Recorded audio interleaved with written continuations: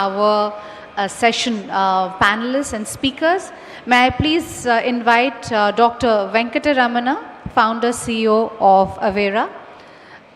He is the session chair. May I please request you to join us. Ladies and gentlemen, do join me in extending a very warm and hearty welcome to him.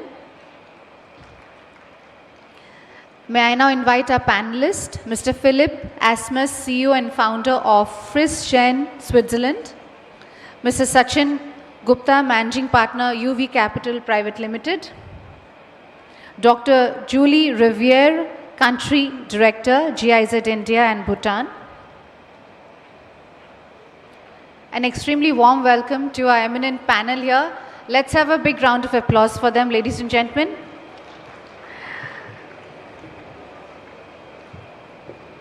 Global economy is transitioning to a multipolar climate change, which poses significant risk in Indian businesses, in impacting operations, supply chains, assets, and markets. And to manage these risks, businesses must identify vulnerabilities, assess potential impacts, and integrate adaptation and mitigation strategies into their decision-making processes. Ladies and gentlemen, this session will deliberate on how, by proactively managing climate risk, Indian businesses can safeguard continuity, drive innovation, and achieve long-term value creation. With these words, I would like to now request our session chair, Dr. Venkataramana, and request him to kindly make his remarks and moderate this session. Over to you.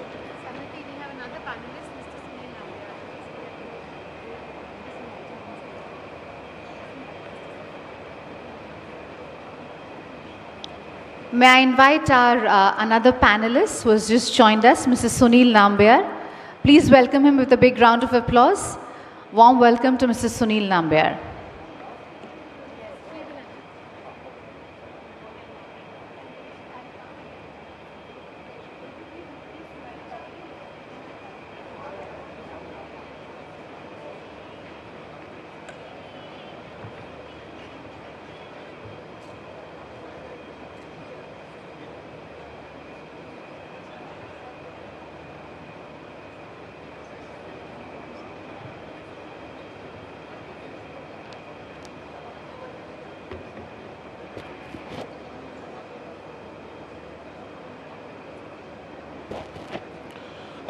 Good morning, everyone.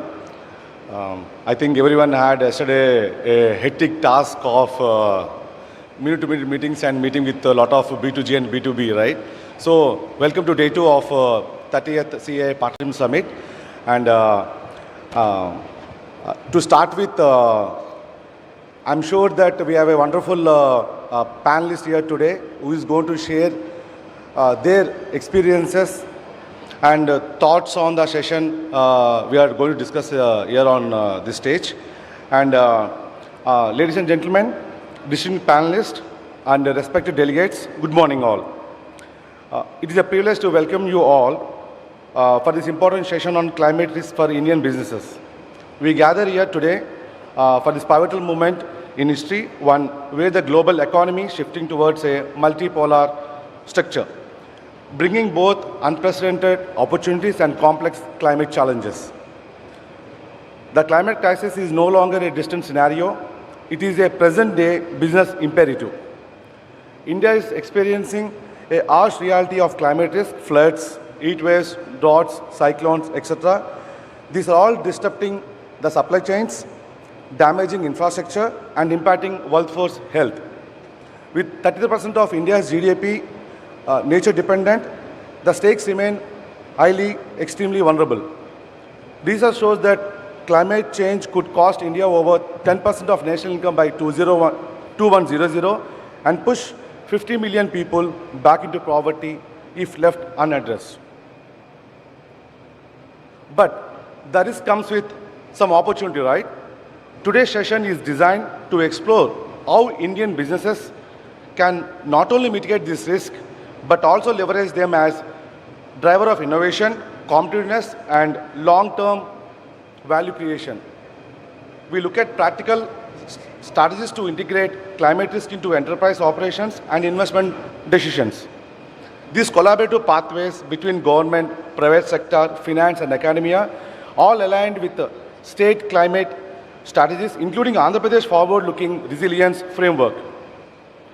As we know, every dollar invested in climate adoption is known to yield 4 times the return through reduced losses, improved productivity, and new green market opportunities. The cost of inaction is steep, but the rewards of proactive leadership are transformative. So with this, I'm going to start the session with our esteemed panelists here today. And I'm delighted to introduce, I'll just go there and start my introduction to the panelists. Thank you so much.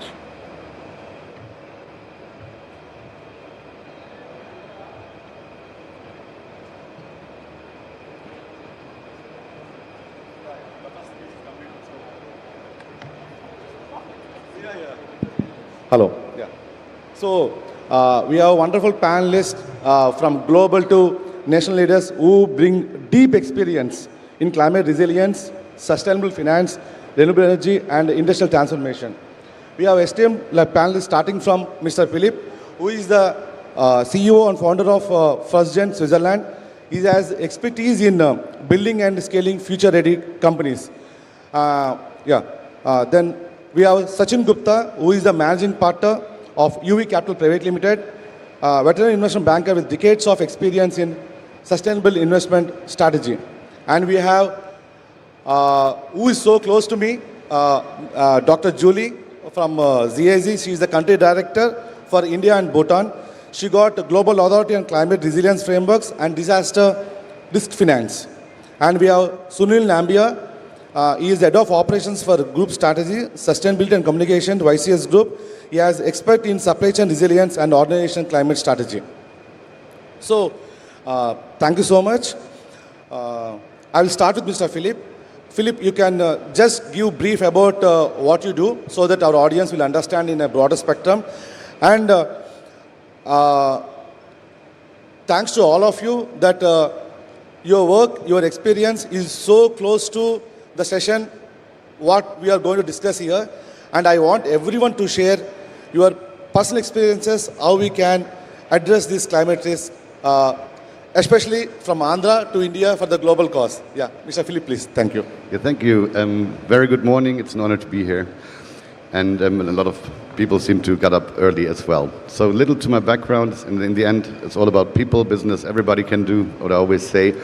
I come from several MBAs, so in banking, finance, economy, sustainable development. My early 20s was and I try to recall a lot here now, in a lecturer for risk management for banks and banking authorities in Central Europe. My mid-20s, I then invested my first millions into startups, SMEs, so I'm a very practical person. The theory side is not so my thing, also fits in. I was then an entrepreneur. I saw every up, every down, was twice a billionaire, twice nothing to eat, so I know every hassle, how to create companies. So what we do is basically the essence of my life learnings is a new model how to create companies, so an alternative to venture capital itself. So we basically are aiming to fully automate a company creation out of intellectual property, innovation. When the innovator does not become an entrepreneur, because the probability of success are quite low, right? 3 to 4% of innovation get funding. Of that, 90 to 99% fail. Not the greatest quota, and we build an alternative that we can create up to 100,000 companies.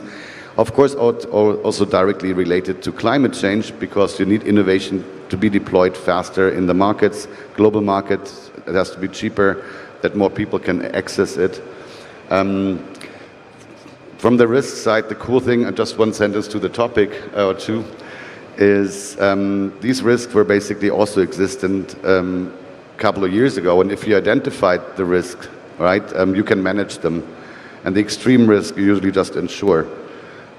So if you're, depends what kind of risks, depends who you are, right? If you're a startup, you have different risks than if you're an SME, and then you're a large global corporate company. So if I take a small and medium-sized enterprise, so if you produce and distribute locally, it's easier, right? So you have reduced risk. But if you're globally, you have to basically make sure you have the least dependencies to suppliers as possible, to international suppliers. Cut it down, and if there is a risk left, you just insure it. So I'm a friend of keep it simple, right? So that always keep enough cash if possible, have multiple distributors, don't stand on one leg, you will fall to left or right. But these problems have been there since decades, right? And they are manageable, but you have to actively do it.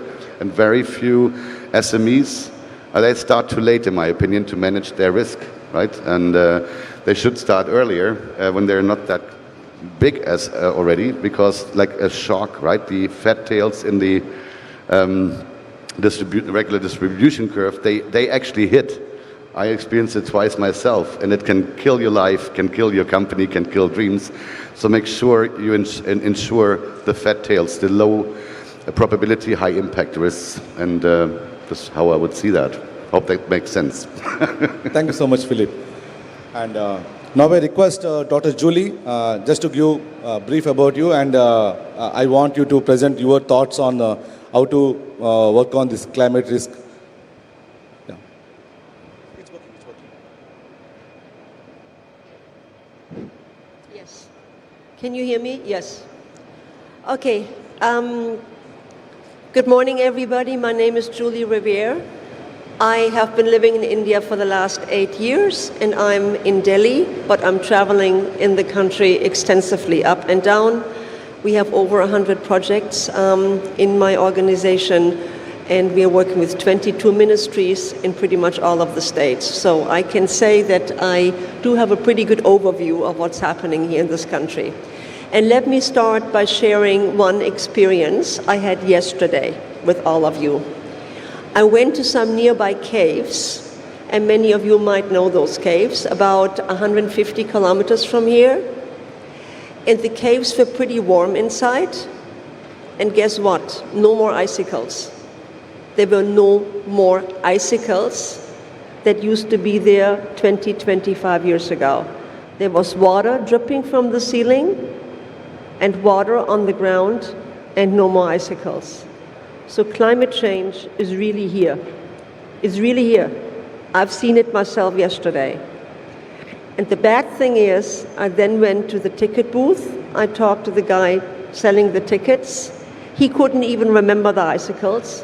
The guru at the entrance to the caves also couldn't remember the icicles.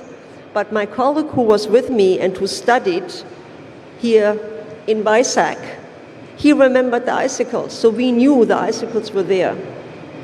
But it's not only the icicles, it's also the glaciers that are melting, the Yamuna, Ganga, many other rivers that have less and less water, and the breadbasket here for India is really having a big problem. And since the breadbasket is something that the farmers play a big role in, we really have to think about the farmers and their families. 60% of the population here in India is busy in agriculture, and if their crops fail, then they really have a problem. And this is something that was recognized years ago. For instance, in 2017, a Germany-supported initiative called Insure Resilience was launched at the G20 because the world has understood that the farmers need help. Because if their crops fail, they're really in trouble. And you probably know that many of the farmers can't handle their situation, and there are very sad stories around farmers. So I would really like for you to understand that if we don't solve the problem of the farmers and the problems of the losing crops, we are heading for a problem here in India. So there are a number of insurance possibilities. One is the parametric insurance, where you have a certain indicator or a certain parameter. If that parameter is reached, no matter what, the farmer is going to get money for the crop that has been affected. Other insurances are a little bit more iffy because the farmer has to show that he or she really lost the crop, and sometimes the money is not coming in.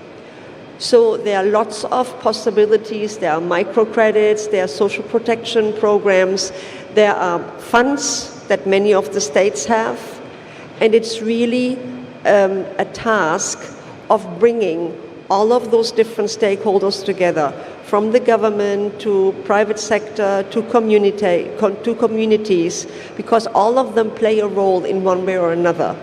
But I can only urge you to make it as easy and realistic for the farmers to access those insurance possibilities, because at the end of the day, they cannot rely on the FPOs, the farmer producers organizations, or their self-help groups in order to get insurance, which they really, really need. Because if they lose their crops, they won't have food on the table, they won't be able to send their children to school, they will not be able to do anything positive really, and this whole negative cycle is going on and on.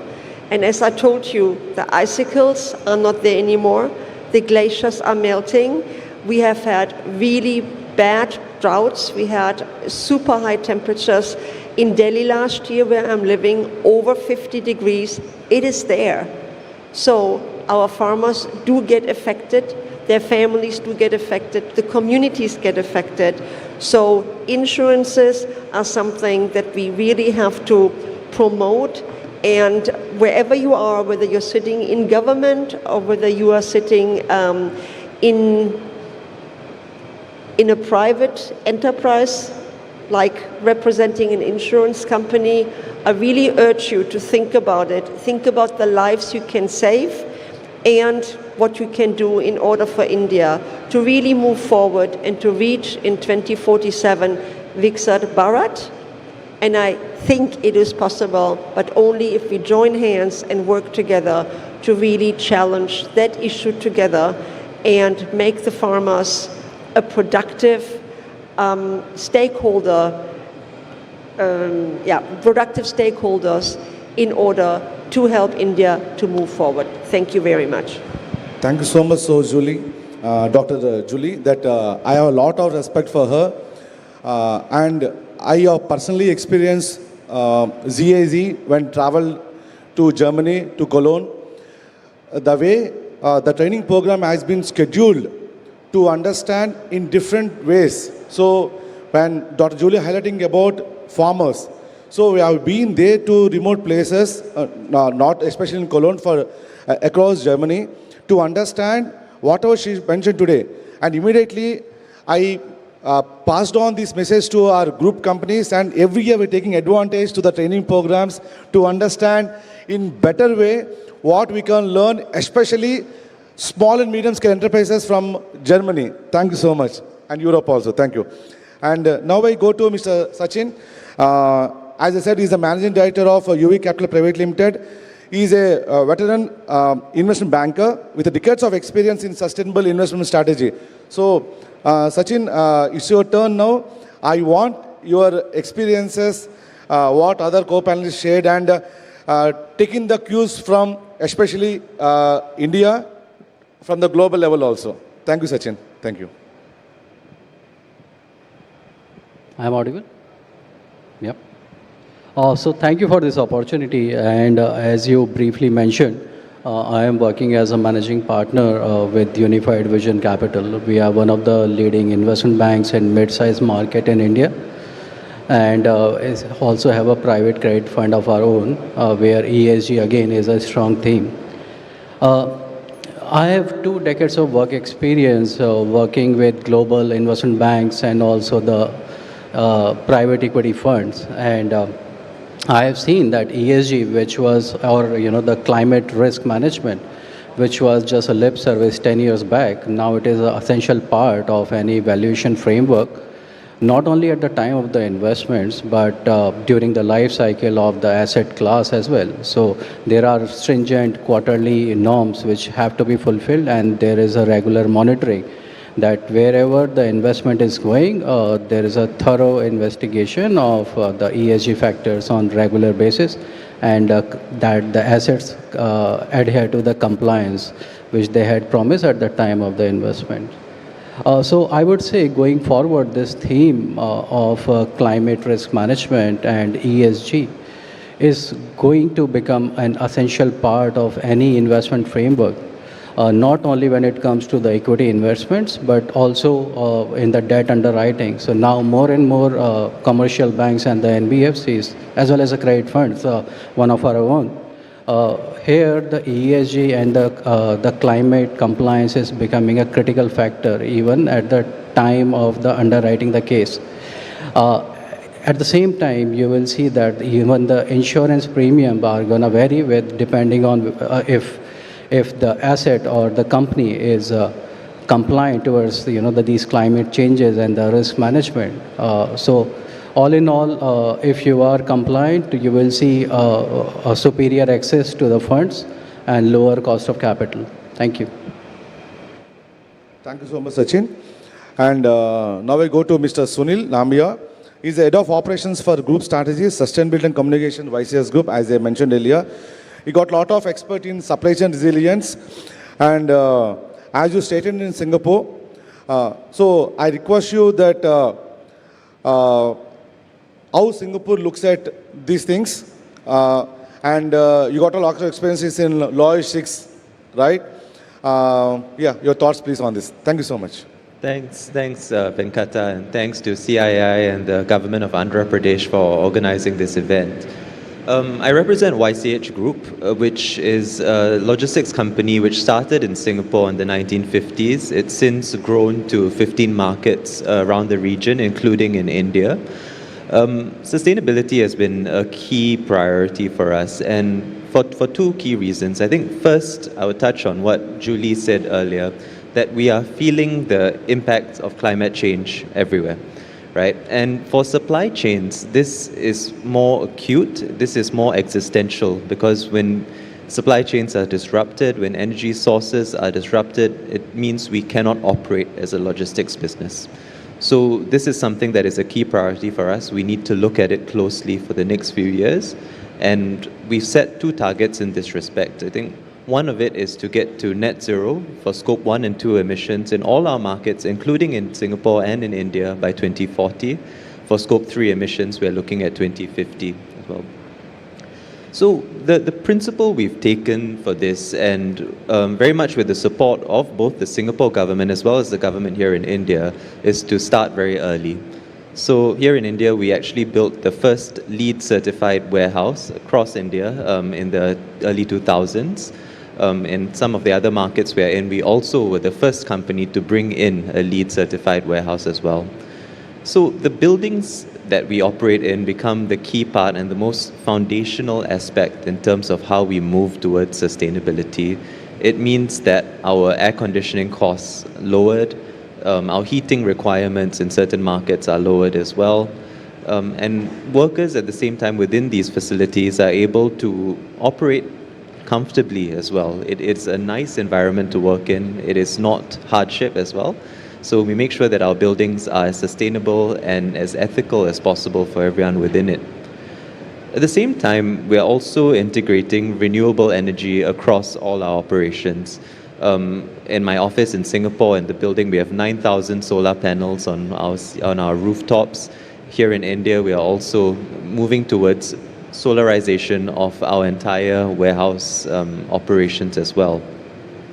The second is also integrating newer forms of renewable energy, including biomass, to further reduce our emissions footprint from there. The third is, if we look at it as an ecosystem, so I've started off with the buildings and the warehousing, then we move into how we power the buildings. And the third part of it is how we move goods between buildings. So in that respect, we have brought in electric vehicles. In Singapore, we brought in the first electric prime mover. By 2030, we're going to cut the purchase of all conventional vehicles and move fully towards low emission and electric vehicles. And what this means very tangibly is that we reduce our footprint very significantly across the different markets as well. But I've talked a lot about the infrastructure, but underpinning all this has to be the technology side of things. So we need to actively monitor how we are operating, what sort of climate risks are coming about as well. So what we've moved towards is the digitization of our metering. So in all countries, we can see exactly what our carbon footprint is. if we are producing too many emissions as well, we are able to look at it and then step in very closely. Although we are a private company and we have no obligation to produce a sustainability report, next week we'll be launching our inaugural sustainability report, purely on our own volition, because we see this as the right thing to do in terms of transparency, in terms of being open about our emissions. So it is an ecosystem, it is an entire architecture in terms of how we feel we should develop sustainability and how we should move forward with it. But we have been blessed by tremendous support both from Singapore government as well as the government here in India in terms of taking this forward as well.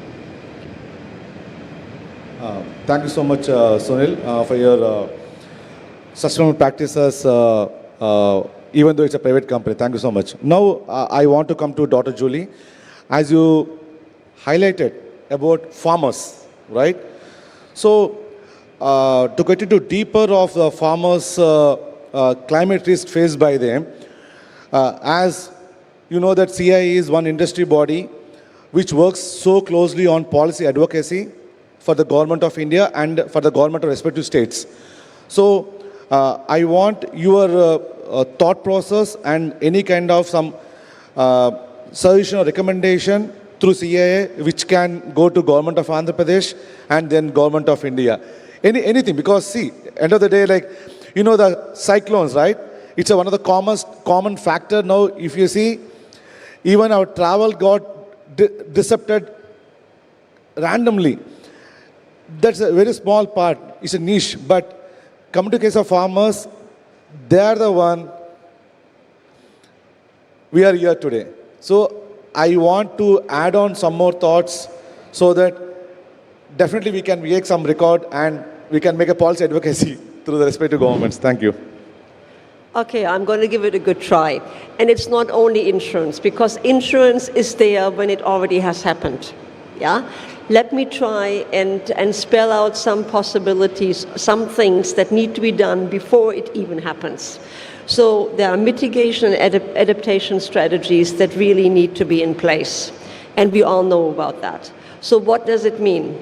That means that we need to think of how to work with the farmers for them to adapt and use different planting strategies, seeding strategies, use water differently. You know, water is pretty much free in a number of states here in India. So what the farmers oftentimes do, they just leave the tap on, that they don't have to go to the fields. And what it does is, you have water all over the field, the nutrients are all coming out, the field is totally flooded, and the crop is going to suffer.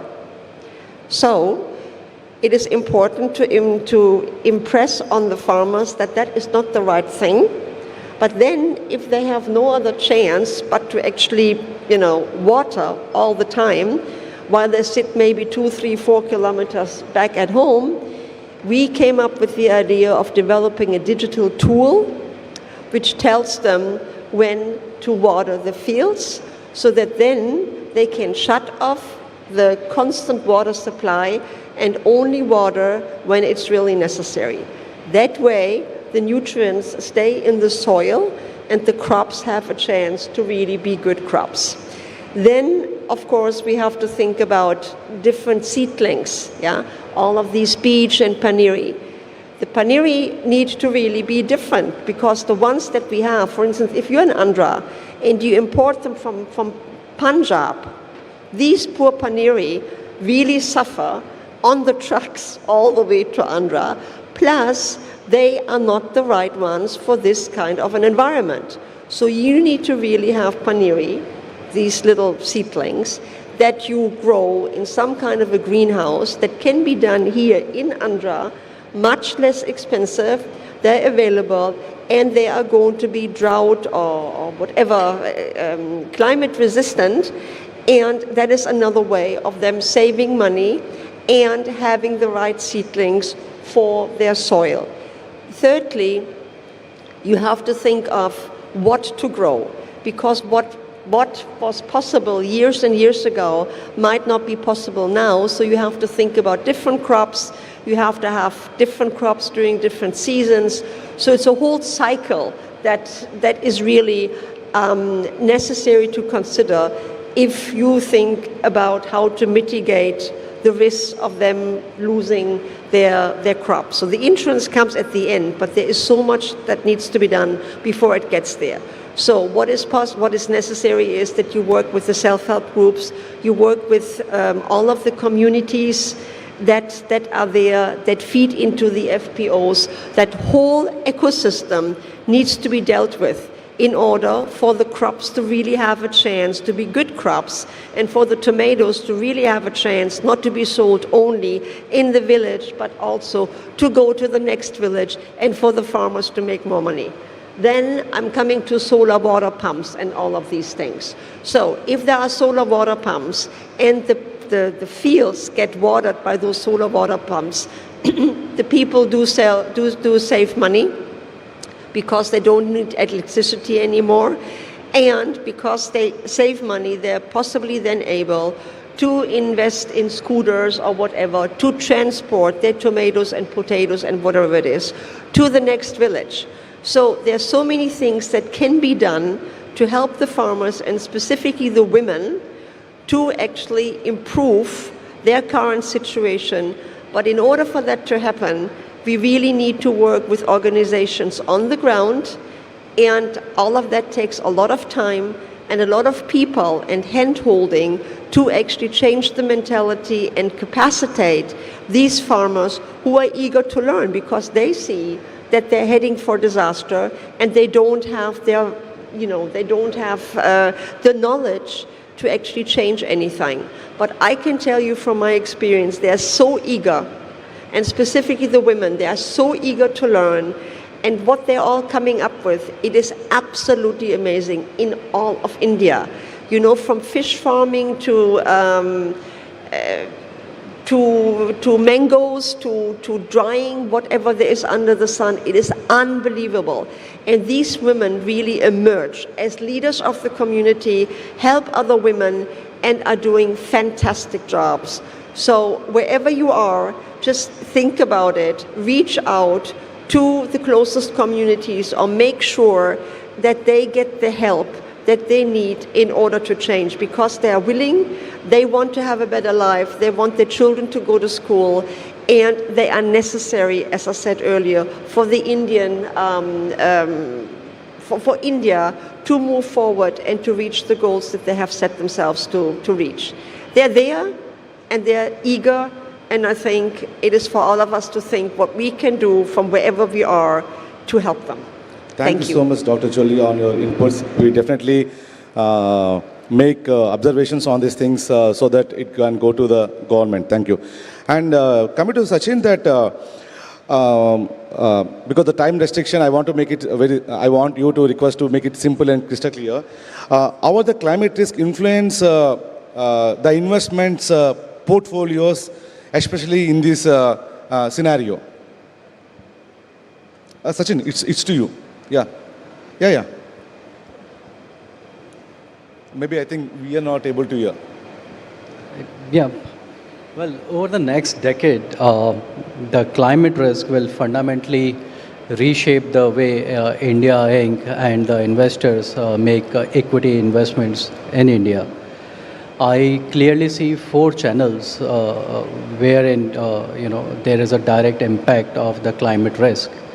One is the physical risk, second is transition risk, third is regulatory risk, and fourth, which is very critical for any investment decision, is the cost of capital. I'll take these issues one by one. One is physical risk, wherein there is direct impact on the asset quality and the cash flows. India is amongst the most vulnerable countries in the world in terms of the impact by the climate change. So what it means as an investor, and while making an investment or incurring capex, is you have to put incremental capex for the changing climate conditions, because we are seeing more frequency and severity of the natural disasters like floods, heat waves, and cyclones in India. So you have to have an asset class which is climate change proof for at least few decades to come. So that's number one. Second is volatility in the operational costs. So whenever there are calamities which are much more beyond the natural comprehension, there will be volatility in your operating costs. And see what it means to the business preparation going forward is that you have to factor in those extreme conditions and account for that. So there will be a direct impact on the industries like food processing, infrastructure, logistics, real estate, and even BFSI in terms of the insurance coverage they have to do to take in account for such changes which are happening. Well, the companies and the sectors which will be better prepared for the future events will be much better placed and will definitely get higher valuation than their peers. Second is a transition risk. So as we speak, the policy and the technological advances are towards decarbonization of the world.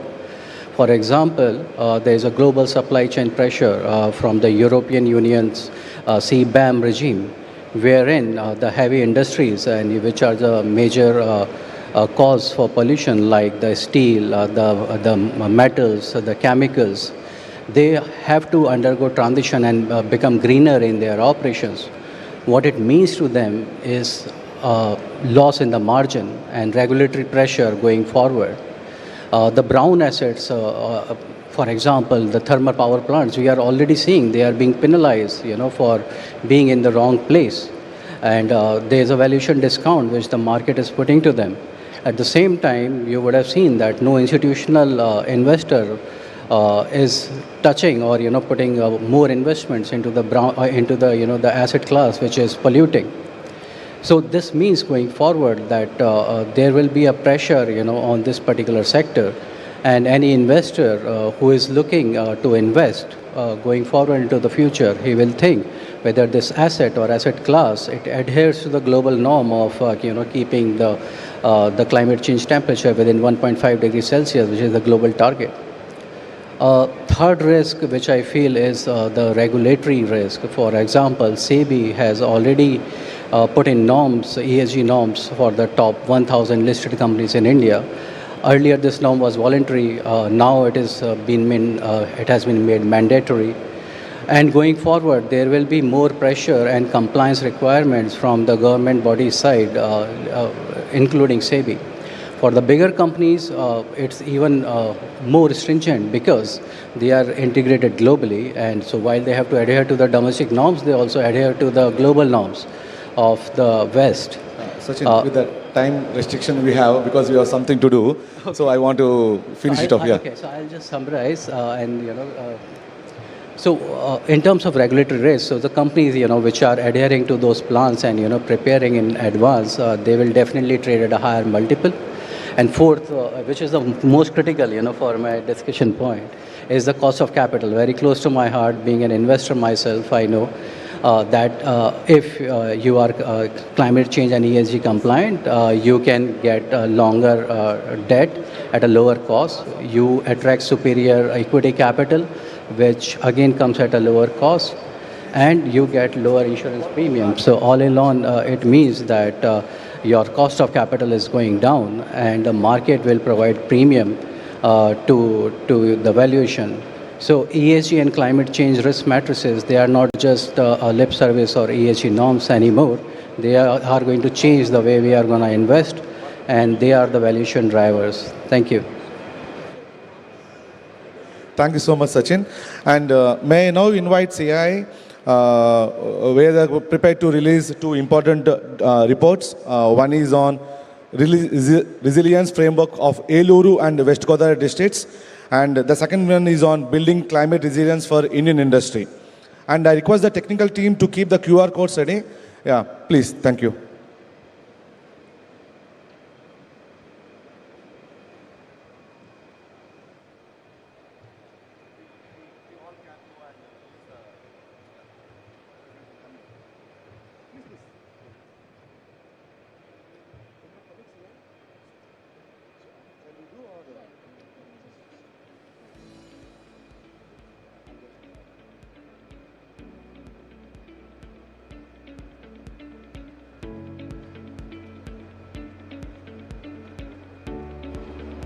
Ladies and gentlemen, the launch of the report on disaster resilience framework of Eluru and West Godavari district.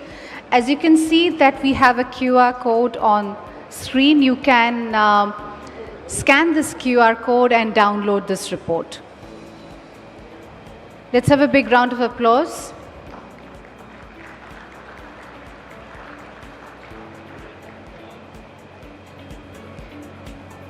We also have the launch of a second report. The second report is on building climate resilience for the Indian industry. Can we please present the reports?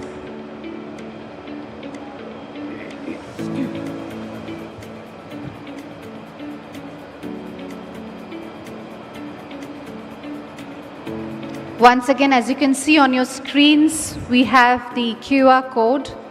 You can download this report by scanning this QR code. Building climate resilience for the Indian industry.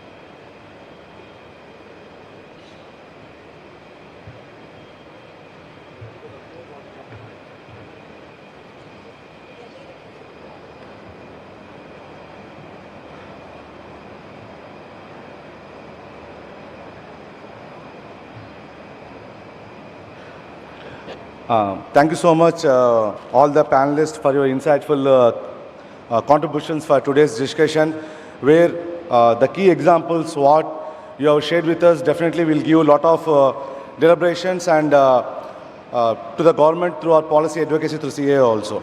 And today's discussion, which is centric on the climate risk, is a very big business risk, right? But also that resilience can become a strategic opportunity for Indian enterprises. So the climate intelligence and early adaptation are essential for competitiveness.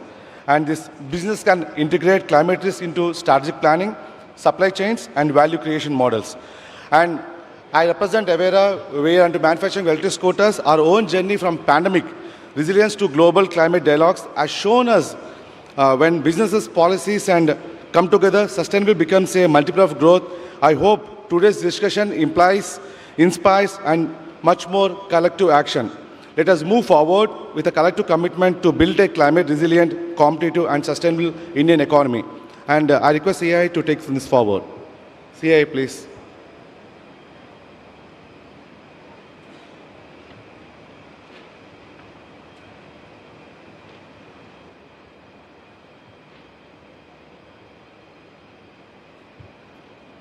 Thank you, Session Chair Dr. Venkatramana, for moderating this session and for your valuable inputs and engaging our eminent panelists in the deep conversations. Thank you so much for your insights. And now may I request you in your capacity as Session Chair to kindly do the honors in presenting the mementos to each of our speakers as a gesture of our appreciation for their time and expertise.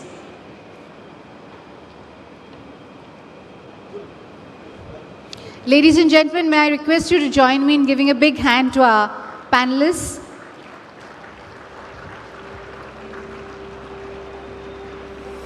I request the other speakers to kindly come forward. And at the end, we'll also have a group photograph.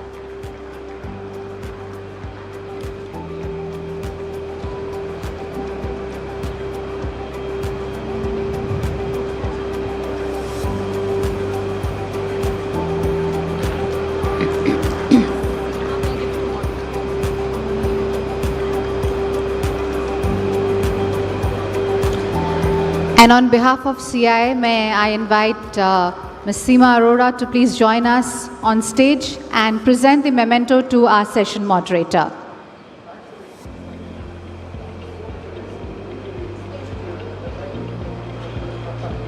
May I request Session moderator, Dr. Venkatraman, to please come forward for receiving the memento.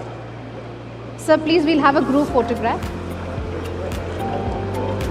Requesting all the speakers to kindly come forward for a group photograph. May I request our speakers to please join us for a group photograph.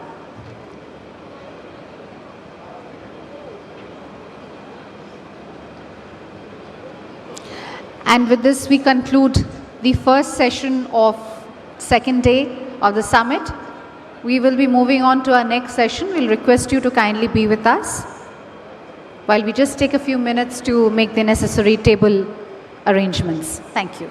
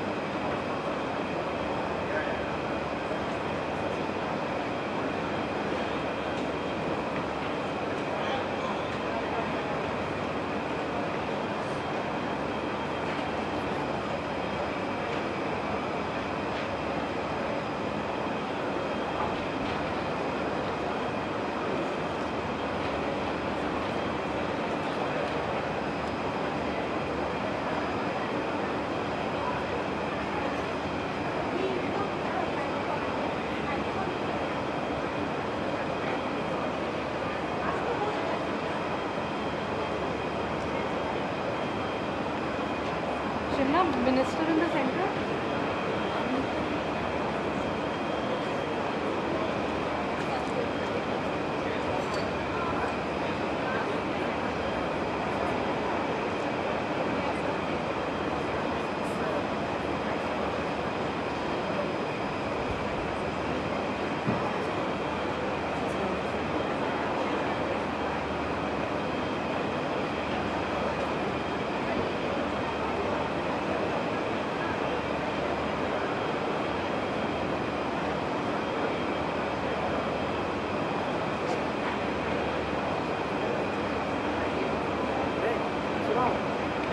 छोड़ दो सब छोड़ दो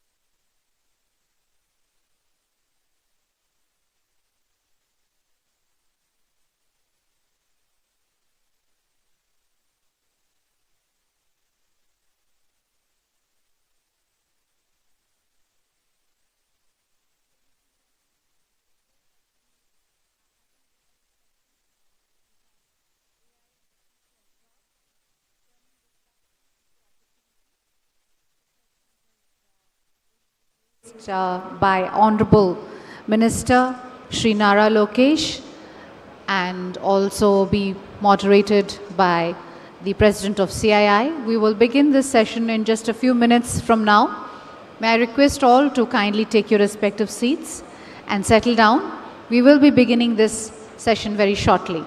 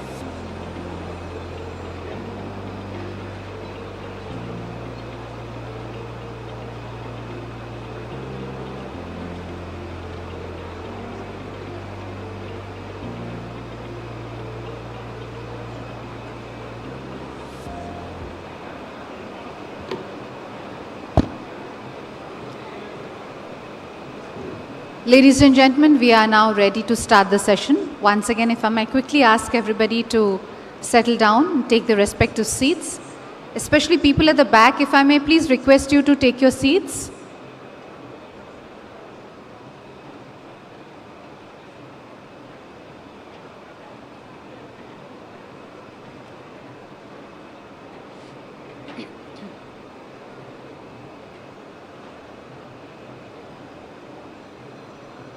Are the result of our choices. Can better choices rewrite the future? That is the question we ask ourselves every single day at EcoRem. The more greenhouse gases we emit into the atmosphere, the more the planet warms. Unless we reduce these emissions and return closer to pre-industrial levels, rising temperatures will continue to have a profound impact on our planet. Today, electricity and heat production are responsible for roughly 30% of global greenhouse gas emissions. Industries add another 24%. Agriculture, forestry, and land use account for 22%, and transportation contributes nearly 15%. We have addressed some of it so far at EcoRen by building large-scale wind, solar, and hybrid projects across India. But now we're ready to go further to take on this challenge at a much larger scale. And a very warm welcome, ladies and gentlemen, to our session on AI and future of jobs, turning disruption into opportunity.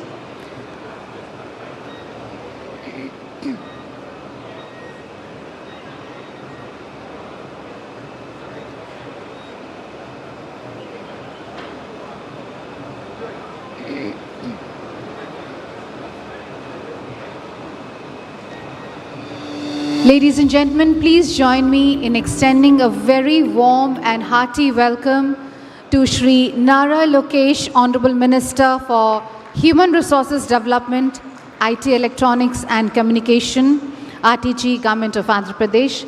A very warm welcome to you, Honorable Minister. Thank you for joining us for this session on AI and the future of jobs, turning disruption into opportunity.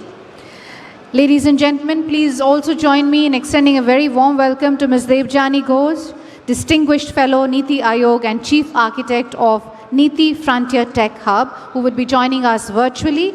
Our panelists, Professor Soumitra Datta, President, Portulans Institute and former Dean, University of Oxford and Cornell. Dr. Jeremy Jurgens, Managing Director from the World Economic Forum. Mr. Joe Depa, Global Chief Innovation Officer, Ernst & Young from the United States of America. Ms. Sharon Buteau, Executive Director, Lead Kriya University. And our session moderator, Mr. Rajiv Memani, President of CII. May I please request you to give a very warm and hearty welcome to Honorable Minister, our session chair, and also to all our eminent panelists. Ladies and gentlemen, AI is reshaping work, automating tasks while creating new roles, and this session will define strategies for businesses to harness AI for productivity and new value creation. This session will explore models for large-scale reskilling and frameworks for a human-machine balance, and turns workforce disruption into inclusive, opportunity-rich growth. Ladies and gentlemen, with these words, I will now request our session chair to kindly make his opening remarks and moderate this session. Over to you.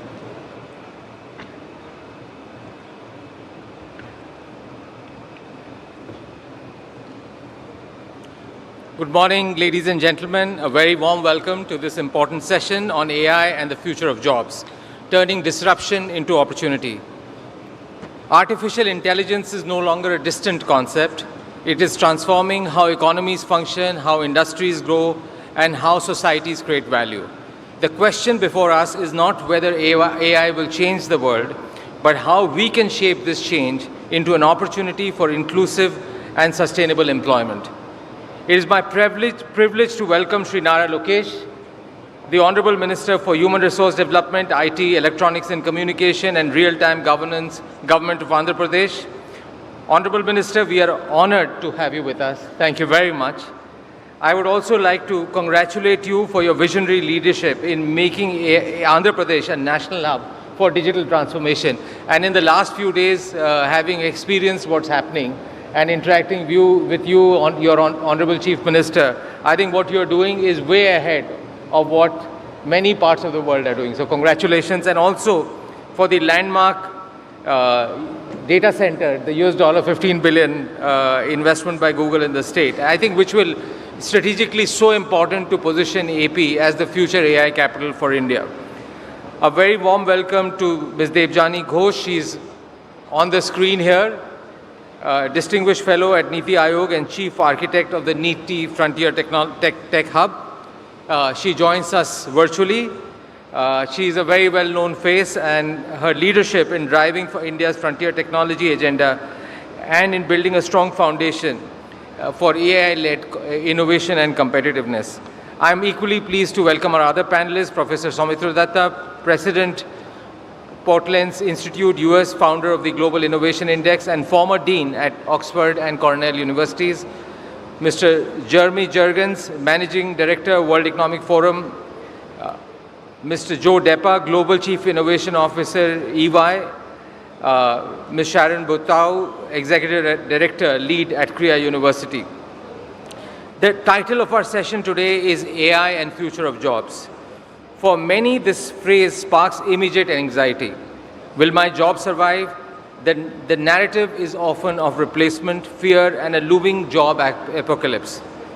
Yes, when we look closely at certain sectors across India, the picture is far more encouraging. I have felt that AI is a great amplifier of human potential if we can get it right. So it can help in making jobs for better and smarter. This is not a story of replacement, it's a story of reimagination of tasks and workflows. Think of AI as a powerful enabler, offering a massive national productivity boost. And we could call this the AI dividend. At the CII Partnership Summit, we would like to present 4 elements of this which are essential to capture this dividend. First is AI is our co-pilot, not our replacement. AI can automate or simplify nearly 2/3 of the tasks we perform every day. That is equivalent to giving every knowledge worker an additional 8 to 10 hours a week.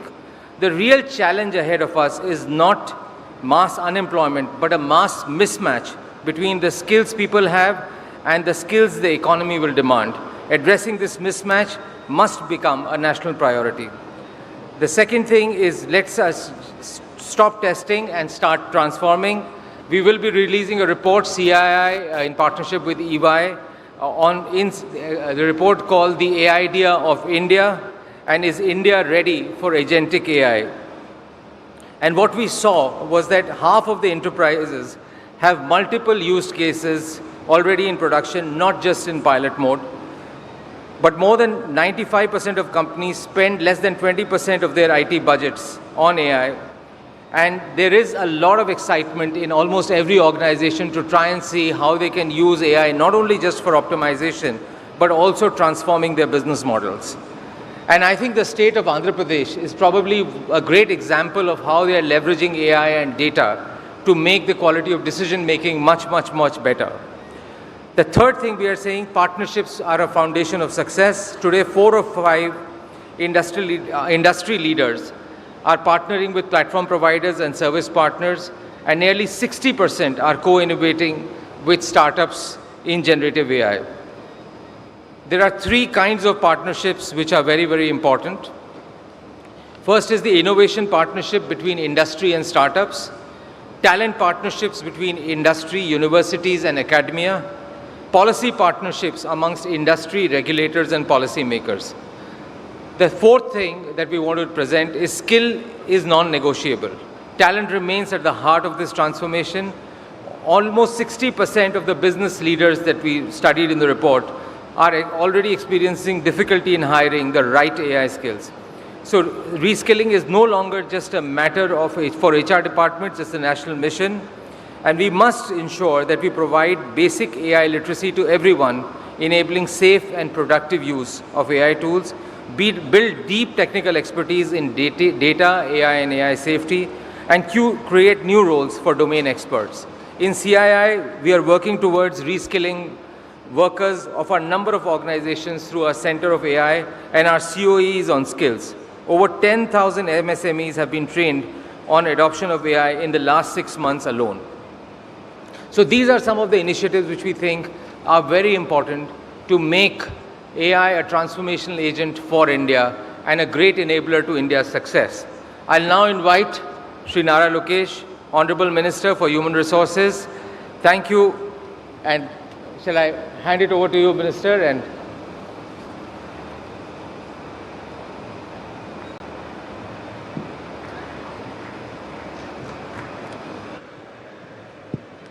thank you, Rajiv, for the wonderful introduction. I'd like to welcome all the panelists for coming here to Visakhapatnam. And I hope you got some time to see the city yesterday. If not, at least do it today. So I think the theme of this particular session, I think it's exciting on one side and challenging on the other side. I have always believed that every industrial revolution has created more jobs than it has replaced. My take with AI and future of jobs is we either embrace it or be replaced by it. If you look at it, there are a few statistics out there that 14% of the global workforce has to be reskilled to adapt to the changes that AI is going to bring. I'm not here to alarm people, but I'm just here to say that this is the reality and how do we as society embrace, adopt to things that is ahead of us. The question is whether we will lead this transformation or we will be led by it. So there are two very fine distinctions between these. So as a state, we have taken a very, probably a different approach where we've come up with a 3-part framework. The first is, of course, reskill, redefine, and reimagine. On the reskilling, it's very clear that by 2025, 97 million new roles are expected to emerge globally.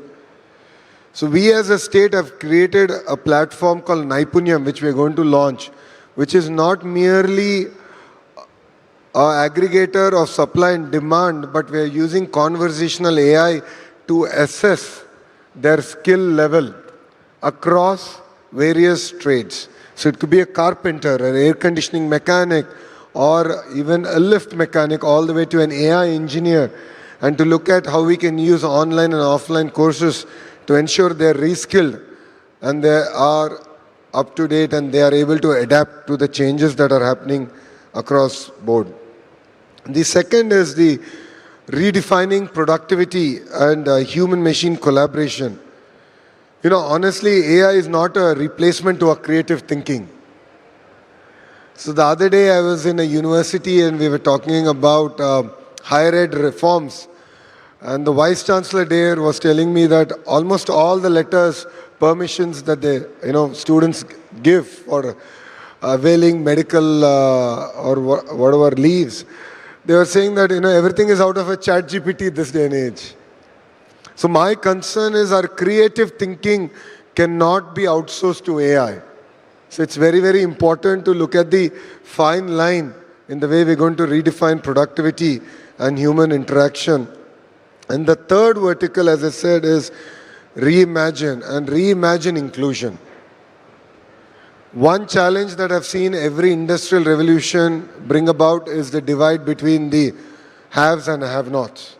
And I'm genuinely concerned, and the Honorable Prime Minister of India, Shri Narendra Modi ji, has also raised this point multiple times, where the divide with AI should not grow. In fact, it should be a bridge and not a barrier for economic progress.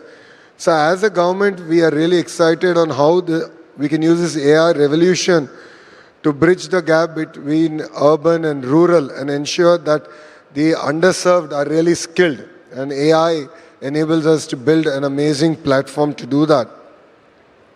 To sum it all up, the age of AI is here. It is not going to be a threat to humanity, but I believe it is an invitation to elevate humanity. And future will be built by us, by the thought leaders who are sitting here. I am a policy maker, I am a politician, I understand these two sectors quite well. But my ability to understand the corner of AI or where the turn is going to be is not there. But you understand this better. And all of us together should reimagine the way we're going to interact, the way we're going to do things together.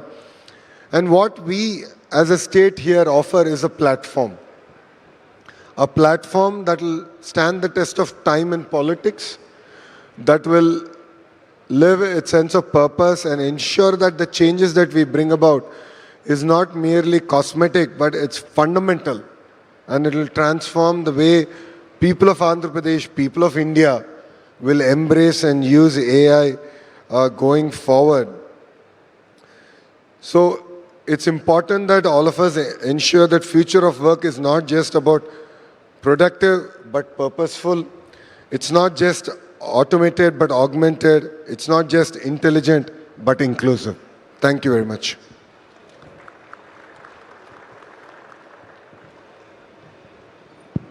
Honorable Minister, thank you. Thank you very much for your insights onto what the impact, what we should try as a country, as government, as individuals, try and see how we can get the right leverage from AI. I'll now hand it over to Debjani. Debjani, if you could, what I'll request all the panelists, Debjani, maybe you can start. If you can make maybe 3 to 5 minutes of initial comments on how do you see AI shaping up? How do you see that impacting jobs or wider impact of, and from your vantage point, particularly how government is looking at it and how government is looking at frontier technologies would be very, very helpful. Over to you, Debjani. Thank you, Rajiv. Hope I'm audible. Respected Minister, all distinguished guests on stage in the room, a very good morning. And Minister Lokesh, I'm very sorry I couldn't be there in person and experience the beautiful city, hoping to make up for it very soon. But a huge thanks to CII for the invite. Since this session is about AI and jobs, I'm so glad that, Minister, you said what you did, because I think it is time that we set to rest this debate that has been going on for a very long time on whether AI will impact jobs or not. The short answer, yes, it will. And it is important that we acknowledge this upfront, because that's only half the story. We need to now focus our time, our energy to what really matters, which is the other half of the story. How can India turn this disruption into a massive opportunity? So, as you said, job transitions driven by technology, they are not new. We have seen them from the printing press, textile automation, computers. Every wave disrupted jobs, but they created many more and sometimes they created better ones, most times actually.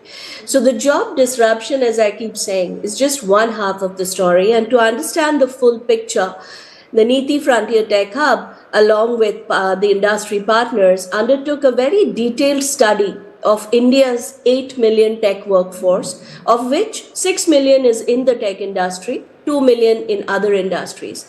And let me, in these 3 minutes, share very briefly what the key findings were.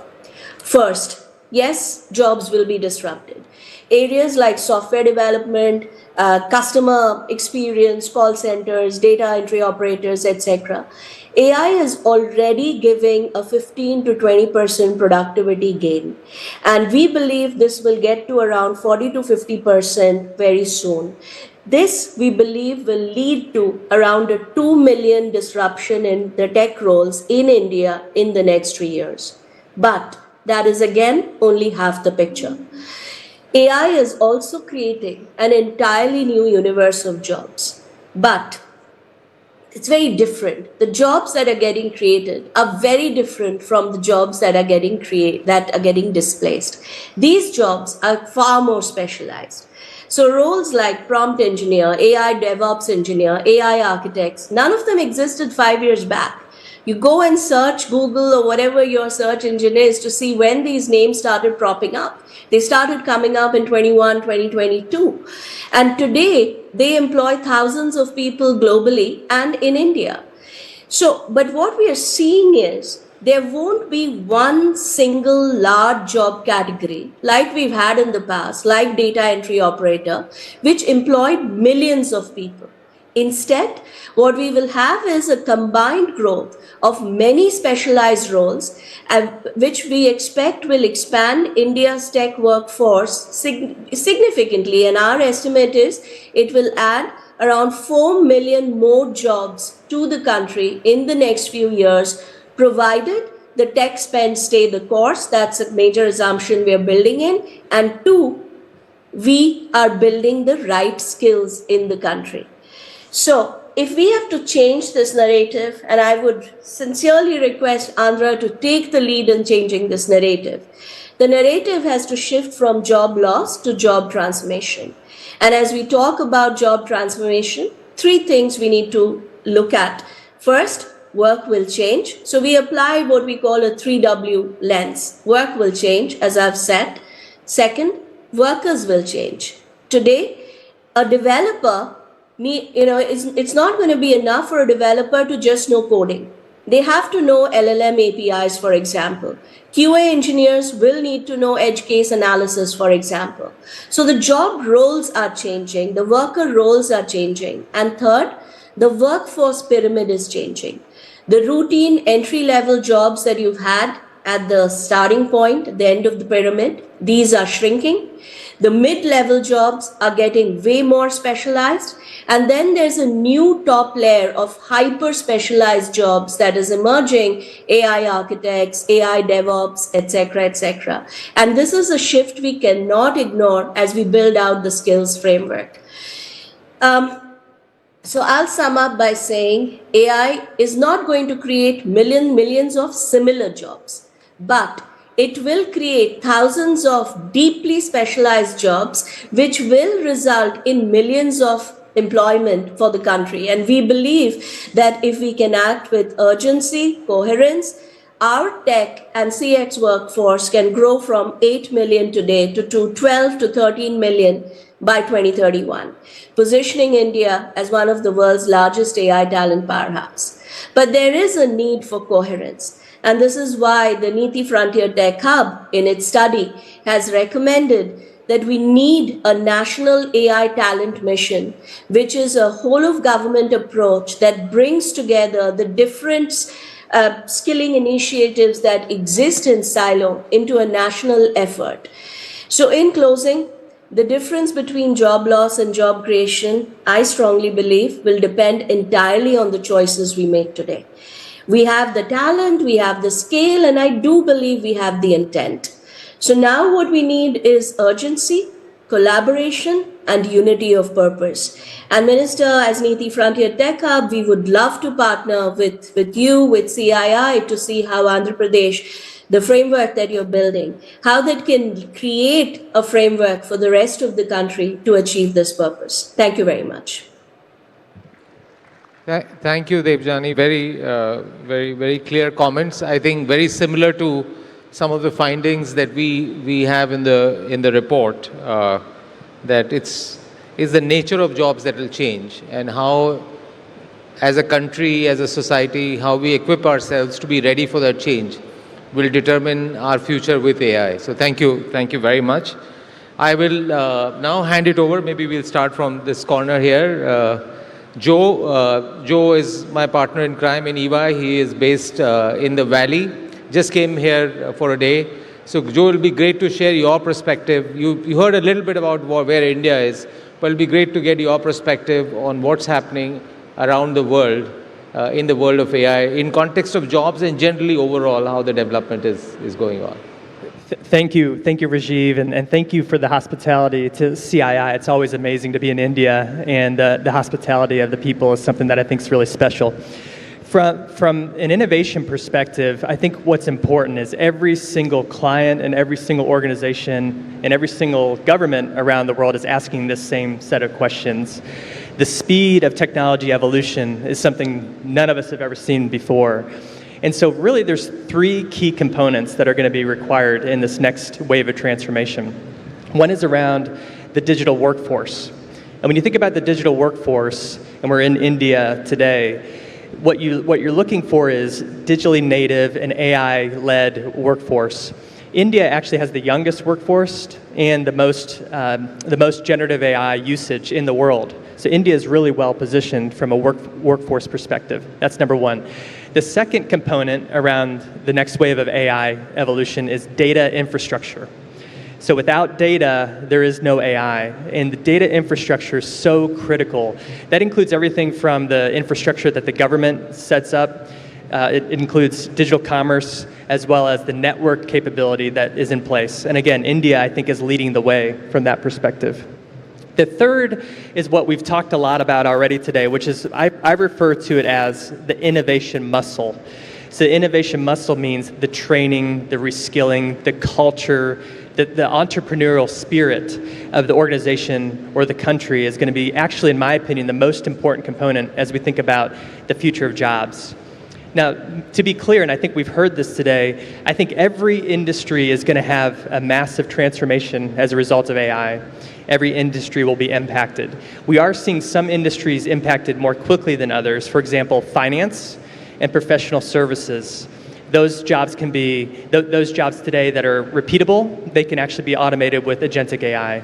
But every industry, from manufacturing to healthcare to life sciences to consumer packaged goods, will be impacted by AI. So when we think about jobs of the future, what we think about is there's three components. Level one is humans plus AI. That's actually what a lot of us are experiencing today. We're using Copilot, we're using other tools and technologies to help us do our jobs better. Some productivity gains, some quality gains, but not significant change yet. What I think is going to be really significant is level two, which is where humans manage agents. So if you think about that, that means that you need to onboard the agents, you have to recruit the agents, you have to train the agents, you have to certify the agents. This is an entirely new workforce that doesn't currently exist. That's going to be a big area of job growth. Level three is actually where humans are managing the intelligent orchestration of agents plus physical AI. So that's when things really start to progress very quickly, when you talk about agents and physical AI. And if you think about the job growth there, for example, physical AI, we talk about the actual data required to simulate these robots. We talk about the testing required to simulate these robots, and then the certification to put these in place. Some components around sovereign AI are really critical as well. So how do you actually orchestrate that at the local level, whether it's within a country or jurisdiction? So to me, as I think about India, I think that from a global perspective, it's massively ripe for really taking advantage of this next AI evolution. You have the right digital infrastructure in place. You certainly have the right talent. And I think the key is going to be, can we put together the right innovation muscle to train the next generation of workforce as quickly as possible? Because the world needs India to be successful, because that's going to be the next wave of growth from a technology perspective. Thank you. Thanks, Joe. You're right. I think both in terms of skilled workforce and also the amount of data that we have. I think if we can tap into that, whether using sovereign data or sovereign AI or other things, and also skilling our workforce and building use cases here, I think we could at least, on the innovation side, we may be slightly behind, but at least on the use case side and leveraging that internally for our efficiencies, I think it's a great opportunity. I'll now hand it over to Professor Soumitra Datta. He is been a dean in some of the leading universities in the world and is very actively, both from an academia and industry side, very actively engaged in AI and modern technology. So it'll be great to get your perspective, Professor. Thank you very much, Mr. President, and good morning to everyone. We have already heard a number of very interesting comments, so I'll just try and complement that with some perhaps slightly contrarian perspectives. As a professor in academia, I'm very worried when I read reports like yesterday in the Wall Street Journal, when the journal is predicting that the 2026 class is seeing the worst year in terms of employment that they have seen in more than a decade. When I look at not just, for example, there's a lot of talk of reskilling, which is very important, I don't deny that, but what about the millions of young graduates coming out of university today? What about their jobs? What about their careers? I think these are very important questions ahead of us. Now, why do I raise this perspective? And just to get you involved a little bit in the discussion, let me just pose a question to you. And this is where I want you to raise your hand. How many of you think today AI, whatever you define as AI, is roughly equal to human capability, human intelligence, roughly whatever you define as that? Just raise your hand if you believe today we are roughly equal. Okay, very few hands. In 5 years' time from now, raise your hands. How many of you think we'll be roughly equal? Okay, many more. In 10 years' time, how many of you think? Pretty much everyone. Okay, thank you. Now, if you look at what human beings do, we do essentially 3 buckets of things. So we interpret patterns in data, whether it's marketing data, machine data, whatever. We create new patterns, creativity that you talked about earlier, and we form human relationships. Empathy, that's very important. Take the first part, interpreting data. Hands down, machines do it better. No question about that. Creating new patterns, creativity. Maybe you have a question mark on that, but believe me, today machines are almost as good in almost every domain. Now, you still have human designers in many domains, but they often are just orchestrating the output of machines, suggesting possible patterns out there. So machines are there or better than human beings in most of that area. You might argue and say empathy is just for human beings. That's what machines cannot do. Have you heard of a bot in China called Yonsei, which is the real-life girlfriend of more than 600 million Chinese males? Now, this is not a joke. This is a real-life implementation of the movie Her, in which the man falls in love with the operating system, released in 2013. Now, you might think, well, these are funny examples, but guess what? Bots are now being used for psychological counseling, counseling teenagers, people with mental health conditions, and they're actually often seen as better than human counselors. So what I'm just trying to say is that if you look at all the 3 dimensions, analyzing patterns, creating new patterns, forming relationships, machines are actually getting there. Now, if you look at what's at stake out here, so on one hand, you have the pressure to keep on automating, improving efficiency, and that's where we talk about AI being used more and more in industry, and that's very good. Productivity is an important goal to achieve. But we also have to think about humanity. Because as machines and people become two equal resources, it is our decisions as leaders in industry and government about how do we build the balance between humans and machines. That is a very important notion, that decisions that we make will decide which way we tip the balance. Now, what is at stake out here? If you tip the balance more towards productivity, of course, in principle, you're helping the economy. And the pressure will be to, in fact, push the economy, push productivity as much as possible. That's one reason why you will see a lot of companies now slowing down hiring, a lot of companies, in fact, using AI much more to do different things in their own organizations. But the risk out there is if you go too hard on that pedal of productivity and economy goes up, you risk human dignity. Because we as human beings, our core, the industrialized society in which we live, a core element of human dignity is the ability to be able to earn a living, to be able to do a day's work, and to be able to put food on the table for the family. Now, how do you in fact balance the two is, I think, the most important decision in front of us. And I don't think, honestly, today that most companies, most national governments are really looking at that in a sensible, deep manner. Today, the often politically correct approach is, well, technologies are to empower people. It'll make you better. It'll make you, in fact, more productive. And that's politically acceptable. That's politically more sellable. Even in the tech companies, it is an easier sales argument to say that, well, technology will actually enable you and help you become better. What about the fact of large-scale unemployment? What about the fact when people don't have full jobs? That is not an unreal prospect. Look at what's happened in agriculture, manufacturing, and services. Agriculture, mechanization in the West, employment has shrunk dramatically.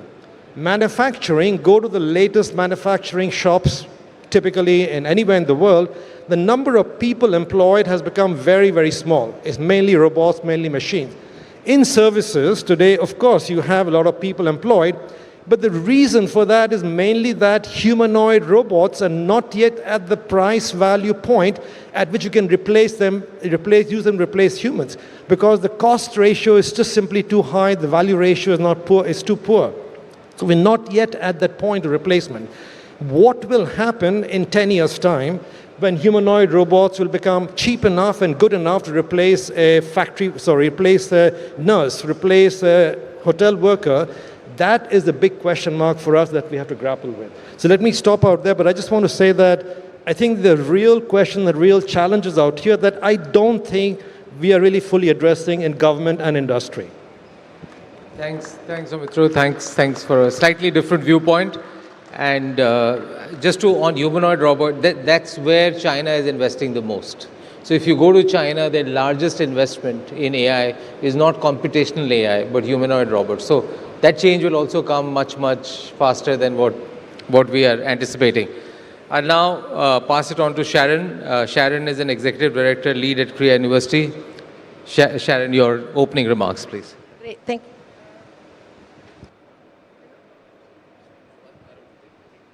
Thank you. Although I study technology, it really evades me. I really appreciate the comments by my panelists. Maybe I thought of providing a little bit of a different perspective, given that instead of looking on top and in the future, I look in the reality right now. I'm Canadian, but I've been in India 17 years and vastly invested in talking to every corner in the rural areas in the field and bringing back stories to forums like CII or even to the government to see what's going on. One of the key learnings, two things I learned from India. There are several decades in one country. Some people are at the forefront of the decade, like one of our panelists. I'll talk to you about the big majority are still in a previous decade that we need to bring in on board for the inclusion story the Honorable Minister mentioned as well. The other thing I understood from India is averages don't work. India, you have to look at extremes to understand what's going on in this country. So given that I'm in front of a panelist and in front of a crowd of a lot of business people, I'll focus my work on the opportunity and the productivity topic, where I work a lot in the space of gender, where the topic of integrating women in the labor force is a huge one here. So I'll focus on the positive aspects of AI is to making women more visible. I think 70% of women businesses are at home. They don't have access to networks like men do. They cannot go outside. So I have seen a lot of positive aspects to see how can women be embedded in online platforms like ONDC, which are not perfect yet, but allows them to sort of like be more visible. And if women are more visible, they'll have better access and better opportunity to markets, but also finance. One of the key things of business is you need to have access to credit and finance and opportunities, no? So the opportunity offered by women is immense. I think women can have those digital trails, women can have access to networks and opportunity, and women could be more visible.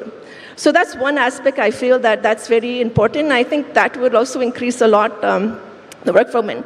The other aspect that I see as well that's a huge opportunity is digital-enabled work, where a lot of the women are frontline workers, where they're ASHA workers, Angawadi workers, and they're just starting to have access to digital to improve their productivity in their work. And that also trickles down to government. The quicker that these ASHA workers, these Angawadi workers, they are your data collector, the better that will impact also decision-making at the policy levels. For the Angawadi workers, you can see as well, the better they put the systems in the dashboard, the quicker the decisions the government can make in a centralized perspective, knowing that India is very heterogeneous as well. Even ASHA workers, Angawadi workers. The other perspective that we see a lot is this: we don't think about the AI system, and this is the decade that's different than your colleague, is that I remember the first thing when we started digital AI work, we talked to the ministry mate team, Mr. Krishna, our secretary. Actually, the first task he asked us to look us in the PLI scheme, the Samsung and things like that, where the government of India gives a lot of money. And we see that that's one of the areas where women are enabling the AI ecosystem by chip production, etc. One of our high recommendations is one of the areas where women can contribute as an entry point, but it's very important that they're able to escalate that system, no? So what we've noticed, and when we studied the PLI scheme, is that yes, women are part of building AI, but they're at the low entry. So our recommendations would see you need to make sure that women are not just because they have small fingers and all, they can assemble stuff. How do we make sure that women have systems that enable them to grow and supervise? So we encourage the government to collect data on that front. I think that's quite critical. On that front as well, talking to the ministry, and this is a very India context. So India is a very big consumer and producer of digital AI. It's not a great designer. So, and very few women also are part of the design, and very few people in general. I think India itself designs their own maybe 15%, which is staggering. And I think that's where an area where you need to integrate and be more exclusive. Not only women, even people from remote communities, tribal areas. I've seen fabulous examples from that front. Lastly, I think one of the areas where we see a lot, and we call it maybe digital embedded work, and that relates to the colleague from Ernst & Young, where you see that there's a whole movement of gig economy happening in rural areas where, and it's a fabulous initiative from the Bashini, the Indian government, to try to democratize AI through languages. And I don't know if everyone saw the movie Human in the Loop recently, where they showcase that this allows women to be able to do work in their phone here. They can do maybe 10 hours of work when they can, when they're available in their local language. It also helps to integrate, making sure that biases that are in our regular work are not integrated in AI or digital, because I think the speed of AI and digital goes very quickly. So this is actually a great opportunity to make sure that we don't repeat that online. I think those are the opportunities, and we are working as well to make sure that women starting to have, it's not only having access to a phone. I see a lot of this initiative from the government say access to the phone. You need opportunity, you need initiative, you need support. And we've learned from some systems as well, like the government said, we will give a phone, but those phones break. Those phones need investment in data points every month, no? Those phones also need to be replaced. And that's critical as well to see. So there needs to be a whole big portion of India that needs to be integrated in all of that digital AI ecosystem there. I'll leave it to my colleague somewhere else, and a pleasure to connect, yeah. Thanks, Sharon. We're sorry to interrupt, but we were running out of time. Jeremy, you're the last one. So my only request is if we can make it short. Sorry for this, but I know the minister has to leave, so thank you. Both of us have a That's right. So actually, I think I'm supposed to join the minister shortly, and I'll come to that at the end. So first, it's really a pleasure to be here, and I appreciate the hospitality of the government in Andhra Pradesh, of our partners at the CII, and all the people that I've met during the visit. I'd like to start with the challenge. We've heard a little bit on the numbers in India from Joe, also what that means in finance and professional services. The World Economic Forum has done research looking at 1 billion jobs globally. We interviewed 1,000 large companies across 55 countries and understood what this means for the future of their workforces. And what we saw is that we will lose roughly 92 million jobs in the next 5 years. 90 million jobs will disappear in the next 5 years. And that isn't even before we talk about all the jobs that need to be reskilled. But the good news is there's an opportunity to create 170 million new jobs. But those new jobs won't come on their own. It will take conscious action. It'll take programs from employers in how they design, how they reskill their resources. It'll require partnerships between universities, corporations, and the state to prepare the next generation of talent for those roles. It also means that we actually have to adapt to a new workforce, because many of those jobs won't come from the large traditional industries. They'll come from entrepreneurs. And those entrepreneurs will need new support networks. They'll need digital public infrastructure, building on what you have in India here with Aadhaar or UPI. But we'll also need a digital infrastructure that allows for cybersecurity, that allows for SMEs to be able to scale and unlock capabilities. So all those things are going to come together. So massive challenge, but also significant opportunity that requires conscious action. Now, one of the reasons I'm here today in Andhra Pradesh is because we think that Andhra Pradesh will be a hub for this future vision of how to create an economy that brings dignity and opportunity to employees. We look at programs like the Naipunyam with the expertise that'll actually have a skills database that we can actually train workers. We'll be launching today a Center for the Fourth Industrial Revolution, focusing on energy and cybersecurity. Because before you get to the AI and before you need the data, you need the energy to actually power the data centers, to power the algorithms. And you also need to make sure that it's secure. And this is one of the reasons we focus on cybersecurity. There's roughly 4 million jobs that are in shortfall today in cybersecurity. So this creates an opportunity for new workforces, new roles, and new opportunities. And last is we really appreciate, I think there's roughly 70% of the graduates here in Andhra Pradesh are focused on STEM roles. That will prepare them well to enter the new workforce, but they'll also need to be continuously skilled, continuously updating their education in those opportunities. And this is something that we look forward to partnering with Andhra Pradesh to help prepare that future workforce, to help prepare the future economy. And I think together we can contribute to a nation and a global economy that's more prosperous, more equitable, and more meaningful for everyone in it. So thank you, Rajiv, and thank you to the Minister for hosting us here today. Thank you, Jeremy. Thank you very much. Honorable Minister, you've heard different perspectives, different dimensions of this. And I know you have a grand vision, and the state has a grand vision on how you leverage AI, technology, various new themes that are coming around the world. So one is just general thoughts on what you've heard, but also I'm particularly keen on, for AI to be successful, how do you capture data? And what are you doing as a state to be effective from a data standpoint? Well, after this session, I thought I'll have some answers, but I walk out with more questions. Thanks to Soumitra here. But the points raised are very valid. I think we need to think through the nuances as we go about, doing what we are supposed to do in this industrial revolution. See, as a state, we are talking about energy transition. It's easy said than done, because wind speeds predictability, cloud formation, so solar efficiency, then your ability to sort of pump up traditional forms of energy to sort of give the transition, especially with data centers that require higher reliability, is a big challenge.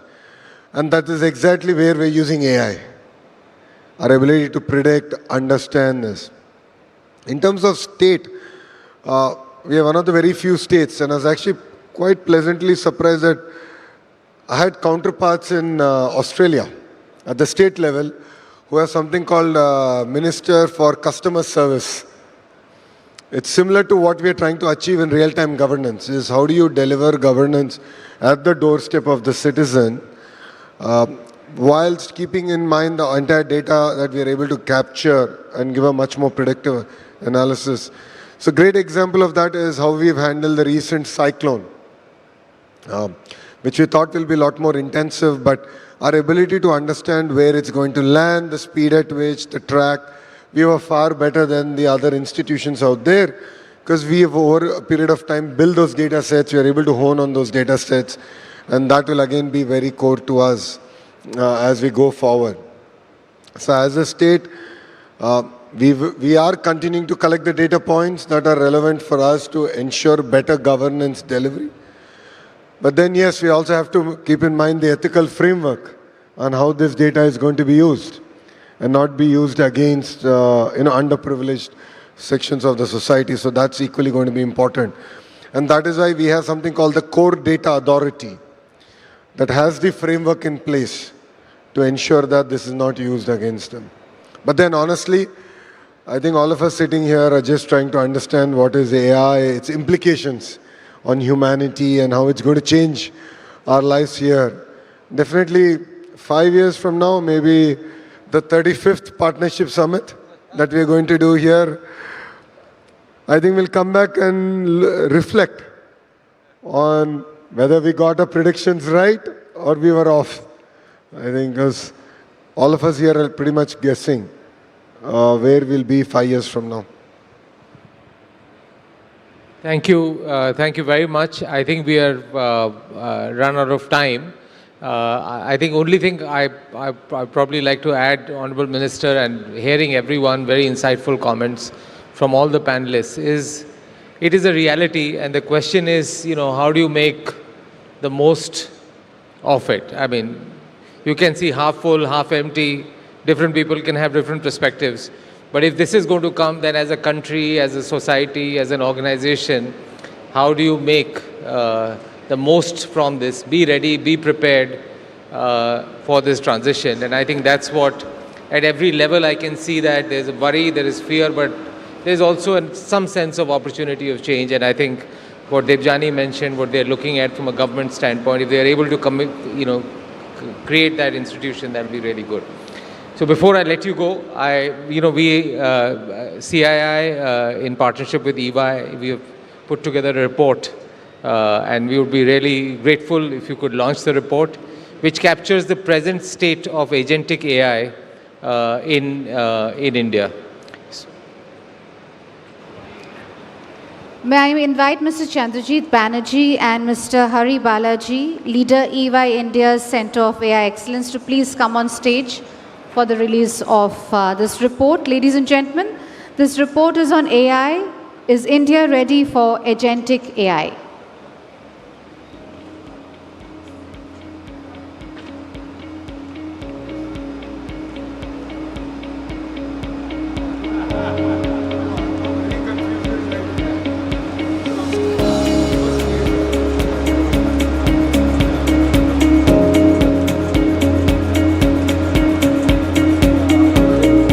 Ladies and gentlemen, the report on AI is India ready for agentic AI. Let's have a huge round of applause for the release of this very important report. Thank you, Honorable Minister, for doing the honors in releasing this report.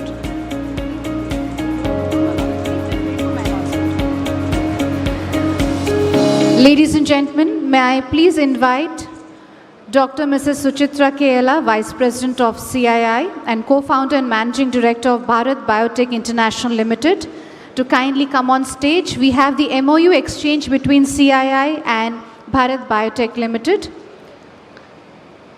I request Mr. No, just wait. Now you go. Give this one to her and one to CBN.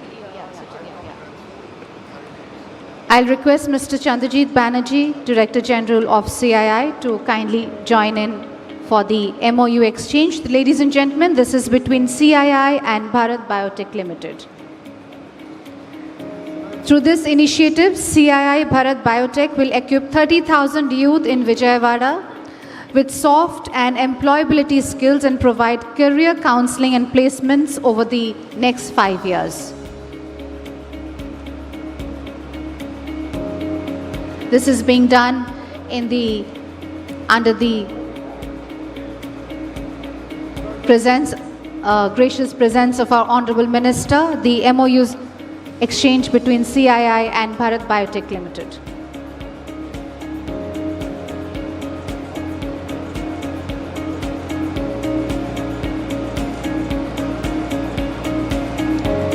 Let's have a huge round of applause, ladies and gentlemen.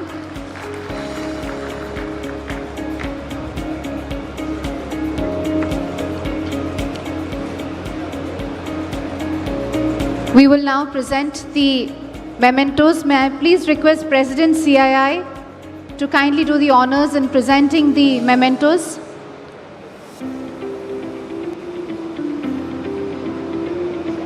May I request Mr. Chandrajit Banerjee to kindly say a few words on the report.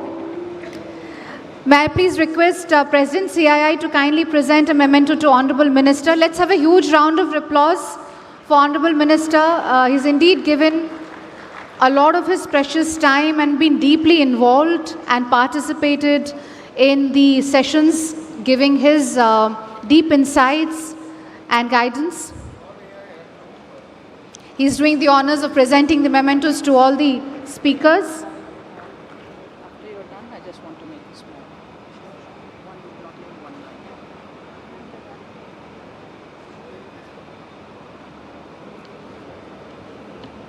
I request our speakers to kindly come forward.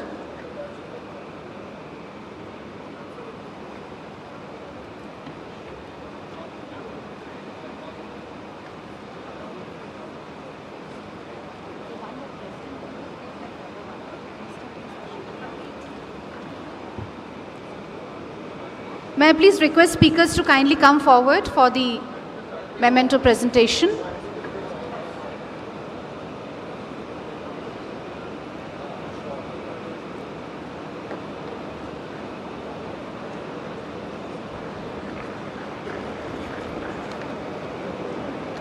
May I request Ms. Sharon Buter to please come forward for the memento presentation.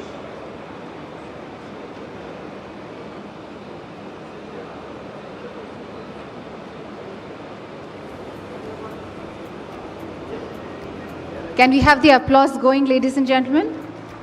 And request President CII to please do the honors in presenting and while stating Honorable Minister. And Honorable Minister has decided that he will instead felicitate President CII, as he says he's the host. Thank you, Honorable Minister. Ladies and gentlemen, a huge round of applause. Before we conclude this session, I just want to invite Dr. Mrs. Suchitra Kailash. She would be saying a few words regarding this very important MOU exchange. Madam, may I please request you to say a few words?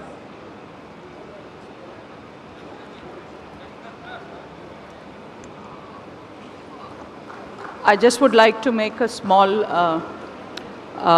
remark to the Honorable Minister and to the Government of Andhra Pradesh. Yesterday I had made a statement about our commitment in ensuring that we will participate in skilling and livelihoods and employment generation for the state of Andhra Pradesh. And here is, today we have just demonstrated a very small step in that into that goal of ours, and we will extrapolate it further going in the few years, in the following years, to take it as much as possible in order to upscale, skill, create livelihoods and employment for the youth and women of Andhra Pradesh. Honorable Minister, thank you so much for your time in accommodating this request for us. Thanks a lot. Thank you. Thank you, Dr. Suchitra Kerala. Ladies and gentlemen, with this we conclude the session and we'll be immediately moving on to the valedictory session which will be happening here in this hall. So you all requested to kindly remain with us and we will just make the necessary table arrangements before moving on to the valedictory session.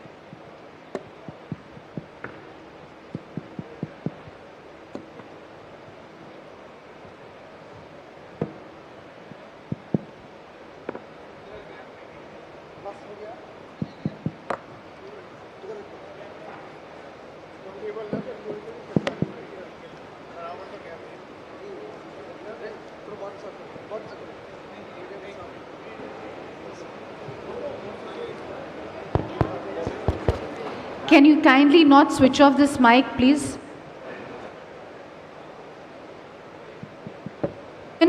We are now going to start the valedictory session. May I please request people onto my left not to crowd this area? We have the Honorable Chief Minister arriving in just a few minutes to this stage.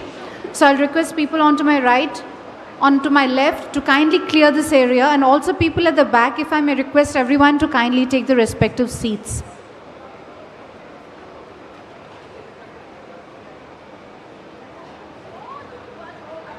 Check, check. Check, check. Please don't switch off the mic on this podium. Kindly let it be on.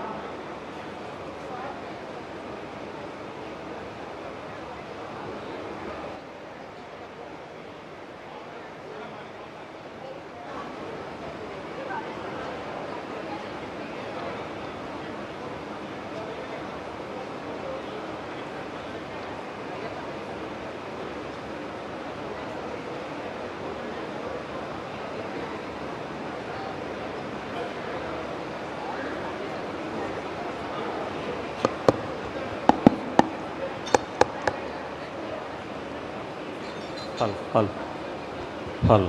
Check, check.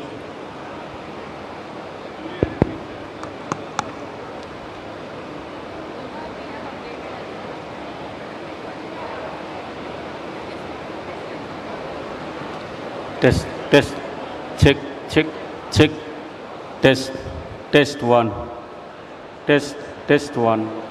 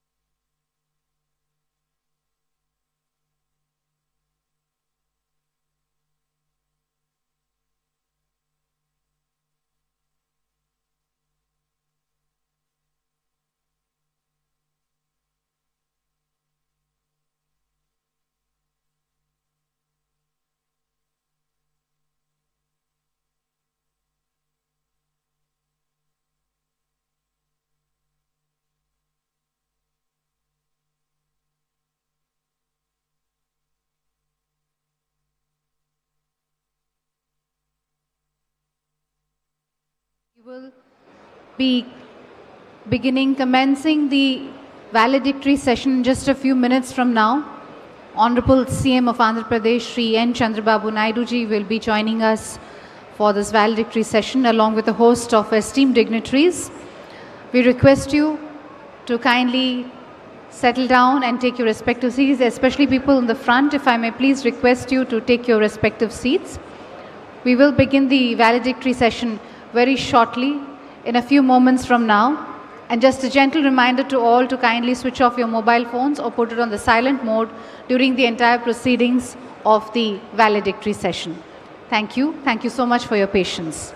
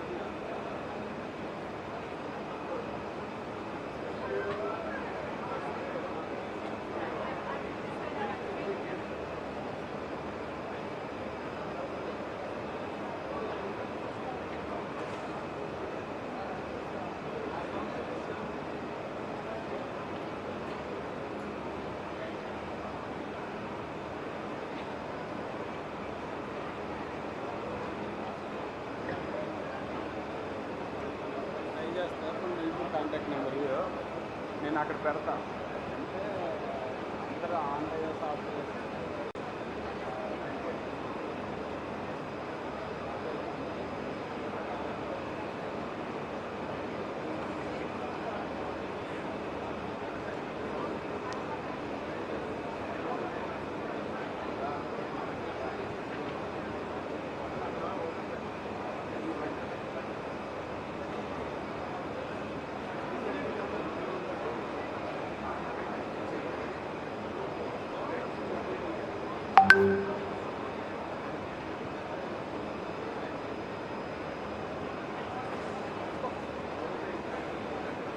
I am not discarding this copy in case you also are.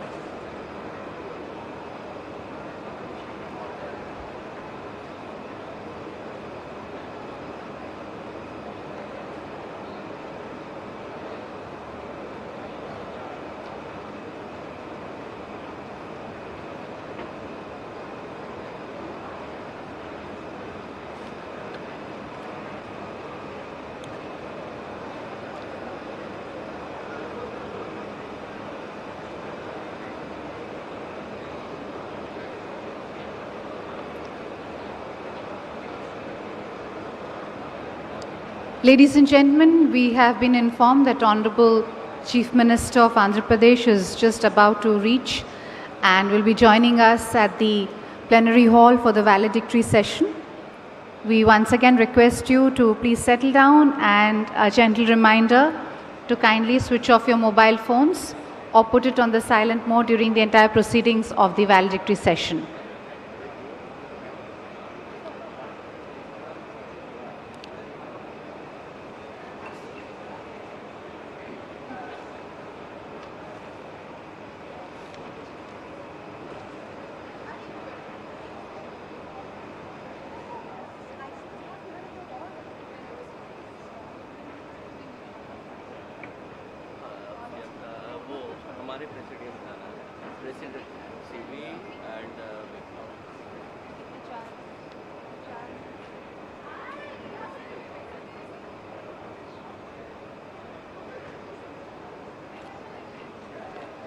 A very warm welcome to our esteemed dignitaries who have joined us for the valedictory session.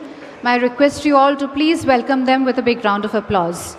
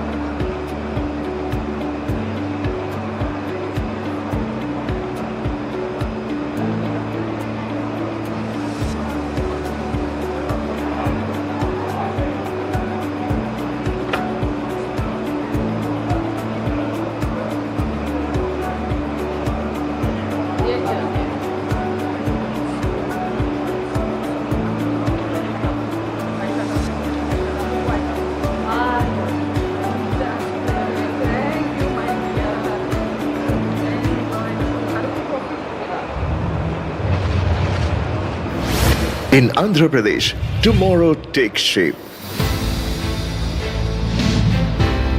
Here, the ordinary becomes extraordinary. This is Andhra Pradesh, shaping the future.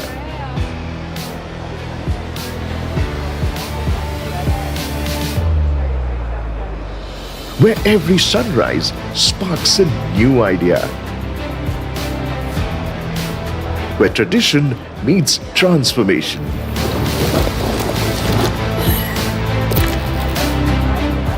Where imagination becomes infrastructure. From water, we build resilience. From energy, we build hope. This is where impossibility turns into invention. Where quantum dreams power real worlds. The future is engineered here. From AP to AI, we power intelligence with intent. Where data learns and dreams accelerate. Where innovation becomes identity. From textile looms to turbines, from food to future tech, we make in Andhra Pradesh. Today, we build for tomorrow in electronics, aerospace, and space. The world's factories of the future are taking shape here.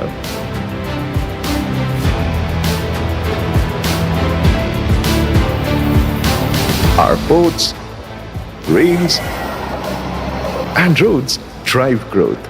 But the new Andhra Pradesh builds beyond connections. It builds convergence.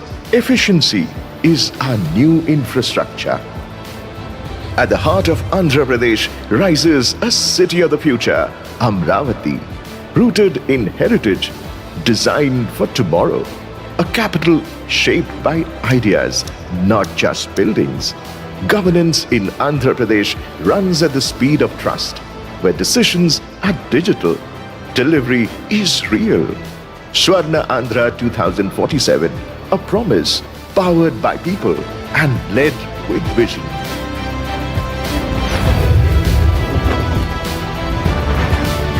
Andhra Pradesh, shaping the future.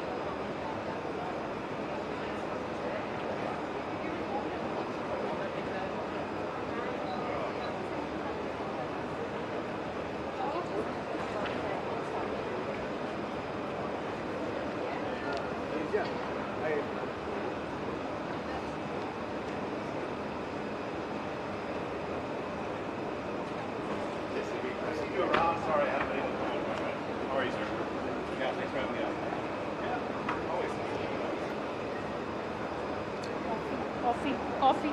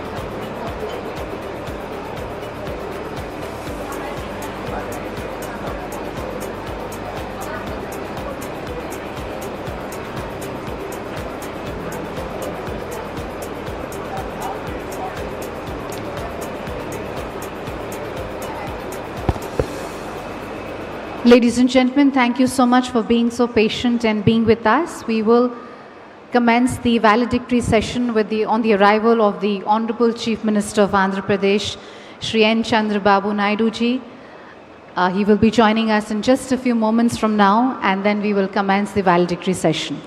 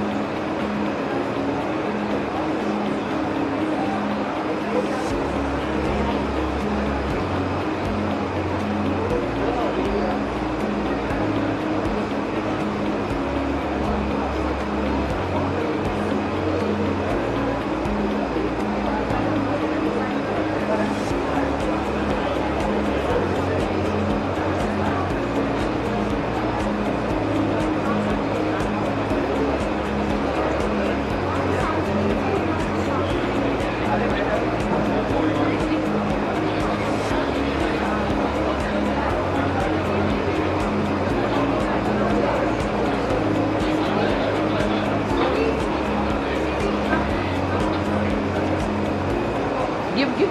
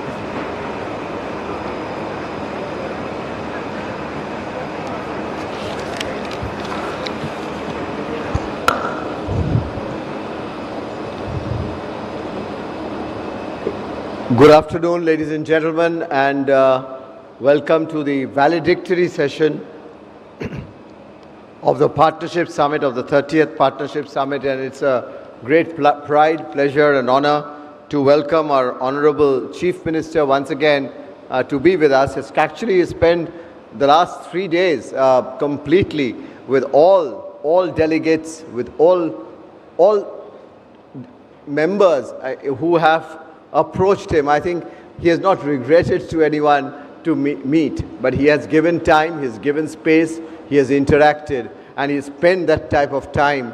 And this is just amazing. Ladies and gentlemen, please join me in welcoming warmly the Honorable Chief Minister, the host of the Partnership Summit.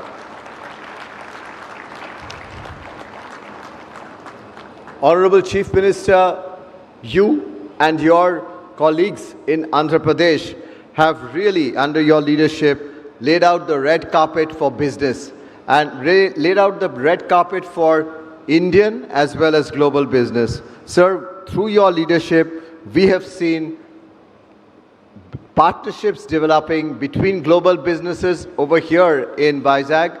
We have seen partnerships develop in the Partnership Summit between Indian and the global businesses. We have seen B2B as well as B2G partnerships, lots of governmental interactions between your government, other government, our government of India, and of course with even some of the other states of other countries participating in that. So we have seen partnerships also in terms of how business, the think tanks, the experts, the governments partner in terms of creating livelihood, in terms of creating partnership for education, in terms of creating partnership for health, And in fact, we have seen how we can leverage leverage technology and technology partnerships. So it's all been about partnership, but these partnerships would not have been possible to have been initiated without the phenomenal care, warmth, leadership, and hospitality that you really meted out to all of us and everyone present in this hall, and also many who have come and visited you. What an outstanding dinner, sir, it was last night. It enthralled everyone. We were all delighted that you have personally given so much of attention. And today in this hall, if you ask many of our guests who are seated with you on the dais, sir, they know what Araku coffee is. And they are taking bag full of Araku coffee back home, sir. So with that, ladies and gentlemen, we'll hear some of the feedback from some of our countries who are present here as to how things went and how it is. And then we will, of course, listen to our Honorable Chief Minister. With that, ladies and gentlemen, once again, thank you very much for being with us for the last 2.5 days, which has been outstanding. Your participation has been the most important part also of this beautiful journey which we have embarked upon in terms of looking at India and looking at Indian states positively. Thank you. Thank you very much. I'll first turn to our speaker from Germany, Dr. Rodney Rivera, the Cluster Coordinator, again, Private Sector Developments and Skilling and TVET, one of the very important facets that was talked upon. And I know Germans did great business during the Partnership Summit over here. Rodney, would you like to come up here, Rodney? Come up here. Would you like to come up here, Rodney? Yeah.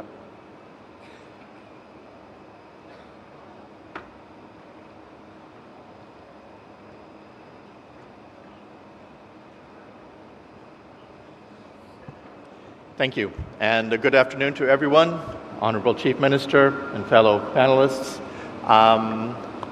It's a great honor to be here. It's been, in my view, a very great event. We have managed, along with my team from the GIZ, to meet with a good number of very active and very interested businessmen. So from that view, it's been a success. And the GIZ has been and will continue to work in Andhra Pradesh. I think we currently have 7 projects or 8 projects ongoing in the state. We have a project, for example, working in agroecology to reduce the carbon impact of rice farmers. We have a project that is working on the 500 gigawatt target for renewable energies in India. I think we heard that AP has set the target of 160 gigawatts from this state alone. And for that, we have been here to make connections for the platform for investment in renewable energies that the German government and the Indian government has launched last year. We are building that up to help the state to reach its ambitious targets. We have other projects that are ongoing, and we look forward to continued great cooperation and great work with the government of AP. For the CII organizers, I just have to say hats off. It's been a very, very impressive logistics operation that they have done. They have brought together leaders from all over the world, in fact, to help to promote business and to bring business forward in the development of the state. And thank you once again for inviting me. Thank you very much, Rodney. I'll stay with Europe and go to Netherlands, the Netherlands-India Chamber of Commerce. Chair, may I request Dr. Edith Notman. Edith, please.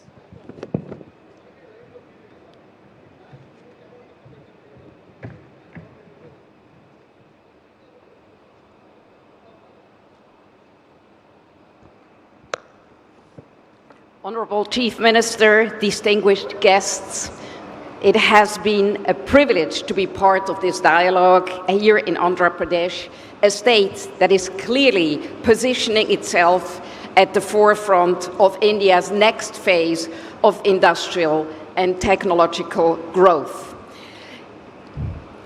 The government here distinguished itself with the Chief Minister and his ministerial crew that they are willing to listen to the business community and the entrepreneurs. And by the way, I have learned a new word here, which I will take home, which is the Andrapreneur. And this vision really is not only a vision showing it, and that's definitely something that I'm bringing home back to the Netherlands, that it is amazing to dream, to have a vision, but this government and this chief minister is also making it happen. He has shown to have done it, and he will do it again. And our politicians can definitely learn from Andhra Pradesh and these inspiring leaders. And it is highly appreciated and seen how vigorant and energizing the atmosphere is here, because quite honestly, to tell you the truth, when I first heard that the CII Partnership Summit would be in Andhra Pradesh, I first didn't understand until I reached here and I sensed the energy. And I'm sure that we from Europe not only can learn from this political leadership, but also do a lot of business together, bringing Europe and the Netherlands and Andhra Pradesh together and making it happen, because this is really where not only the ease of business is, but definitely the speed of business. And I've never heard and seen a state that says we will listen to you and make sure that the laws will adapt in a way in which we will make business possible. And that's something which is highly inspiring. I want to thank this enormous leadership, this inspiring leadership, and also CII for bringing the summit here. It has been highly inspirational, and I'm energized going back and taking business back to Andhra Pradesh. Thank you very much. Thank you very much, Edith, for those wonderful words. I now turn to the other part of the world and go to another friend of India, Jody McKay, the Director of Australia-India CEO Forum and Business Council of Australia. Thank you very much, Chandraji. I want to start, Chief Minister, by acknowledging you and thanking you so much for hosting all of us here today on behalf of the Business Council of Australia. Just the energy that has been demonstrated by this state in terms of moving forward economically has been so inspiring. We are an MOU partner with the Confederation of Indian Industry, and so this partnership summit is important to us. To you, Mr. Banerjee and Mr. Menon, thank you so much for the friendship, the commitment that you give us as a partner of CII. We are greatly appreciative of that. And that is important because our two governments are engaged right now in negotiating the second stage of our free trade agreement. That is only possible when you have business working together. This could not have come at a better time for us because our Consul General, who is here with us today, hosted Minister Lokesh in Australia 3 weeks ago.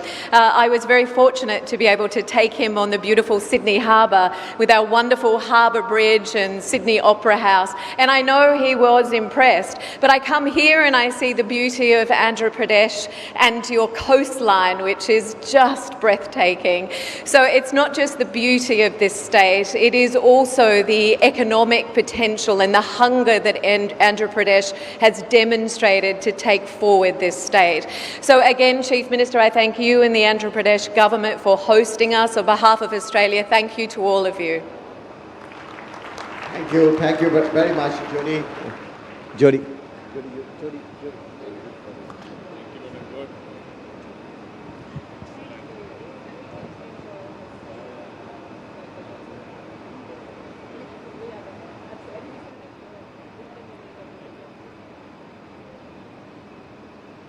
Now we move back to New Zealand, the neighbor. And I have the pleasure and honor of having our Minister from New Zealand, His Excellency Mr. Todd McLeay, to give his remarks.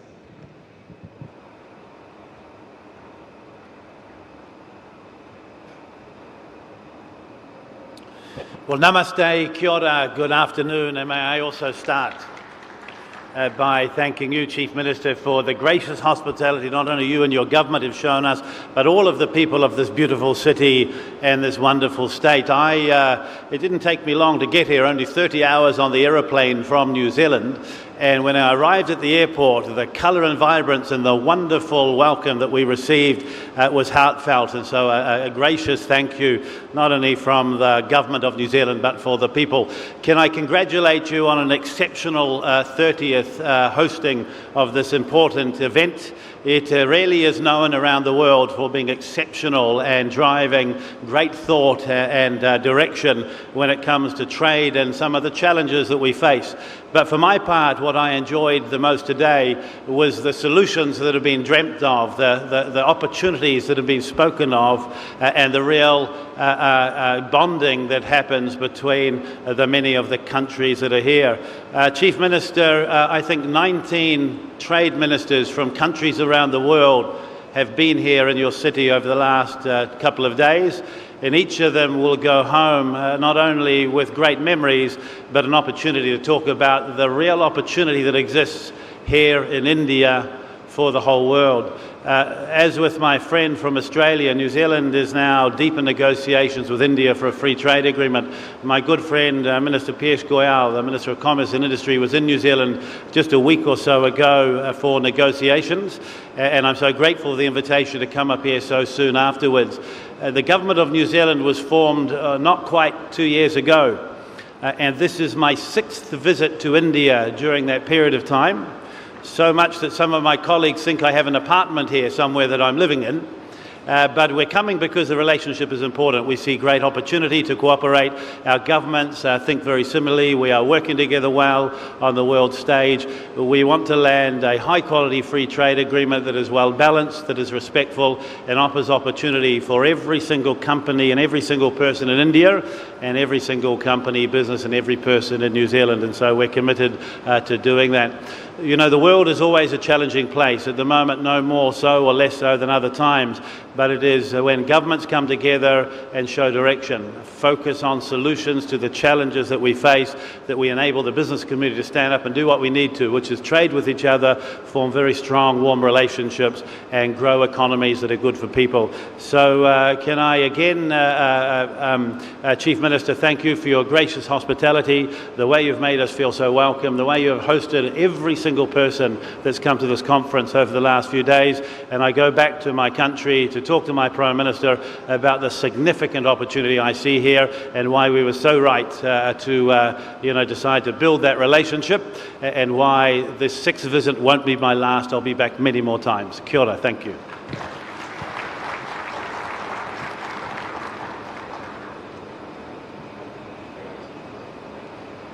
Thank you, Honourable Minister, and I'm sure that visit of yours will spark off many more 30 hours journey between our two countries by many, many delegations back and forth. Thank you very much for your participation.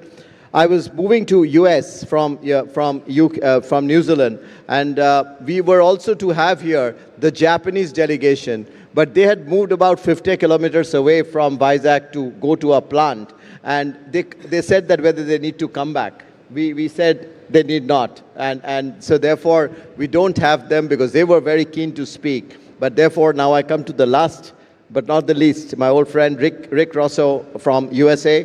Rick, do talk about your experience with Andhra, which has been a long-standing one. Rick from the India and Emerging Asian Economies Center's chair. Thank you, CB.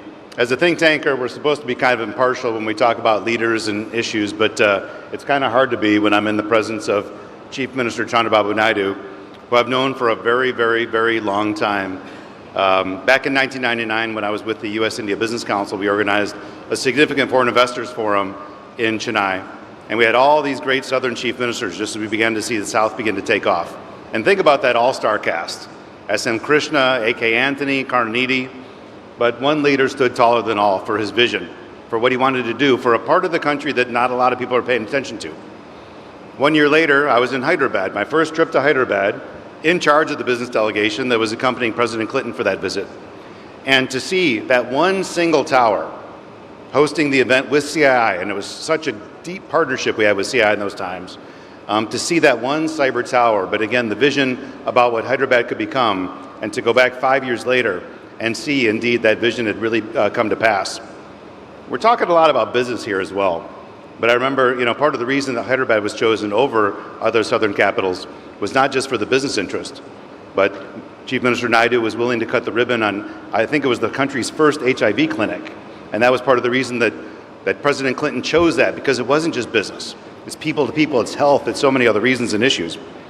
So here I am, my first time in Visakhapatnam, and hearing some of these investments, seeing some of the investments that are coming in, it is not hard to imagine that 5 years from now, this place is going to blossom just as we've seen other capitals blossom. Feels to me like Andhra is imminent for liftoff. Thank you, Mr. Chief Minister. Thank you, Rick. Thank you very much for those remarks, and really going back in time, which means a lot and which shows continuity of commitment. Sir, now we turn to you, sir, the Honorable Chief Minister of Andhra Pradesh, the host chair of the Partnership Summit.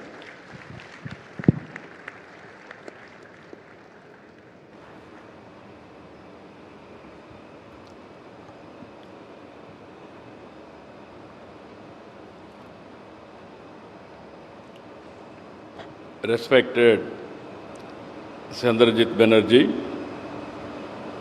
Director General, Confederation of Indian Industry,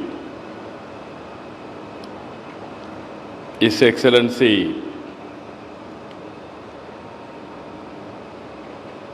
Mr.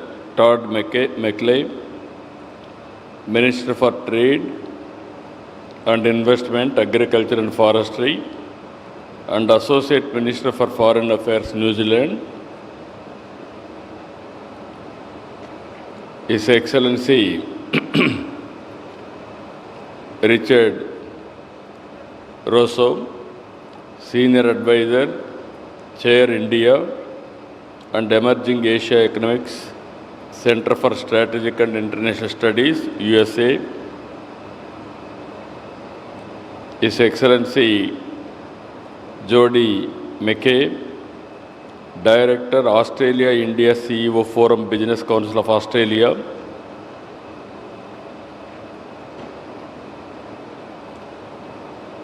respected Edith, Managing Partner, ACG International and Chairman, Netherlands, India, Chamber of Commerce and Trade, and also respected Rodney Rivery, Cluster Coordinate Private Sector Development Skilling and TVET GIZ Germany, respected Rajiv Memani, President CII, Suchitra Yella, Vice President Confederation of Indian Industry, and friends. For the 2 days,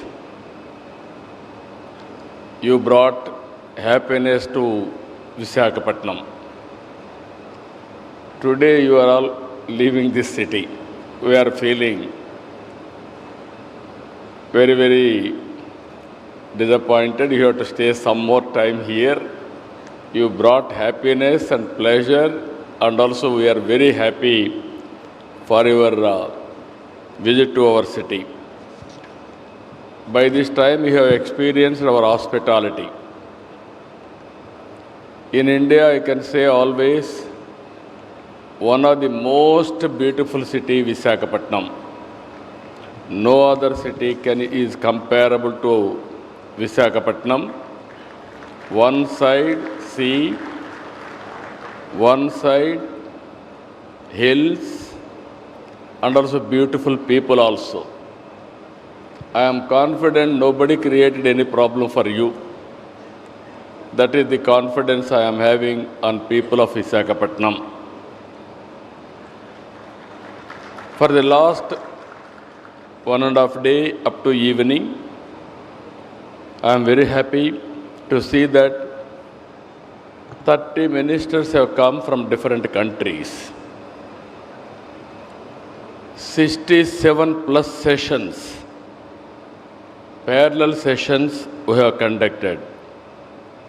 We have discussed business issues, social issues, and also even company to company B2B meetings also. I am confident CII has to confirm to me. You conducted so many meetings. I am very happy to announce this is the best meeting CII has conducted so far. It is at far Davos. Always our meetings so far, we used to discuss investments. Partnership means only MOUs. This time we have changed that agenda. Exchange of ideas, knowledge, what is happening globally, what you have learned each others. 3,000 delegates have come. More than 650 overseas delegates. 60 countries participation. 700 B2B meetings. Yesterday morning I told one thing. We have to learn each other, understand each other, respect each other culture. I am very happy. Yesterday I have seen from Australian VIPs having Indian saris. I am telling you, you are looking more beautiful than Indian saris than Australian dress. I am very happy. I am seeing Counsel General also. She was, yesterday I have seen her. She was looking very nice. I am very happy you respected our sentiment. That too Mangalagiri sari. By wearing Mangalagiri sari, you have become now brand ambassador for Mangalagiri saris for viewers. I really appreciate you. This is what I wanted to do always. All of us, global citizens, different parts of the world, but every country is having their own culture, legacies, sentiments. If we respect small gestures, it will go in a big way for global good and also global harmony. Apart from all these things, I wanted to reinforce now, India started economic reforms in 1991. Mid-90s, IT revolution has come, first mover advantage taken by Indians. Third one, we are having an advantage of demographic dividend. This advantage will be there another 25 to 30 years. All countries are facing aging problem. Only India is going to have this advantage for another 20-25 years. If you manage population management, years to come, India is to go play very extraordinary role globally. I don't want to mention names here, some countries. Yesterday I had a personal delegation. Some countries represented to me, we are having problem of our technical labor. If you can send your people, we will be very happy to receive them, to take them. Even by giving skills, training, everything they wanted to recruit better skills for their countries, salaries, everything. That is the strength of India. And also in India, as on today, very strong leadership. Yesterday I told you, our Honorable Prime Minister is enjoying trust of the nation. People are supporting. Yesterday elections, that is an indication. 200 seats 202 seats. He has won. All elections is winning. In India, so many countries we are watching, there are problems of leadership. India is having stable leadership and very, very progressive leadership. That is the biggest asset for India. It is going to help us for sustainable economic development. This is where we are preparing Vision Vikasit Bharat 2047. As on today, we are in 4th place. Next year, we are going to reach 3rd place. By 2038, many participants are here. You can remember, we will be number 2. 2047, unstoppable, India will be number 1. That is going to happen. What we are not saying proudly, India is having advantages. We have to go competition with other countries also. All of us has to work for the betterment of the people by having proper vision and also in executing all these things. Andhra Pradesh, we are having a very ambitious plan. 2.4 trillion US economy by 2047. Swarna Andhra Pradesh is our goal. Golden Andhra Pradesh is our goal. Per capita income, we want to reach $42,000. I am confident we are going to reach it. Even yesterday, I told very clearly, we are in inspiring time. Technology advantage. I have seen 3 decades back. At that time, IT. That is only starting point. Today we are in AI, artificial intelligence age. Even in Andhra Pradesh, data centers, Google has announced $15 billion US data center in Visakhapatnam. Now so many people are coming now. That is where, if you can see, Andhra Pradesh can provide green energy and also cost-effective price. Nearly 5 to 6 gigawatts data centers are going to come here. Lot of demand. That is how things are happening. All technologies, blockchain, everything has come. Even quantum computers have come. You can see today, one example I am giving you. My government is totally on IT-driven governance. We are having data lake. Every citizen, every family, everything will be online. We are having Aadhaar. That is a big advantage, biometrics. Even central government data we are integrating. I can take decision real time basing on merits. I can communicate real time. I can execute real time. That is through WhatsApp governance.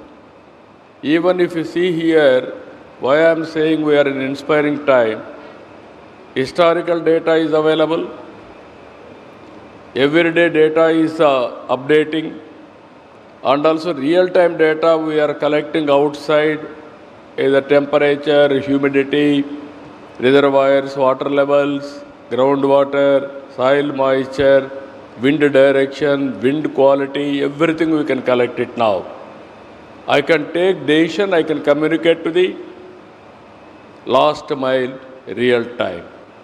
All 700 services I am providing on real time. No citizen need to come to office. Now all corporate offices we are watching. Because of data center, corporate offices are going to become redundant. Data center, artificial intelligence, tomorrow quantum computers, automatically it will compute, it will be communicated to the last mile. That is how changes are going to happen. We are leading in the changes in a big way. The day will come, personal medicine and also precision in agriculture and also micro management of everything. These are all the order of the day. it is going to happen in future. With all these things, I am confident, all of you, I have taken a very good advantage out of it. One is your presence I am really appreciating, and also have done very good business also. For the last 2 days, I am able to get 13 lakh crores investment, and it is going to generate 1.3 million employment, that is 13 lakh employment. It is a very good advantage for us. By seeing this success, next year also, yesterday I announced one major decision in the country. We are implementing labor reforms. We are implementing infrastructure reforms. We are implementing financial and tax structures, everything. Now one more reform I have brought, that is escrow account with sovereign guarantee. This is a revolutionary thing in India. So far, no government has taken this bold decision. From now onwards, anybody will invest in Andhra Pradesh. The day you invested, what you are eligible as incentives, it will be delivered with a sovereign guarantee with real time. That is my assurance for all of you. Now you are all having technologies, know-how, and also resources. I asked you yesterday morning, sign one MOU with us, test our capacity, then you can move forward. I am very happy you trusted us. So many MOUs you have come forward. And also we are going to, I promise all of you, 100% we are going to clear real time. And at the same time, what all I am talking here, we are going to implement in toto. I am very happy you enjoyed Aruku coffee and also our hospitality. Yesterday evening also you have seen our dinner. At the time also I interacted with so many VIPs. Everybody showed me so much of affection and also happiness. With this, I am again asking you, reserve your tickets next year, November. Same partnership summit is going to conduct this place. Next year, I promise you, I will take you one day to Araku, where in coffee garden along with the tribals, you can have coffee. That is the experience you are going to get next year. That I promise you to take that place. You have seen our hospitality. I am very happy. We will improve further. And also, you have done good business. And also next time, I request all of you, you come with family. Take 1 day or 2 days holiday in Visakhapatnam. We will be very happy to host you. With this wonderful meeting, I had excellent, I have hosted so many partnership summits or so many festivals, so many events. Today event has given me immense happiness and pleasure, and I wish all the best for all of you. Good luck. And also don't forget about Andhra Pradesh. Continuously we will be in touch with you. We will work together. Thank you, one and all.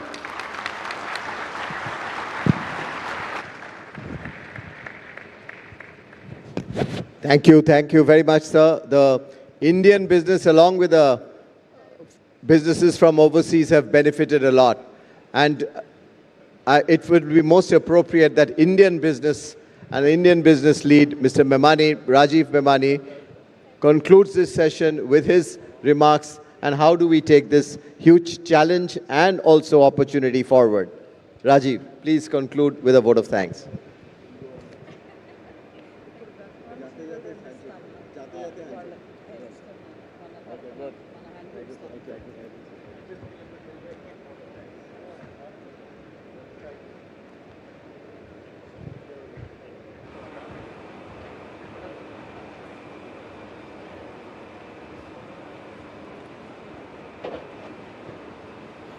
The Honorable Chief Minister, thank you so much. You have showcased India and Andhra Pradesh in the most spectacular way. For all the businessmen, policymakers, investors, I think it's been a great experience. Thank you for what you mentioned to CB, to CII as this being one of the best events, and partly it was that because you helped and you mentored in curating these events. There are three global mega trends. There is geoeconomics, geopolitics, which is driving how we build new relationships, how supply chain resilience is coming, and how advanced manufacturing is happening. There is the second mega trend around AI and technology, and the Chief Minister mentioned about what's happening in that space most eloquently in India and also more so in Andhra Pradesh. And the third mega trend is around sustainability and energy transition, whether it's the entire supply chain, whether it's green energy, solar, green transition, hydrogen. And in all these three areas, if you look at the entire curation of the policy that has been led from by the Chief Minister, by his office, by his team, I think the entire learning process and what's happening in India, what's happening in Andhra has come out very, very clearly.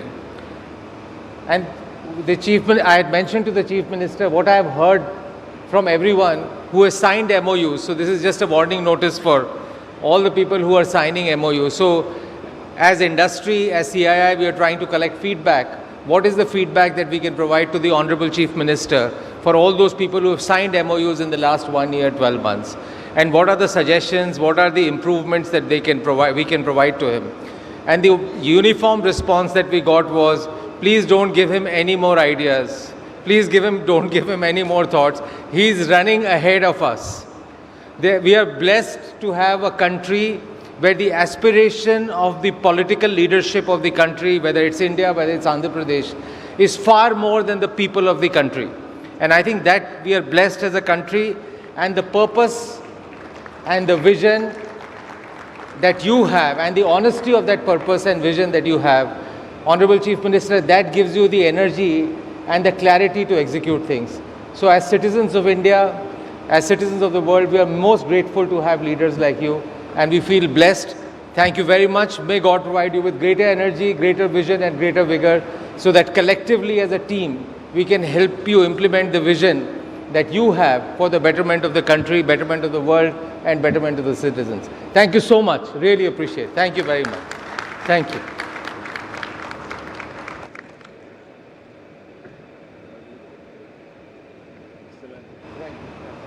Thank you, Honorable Chief Minister, for your extremely inspirational and notable valedictory address. Your deep involvement, commitment, continuous guidance and encouragement has been the founding stone for this resounding success of the 30th CII Partnership Summit.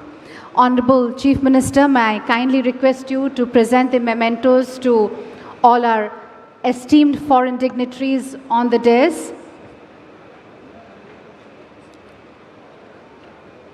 Sir, may I request you to kindly present the mementos to all our esteemed dignitaries on the dais. And I request our foreign dignitaries to kindly come forward for a photo op.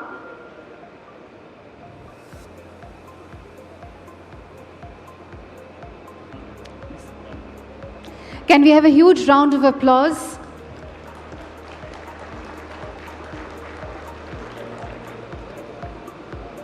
Felicitating our foreign dignitaries with a memento as a token of our gesture, as a token of appreciation.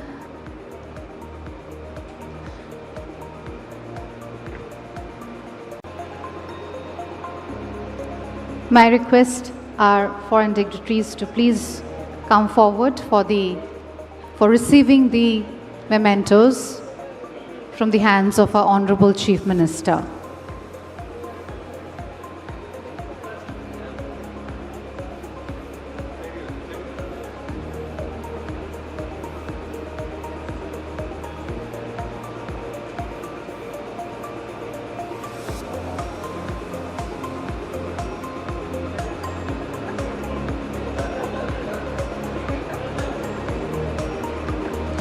May I request our esteemed members in the audience to continue with the applause?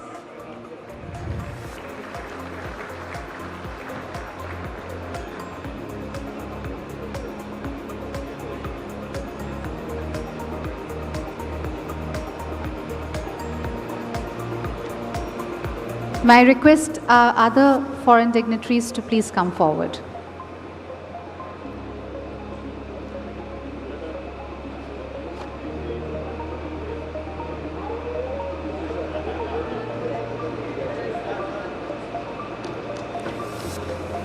A huge round of applause for this special gift.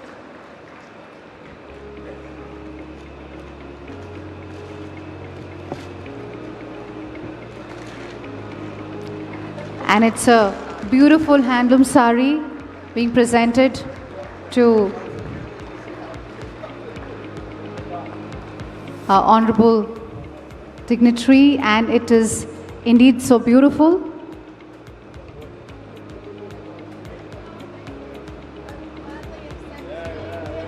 Traditional handloom sari from Andhra Pradesh, being specially gifted to two of our female dignitaries, foreign dignitaries, so that they can carry a piece of this hand-woven gift back to their own countries. The beautiful hand-woven handloom sari from Andhra Pradesh.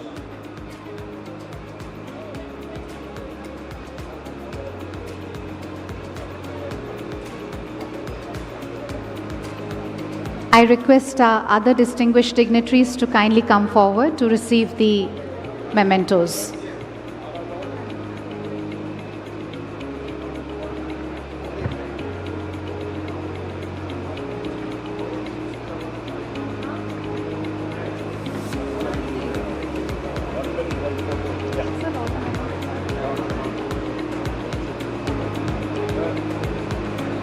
May I request everyone to please come forward for a group photograph.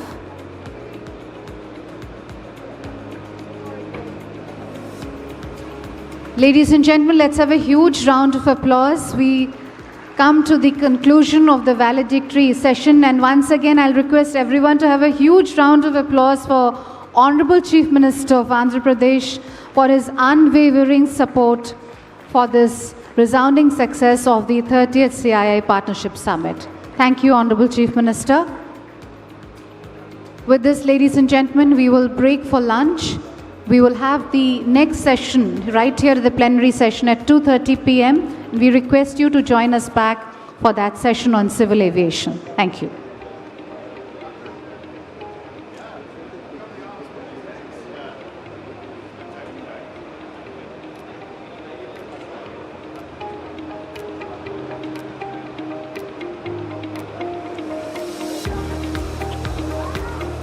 Ramesh.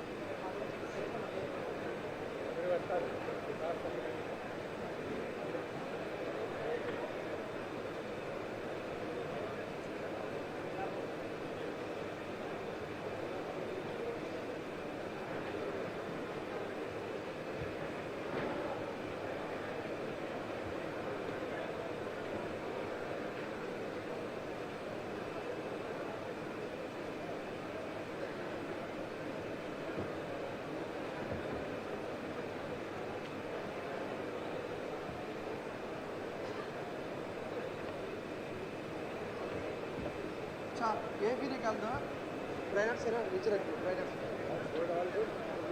Next वाली चाहिए ब्राइनर निकाल है ना next नीचे अभी ये chart कर दो ना ये रखेगा रे ये लेके जाओ ये ले लो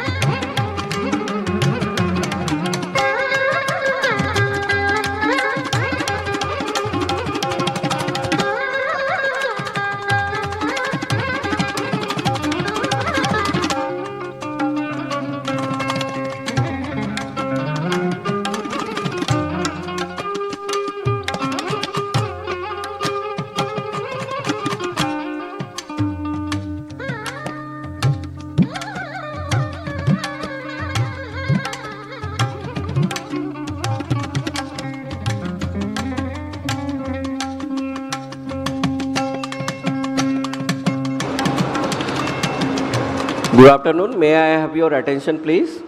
Honorable Minister is joining in another 1 or 2 minutes. May I request everyone to be kindly seated, please? Thank you.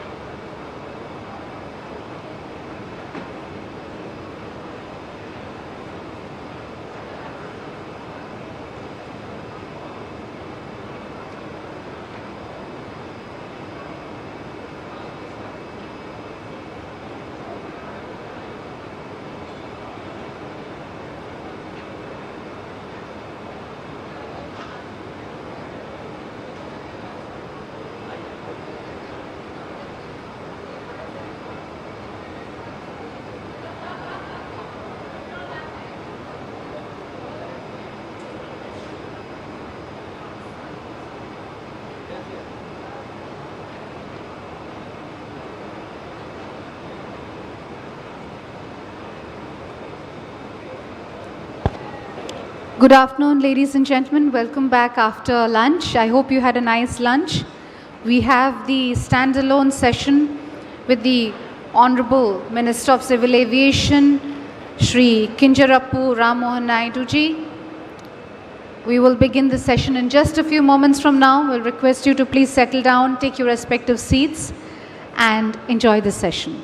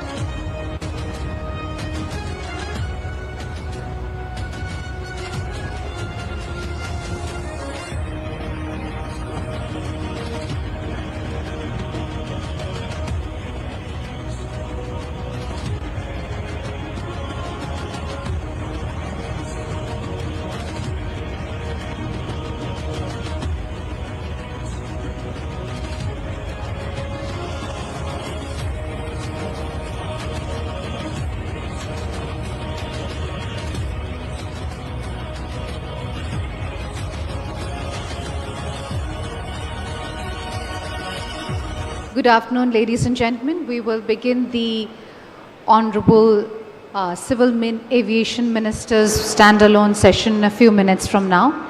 Request you all to kindly take your seats and settle down. We will be starting this session in just a few moments from now.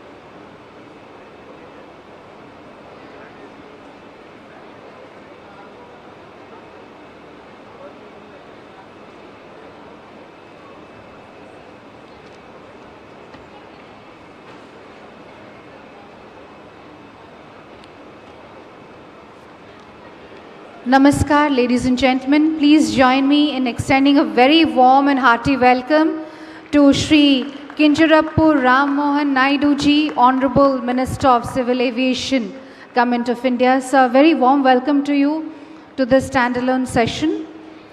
A very warm welcome to Shri GBS Raju, Chairman Airports, GMR Group, and Shri Murali Krishna Ganamani, Chairman of the CIA Andhra Pradesh, founder and CEO of Fluent Grid Limited.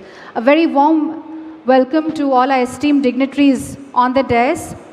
Ladies and gentlemen, we will firstly have the MOU exchange between APTC, APIIC and AAICLAS for commencing the international cargo from Visakhapatnam Airport.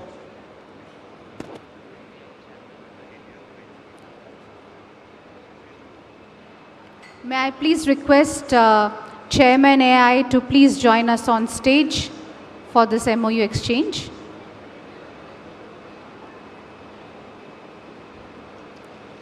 This MOU exchange is happening in the august presence of our Honorable Minister.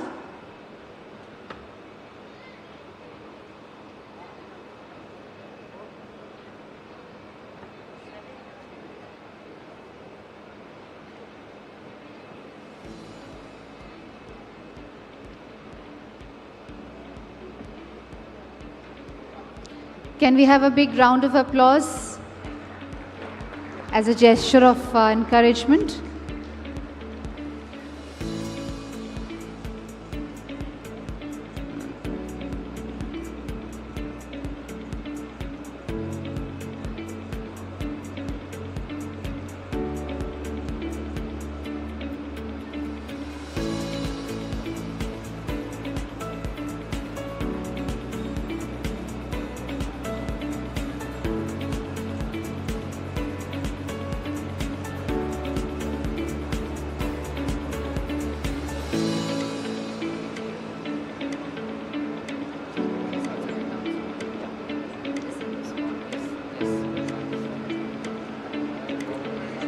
May I now invite Dr. Chandrababu Desam, IFS, VC and MD, APTPC, and Mr. Ajay Kumar, CEO of AAICLAS, and request them to come on stage for the MOU exchange in the august presence of Honorable Minister.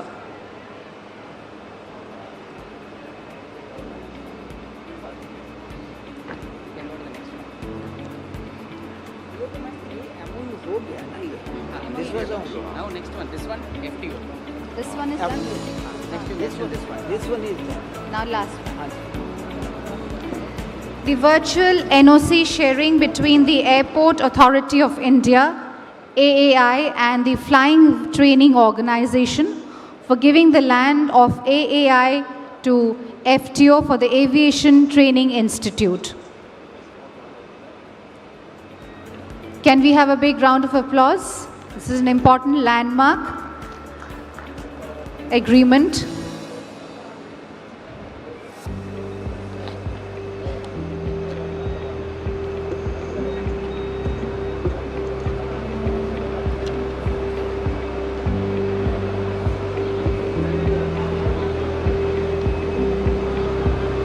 Thank you, Honorable Minister, for guiding and supporting these MOU exchanges and agreements.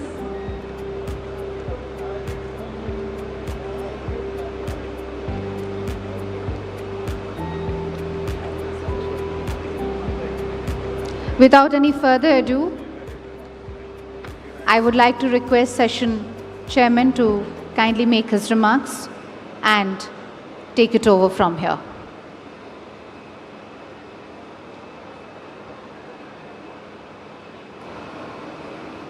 Shri Chandrababu Ram Mohan Naidu, Honorable Minister for Civil Aviation, Government of India, Excellencies, Shri Silai Zaki, who is Consul General from Australia, the Chairman, Airports Authority, other distinguished delegates, ladies and gentlemen, good afternoon and a very warm welcome to this special standalone session at the 30th CII Partnership Summit. It is both an honor and a privilege to host the Honorable Minister of Civil Aviation, Mr. Chandrababu Naidu. He is truly the son of the soil, the youngest cabinet minister in our cabinet, a leader, a very dynamic leader with great humility, and I would say that he is truly an ambassador representing the state of Andhra Pradesh and reflects the true passion and spirit of the speed of doing business with great, passion and urgency. As you all know, the theme of this year's summit, Technology, Trust and Trade, Navigating the New Geo-Economic Order, which has been received very well. There has been a tremendous response, a lot of positivity created across every stakeholder, be it the investor community, the business leaders, the experts, thought leaders, innovators, all alike. And we just concluded the summit session a little earlier with the Honorable Chief Minister.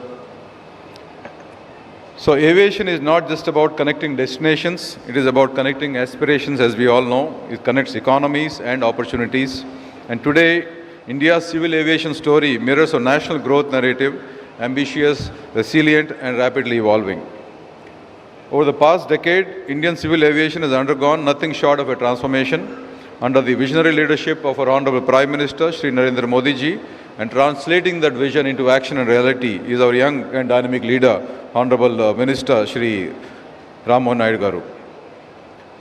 The number of operational airports has grown from 74 in 2014 to over 160 today, and with an ambitious plan to expand this number to 400 over the next 20 to 25 years. The domestic passenger traffic is projected to reach 300 million by 2030, underscoring the scale and dynamism of this sector. The passenger traffic has surged and India now stands as the world's third largest domestic aviation market.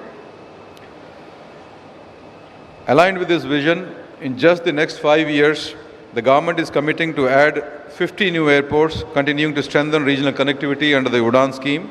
These developments are not merely infrastructure, they are transformative in nature.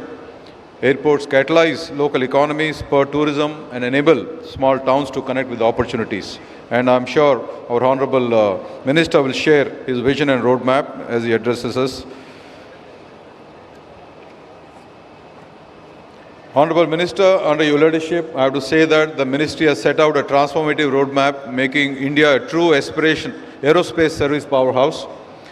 The $4 billion goal for maintenance, repair and overhaul MRO facility by 2030, policies supporting aircraft leasing, indigenous manufacturing and 100% FDI through the automatic route. These initiatives aim to position India not just an aviation market, but as an aviation hub on the global map.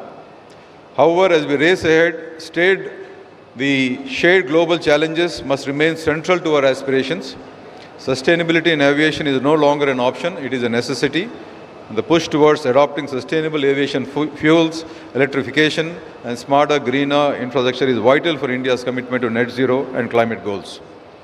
Industry and government collaboration will be key to developing these next generation solutions. Passenger experience is being redefined through digital innovations, biometrics, smart processing and seamless multimodal integrations, which I'm sure our good friend Mr. G.B.S. Rajagaru will address and share more details during his address. As commercial airlines place record aircraft orders and new regional carriers expand under the UDAN initiative, our shared goal must be to ensure that every passenger, no matter where they board, enjoys the highest standards of safety, comfort and convenience, which is what is the vision and the goal set by our Honorable Minister. Private sector participation is equally important. As we know, India's airport privatization model has shown global promise, and MRO and aerospace services are poised for rapid growth and expansion with the right investment climate.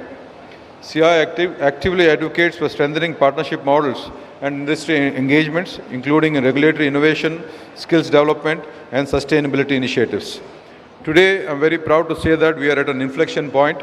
The choices we make now, policy, investment, infrastructure, technology, will shape the next decade of India's aviation sector. And the government's vision and industry's resolve must converge to create an ecosystem that is inclusive, internationally competitive, and firmly future-proof. So with this, I will now invite Shri G.B.S. Rajagaru to share his address, and let me have the honor and privilege of introducing him in a few words, please. Yeah, so as we all know, GBS Rajgaru is the chairman of the GMR Airports, which is a very landmark or a very iconic group, which is, he's again the son of the soil, and we all take great pride in GMR, the kind of world-class infrastructure they build, especially for airports. And again, the group, is very humble, their humility and their dynamism or the execution excellence, it reflects in many, ways the true spirit of Andhra Pradesh. And you all must have heard yesterday, the GMR Garu, the chairman of GMR Airports, had mentioned yesterday at the inaugural that they are going to launch the airport 6 months ahead of schedule, in the coming next year, June. So with this, I invite GBS Rajgaru to address the gathering. Thank you.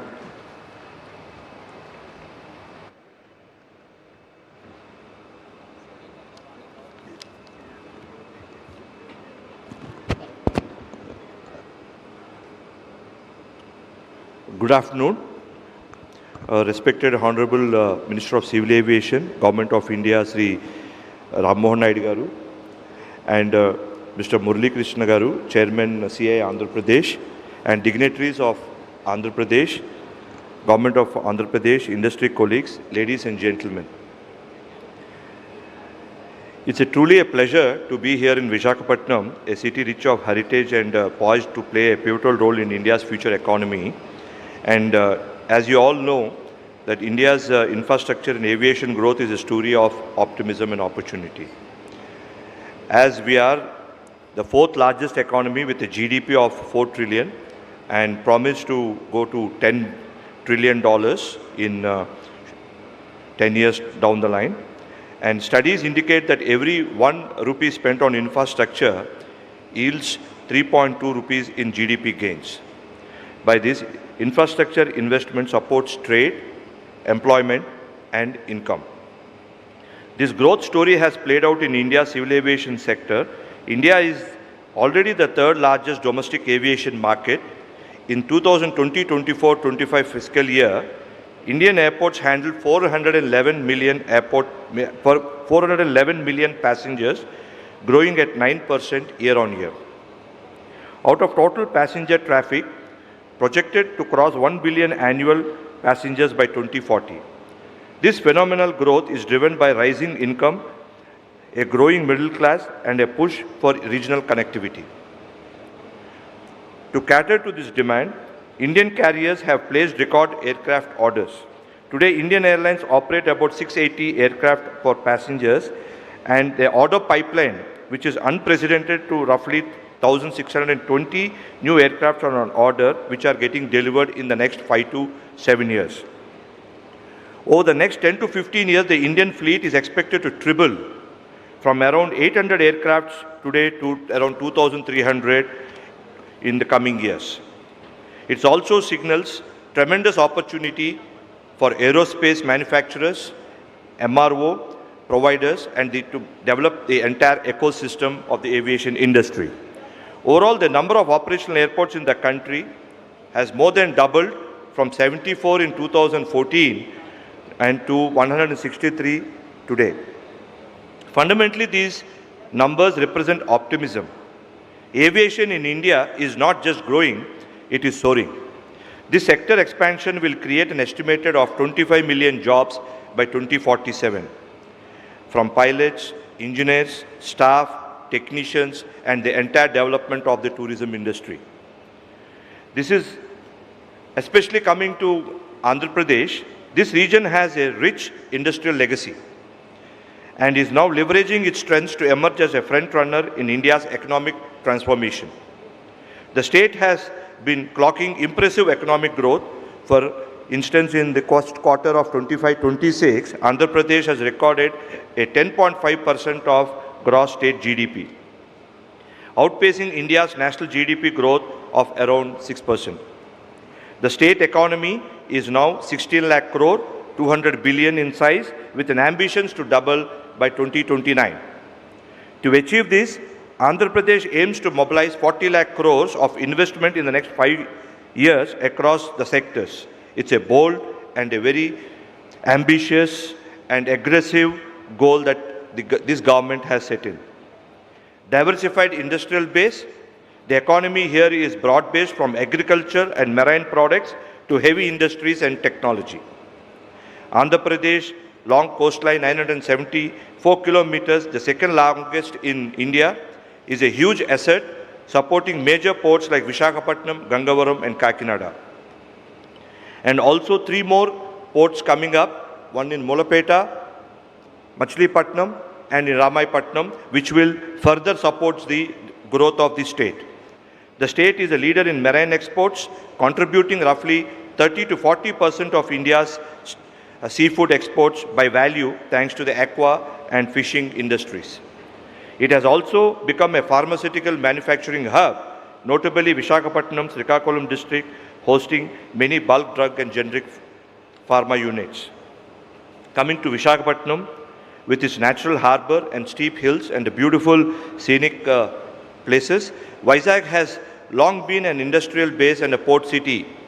Now it's rapidly transforming into a technology and innovation hub as well, and we are already seeing a big ticket investments, especially in the digital and AI segments.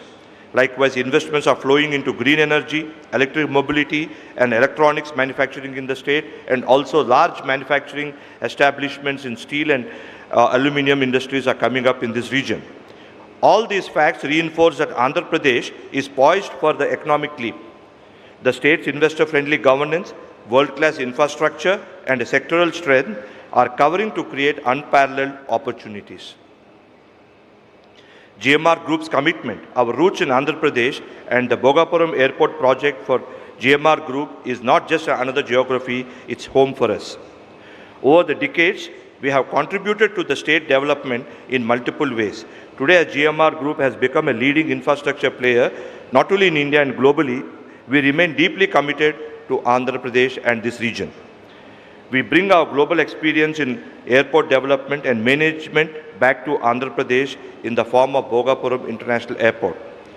Bhogapuram International Airport is a greenfield airport that GMR is developing about 45 kilometers northeast of Visakhapatnam. We see the game changer for regional connectivity and economic development in North Andhra. Let me share our vision and the current status of the project. Bhogapuram Airport is being built to global standards. The first phase is of 6 million passengers and ultimate capacity of 40 million passengers. The construction is progressing rapidly and we are launching the operations by end of June, 6 months ahead of the scheduled date. We are putting close to around 5,000 crores for the phase 1 development, funded through a mix of equity and debt, and we are happy that we are partnering with India's sovereign fund, National Investment and Infrastructure Fund. In first phase, by 2020-26, we are building a 75,000 square meters of terminal building and various adjacent buildings. The design provides a expansion of 40 million passengers in phase development, and the airport will have a dedicated cargo terminal to serve a large catchment across Srikakulam, Vijayanagaram, Gajapatinagar, Raigada, and also connecting to Orissa. We will also develop a world-class aerotropolis to host leading aerospace manufacturing companies, MRO service providers, digital and technology companies with the enabling ecosystem for research and development, training, and modern amenities. The airport and the larger aerotropolis will play a key role in creating jobs, stimulating tourism, and acting hub for logistics and commerce. I must thank both the state and the central government for their support, and the state is upgrading road connectivity to Bhogapuram, and there are also plans for a metro rail connectivity that could connect to the city center and the upcoming Vizag beach corridor to the airport in the future. As an infrastructure developer and a long-term partner to Andhra's progress, GMR Group feels extremely optimistic about the road ahead. On behalf of GMR Group, I thank the organizers, CII, for this opportunity, and we are proud to be partner in Andhra Pradesh progress in India's aviation success story. So we look forward to continuing working closely with the Government of India, Government of Andhra Pradesh in the spirit of partnership that this summit celebrates. Thank you. Jai Hind.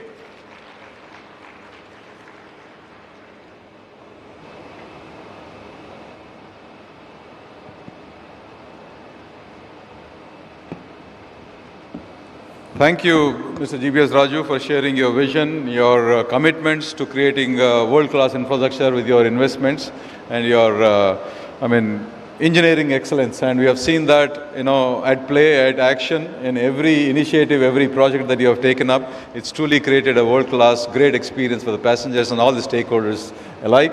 And again, I'm wishing you all the very best, and we can't wait to see our airport taking shape and getting inaugurated by our honorable, beloved Minister, Rammohan Naidu by the next year, mid. Thank you so much. I'm wishing you all the best, and I reassure our commit from CII to be working very closely in partnership to do whatever best to make this happen. Thank you so much. Now for the much awaited moment of the day, and I have a true honor and privilege of introducing Shri Rammohan Naidu Kinjarapu, the Honorable Union Minister of Civil Aviation. And as you all know, he's the son of the soil, and he takes a great pride, and passion in whatever he takes up. And so today, as you all, he's a very forward-looking leader, very charismatic as that, and very dynamic. He is championing reforms that are expanding India's aviation sector, enhancing regional connectivity, and strengthening our nation's position as one of the fastest-growing aviation markets in the world. And his commitment to efficient governance, transparency, and development has made him one of the most impactful young leaders in the country today. And we are all from this state so proud to have our the ambassador there in our cabinet, the youngest ambassador, the most dynamic, and who is reflecting truly by every spirit the speed of doing business at scale and with great passion and energy. So please join me in welcoming our beloved leader, Rammohan Naidu.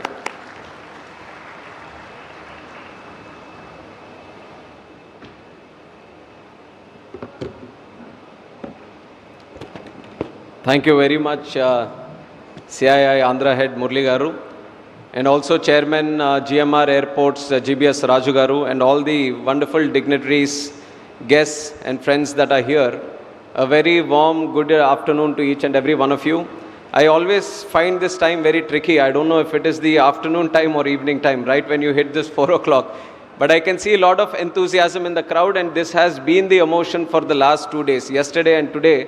I think the real success on this CII Partnership Summit that we are having in Visakhapatnam is not in terms of value, how much investment is going to come to Andhra Pradesh, but in terms of the participation and the engagement and the commitment shown by the people that have come here. So on behalf of the entire arrangements that have been done here, I would like to thank each and everyone who has made time to come here to participate in this event and have made this a huge success. And now, like I've said, the whole success of this event, I was able to see one magic again. The magic again is the magic of our Honorable Chief Minister Chandrababu Naidu Garu. How he does it at that age of 75 years, doing it again and again, with the same commitment, with the same enthusiasm and with the same energy is something which is very, very inspiring even for me today to be working with him. Because I've seen him over the last 12 to 13 years of me coming into politics. I've seen him go through different challenges, politically, professionally, personally. But the way he takes these challenges or tackles these challenges as a way of an opportunity, I think that is a great learning lesson for someone like me and also people at large. So I was able to see that magic. So it has been a personally very enriching time for me to be participating in this moment. And now coming to the important subject of aviation, I have to tell you that when I became this minister, I was assured by our Honorable Chief Minister and also our Prime Minister that they will be giving me a ministry. The expectations were many. Which ministry are we going to get? And many people were thinking about all the ministries, and civil aviation was never in the question. And when civil aviation was given, I was also slightly clueless on what the ministry is going to be and how do we deal with it. Because I was also with the idea that maybe some other portfolio is going to come. There were other things in mind.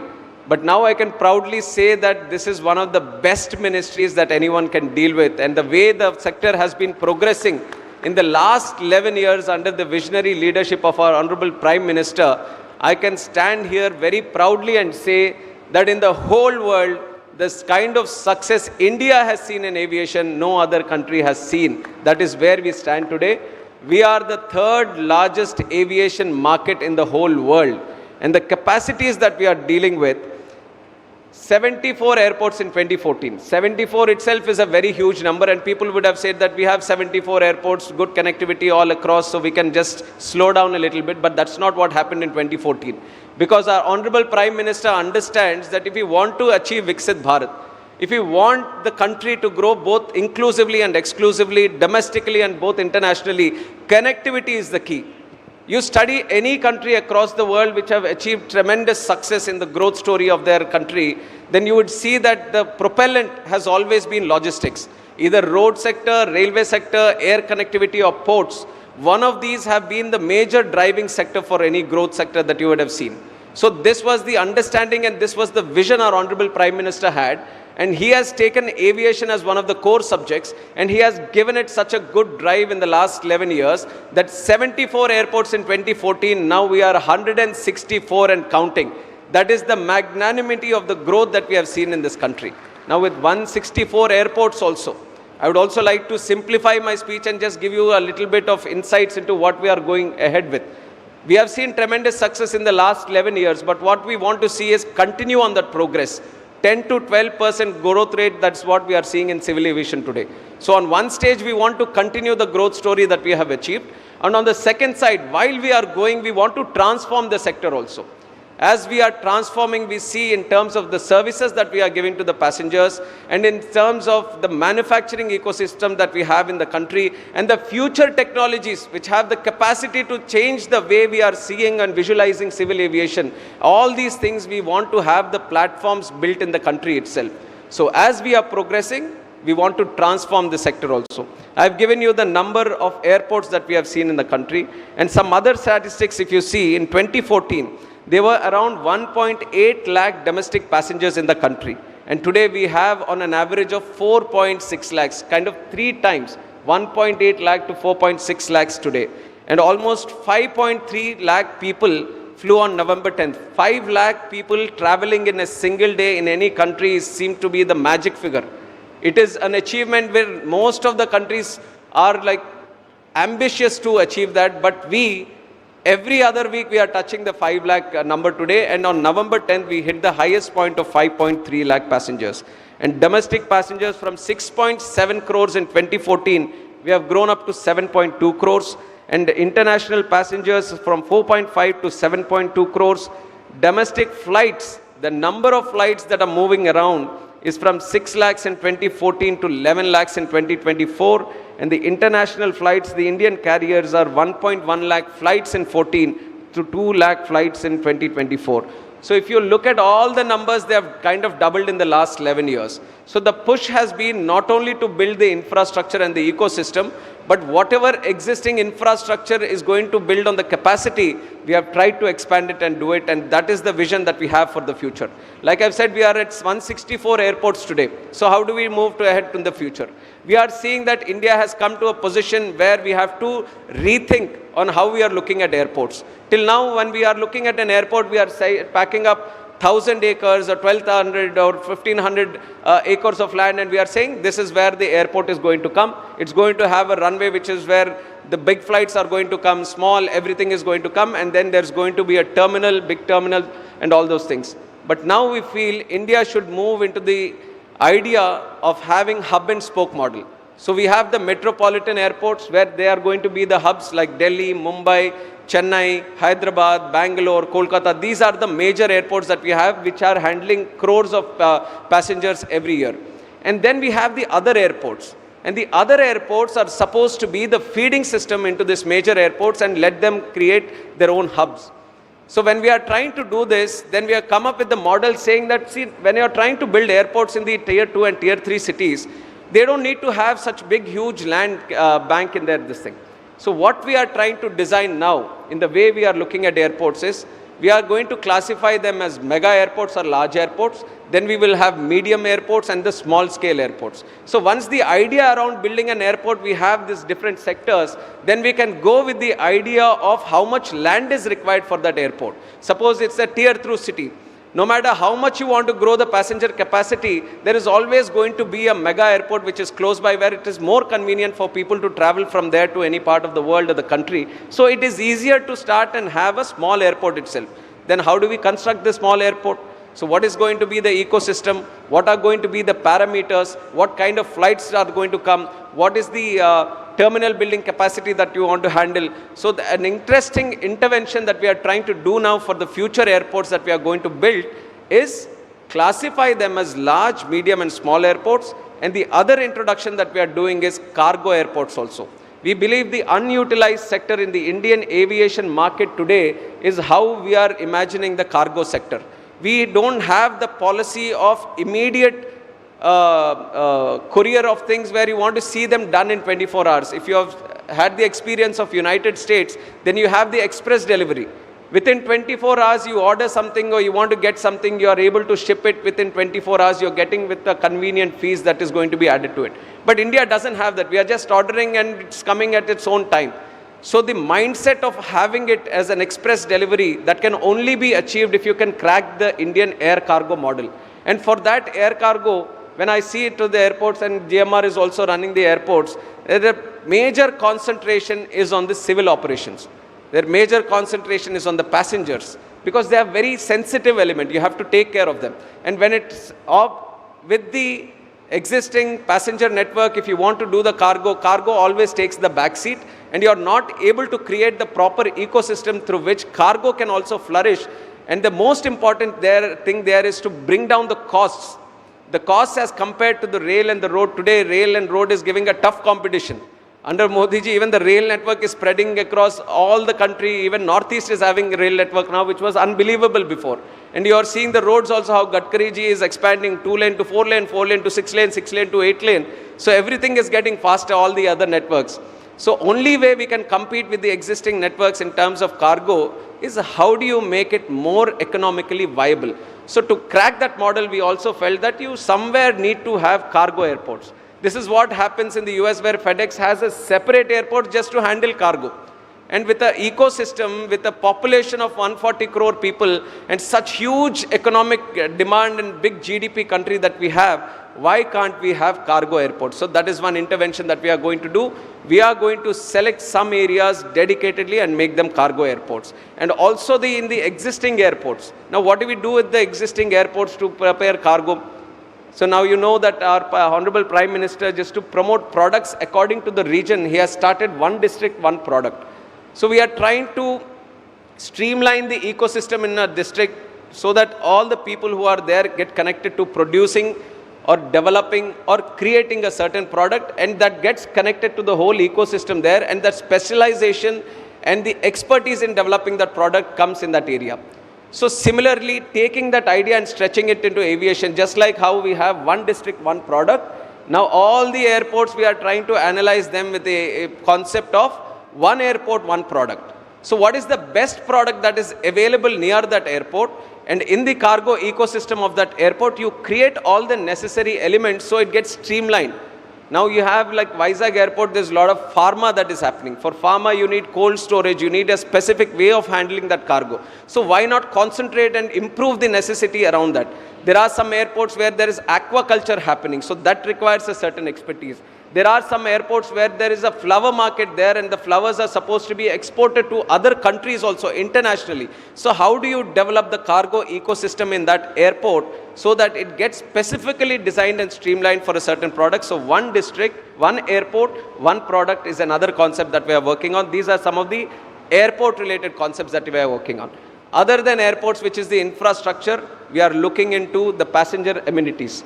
Passenger services, that is the topmost priority. The moment I have taken charge as the Civil Aviation Minister, I told the country and the people of this country that no matter what kind of policy we bring in, whatever we do, at the core of our policy making is going to be the people of this country, the passengers of this country. And it is with that idea and attitude that we have worked out. And the special intervention which we have done and which I am also very, very proud of is the Udan Yatri cafes. You would have never imagined, because this was the feedback I got and I have also personally seen, I have learned it from the passengers. Udan Yatri Cafe has been such an intervention in the country. We have given these Yatri Cafes where the tea is going to cost you 10 rupees, and this is in an airport. Coffee is going to cost you 20 rupees. A samosa is going to cost you 20 rupees. Have you ever imagined going to an airport and drinking a tea for 10 rupees? And it's a high quality tea, not just a regular tea that you are going to get. These are airports, but because we are seeing, I've told you the numbers of how passengers have grown. Today, air travel is not only for the elite or the luxury people. India wants to have the lower income, neo-middle class, the lower income groups, middle class groups, they also have to come into this air travel network. That is the advantage this country has, is the capacity. Now to bring them, Honorable Prime Minister has created the UDAN ecosystem and the UDAN scheme, through which the unserved and underserved airports of the country we were able to connect by offering some viability gap funding. And through that, tier 2 cities, tier 3 cities, where there was a challenge of connecting the flights to those cities, now they are properly connected, well connected to the large cities and the other tier 2 cities. Now the other problem that we started experiencing in that is when these lower income groups are coming into the airport, they were finding it challenging to buy something if they are extremely hungry. The kind of prices they were having at the airports, then they were finding it extremely challenging for them to buy something.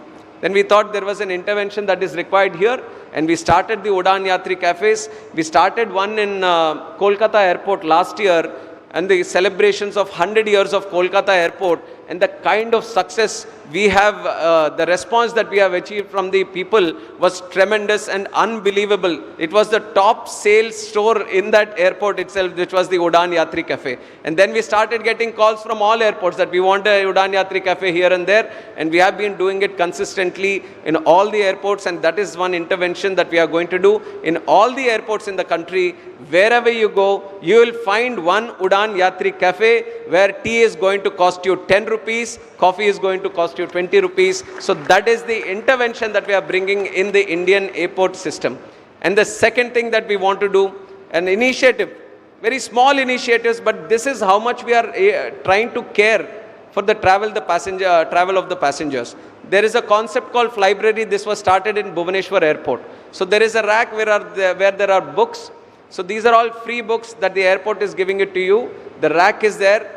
The passenger who is traveling, he can go to the rack, pick a book of his choice, study while he is traveling, and there is going to be a drop-down rack at the destination airport, and once he is done with it, he can just place it there and he can make it usable for the next passenger that is going to go. So there is no need of buying any books. This is as you go, you can find your book of choice, you can read it as you go and you can drop it off, and we are calling this Flybrary. We have started this in 2-3 airports, and this is an ecosystem that we want to spread across all airports. Then we have the same concept of the one district, one product. The products which are very geotagged or geographically identified to that specific location, we want to create the same network in the airport where you go to a certain area, you want to buy the best product of that area. And you want to buy which is locally made by the women that are there, by the self-help groups that are there. So we are bringing in another concept of having these local stores which is going to sell you the local products. So these are some of the initiatives. And then we have play areas also in the airports which are dedicated for the children that are going to come there. So all the service-oriented activities, we are going to transform them so that it becomes more convenient for the passengers who are traveling. One thing we all see when we are going to the airport, we are going through the traffic, we are trying to catch the flight, there shouldn't be any delay. No, we hope that the gates don't close by the time you go there, and you probably want to go a little bit early so that you can buy that extra meal in the airport and eat something.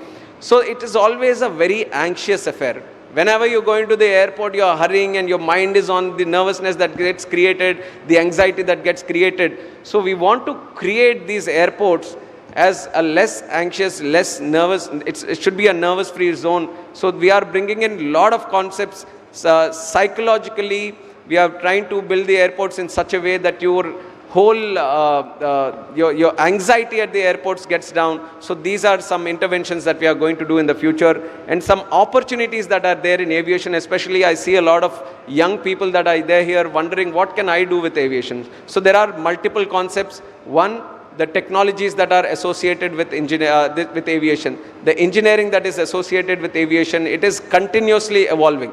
When there is an upgrade in technology, the first sector that gets affected, or the first sector where there needs to be a change, is aviation.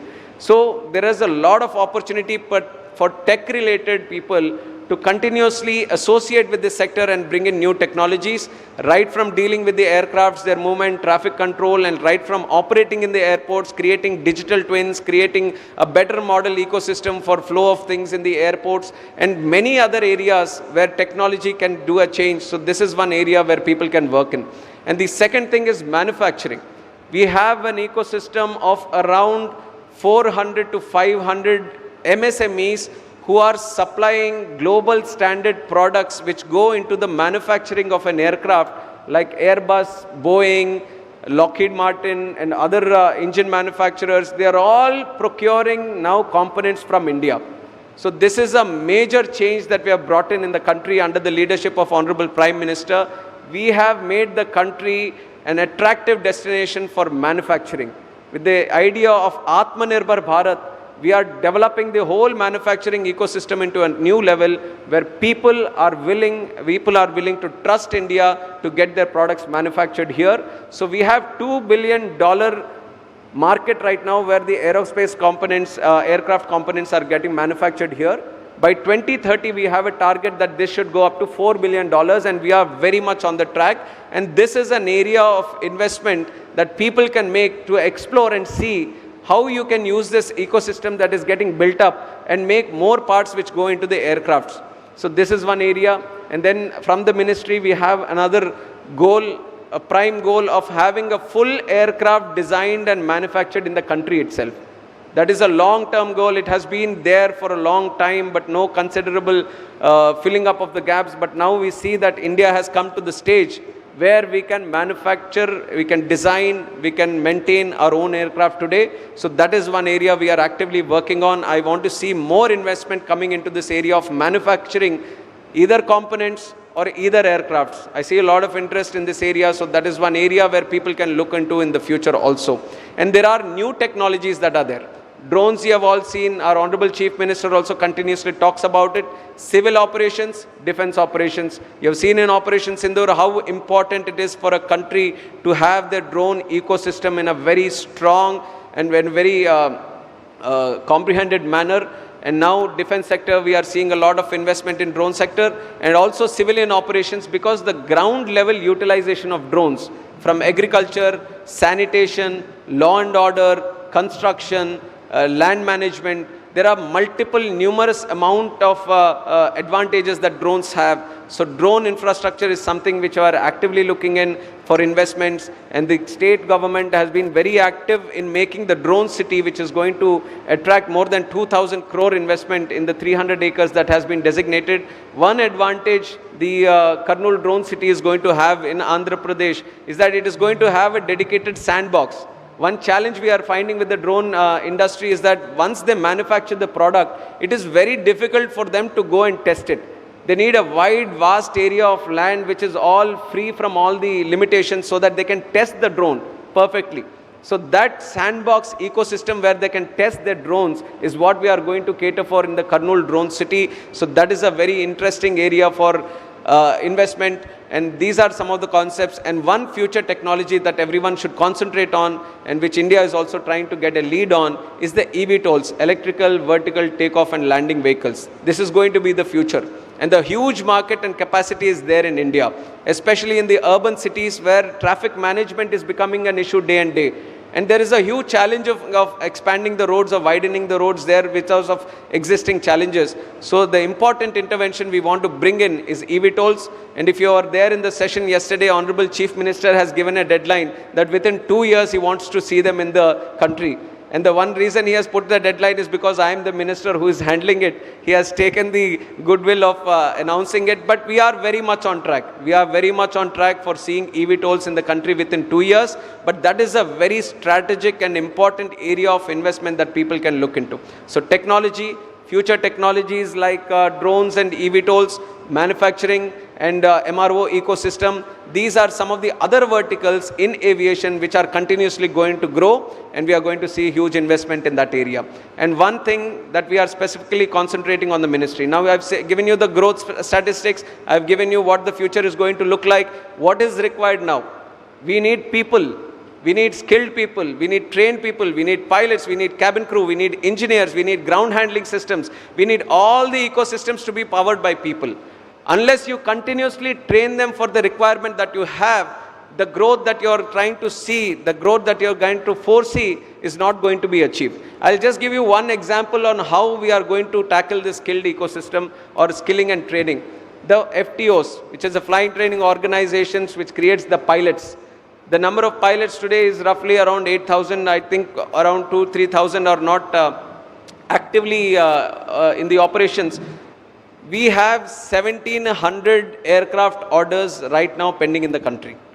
Let it be with Airbus or Boeing, 1,700 aircrafts. We have 834 aircrafts which are operational in the country. So more than double that we have orders yet to come. And to run one plane, one aircraft in a proper schedule, you will need at least 10 to 15 pilots per aircraft so that they can do the routes according to their schedule. So 1,700 planes, 10 to 15 pilots, the requirement would be around 25 to 30,000 that is going to be generated. Now as these planes come in, imagine 30,000 pilots, that is the demand that is there right now. And how do you do it? With the existing FTOs, they can only produce a limited number. So we want to expand the FTO network. And I'm very happy to say that in Andhra Pradesh itself, we are starting 4 new FTOs, 2 in Kurnool Airport. Today we just had the MOU for Rajahmundry Airport. There is one interested party for Vijayawada Airport, and we are going to do that more and more. So training and skilling is one area which is very, very attractive area for investment, and also someone with that interest to deal into. So ground pilot training, ground handling, engineers, all these sectors there is a huge requirement. And there is also another problem in that area which we have to tackle it right now. The Gulf, the countries which are surrounding, they are also expanding now. They all see that aviation has a huge multiplier effect. One job in aviation creates 6 jobs in other sectors. It has a direct impact in other sectors. One job you create in aviation, 6 other jobs get created in the economy. This is IATA's figure of 1:6 multiplier, but when they came and saw India, the Indian multiplier effect is 15. One job is in aviation is creating 15 jobs in the direct and indirect sectors. So that kind of impact aviation has, it is very, very important for us to train our individuals and to have the skilling and training and ecosystem also perfectly done in the country. So these are various aspects that we are looking into. And on top of that, cargo. Today has been a very special day for aviation. Cargo, we are starting the Visakhapatnam International Cargo with APIIC, I-Class and APTPC. Thanks to all of them who have come together and going to start the Visakhapatnam Air Cargo today. And also we have started the flight operations from Vijayawada to Singapore today. Today was the first flight that happened. We couldn't go because the session was here, but there was huge excitement for people who were coming from Singapore and especially Australia or west coast of the United States of America. They were finding it very challenging to come to this side of the country. And now with the connection of Singapore to Vijayawada, that is going to be a huge beneficial for the international diaspora, the Indian diaspora that is there in Singapore. Vijayawada connected to Singapore now. Visakhapatnam we have connected to Abu Dhabi. There are many more requests, but we are going to take some time because the biggest necessity in the market today is aircrafts. We don't have the aircrafts to cater for the demand, but as and when the situation improves, definitely the connectivity in Andhra also we are going to improve. Earlier there was no direct connectivity from Rajahmundry to Delhi or Bombay. We have done it in the last 1 year. Tirupati, Delhi was not there. We have done it in the last year. And many different sectors where there was a huge demand of connecting, we have done it in the last 1 year. And in the future also, we are going to grow the domestic connectivity and the international connectivity. And likewise, when Bhogapuram is going to come, we are envisioning, we are talking with the airlines, so the international connectivity and the domestic connectivity improves to many other destinations. And I am also happy to say Umeshji from TrueJet is also here. He is also willing to start a new airline, and we are going to keep Visakhapatnam Bhogapuram as the hub. He is going to start his operations with 3 Airbus from February. I am announcing it so that it gets done on time. So 3 Airbus from TrueJet services are going to start again. We are very, very excited because right now you see, and this is the complaint which I also get always, that it is Air India or Indigo, this is the only 2 travelers that are there. But I've been constantly trying to promote the Indian aviation industry, and I'm giving you one statement which gives you the size of capacity that India has today. We have the size to operate 3 Indigos. Indigo has the maximum number of aircrafts up to 400. We can have 3 airline operators at the size of Indigo. And we can have at least 5 operators operating in the country with 100 airlines each. So that is the capacity that we have. Even though we are restricted to 2 players now, we from the ministry are actively engaging with the industry to improve the situation. We want more airlines to come in. But there is a common joke that gets around, how do you become a millionaire? You take a billionaire and then you start an airline, they become a millionaire. This is the joke that is going around. But it is just a joke, but this is the time when you can start an airline. There are multiple people who are starting airlines today. We are seeing small airlines that are there. Star Air is one, India One Air is one, Flybig is one. So there are multiple airline operators who are starting with 3, 5 aircrafts, 10 aircrafts, and they are doing wonderful business, operating between tier 2 and tier 3 cities. So this is the time, if anyone is willing to start an airline also, this is the time. And I am telling you that I will give you all the support that is required for you from the ministry and from the government. And this is the time where people have to come in. People have to involve themselves in the growth story of aviation. Aviation is no longer to the cities. Aviation is no longer only to the luxury or the elite. Aviation is the story of each and every Indian, 140 crore people of this country. And very soon we are going to make it happen. And for that, Andhra is going to be the hub of aviation. So we have the airports that are there, 7 airports.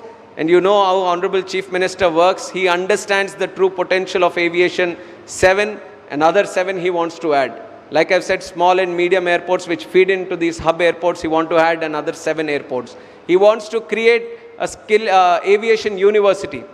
So we have only one university in the country, which is Rajiv Gandhi University in Uttar Pradesh.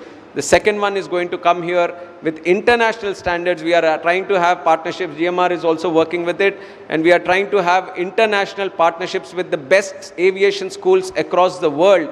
Bring in that expertise so that we can have an aviation school here also. I've talked about the FTOs, 4 FTOs coming in the state. We are starting aviation, Andhra Pradesh Aviation Flying Club. All the MRO is going to come in Bogapuram.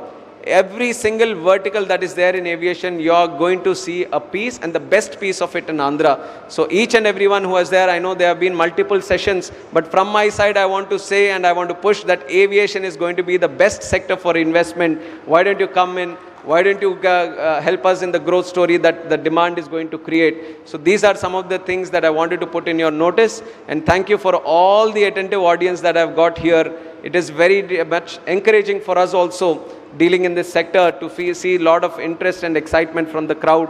So once again, thank you for all the support that you have given and for participating in this event. Thank you very much.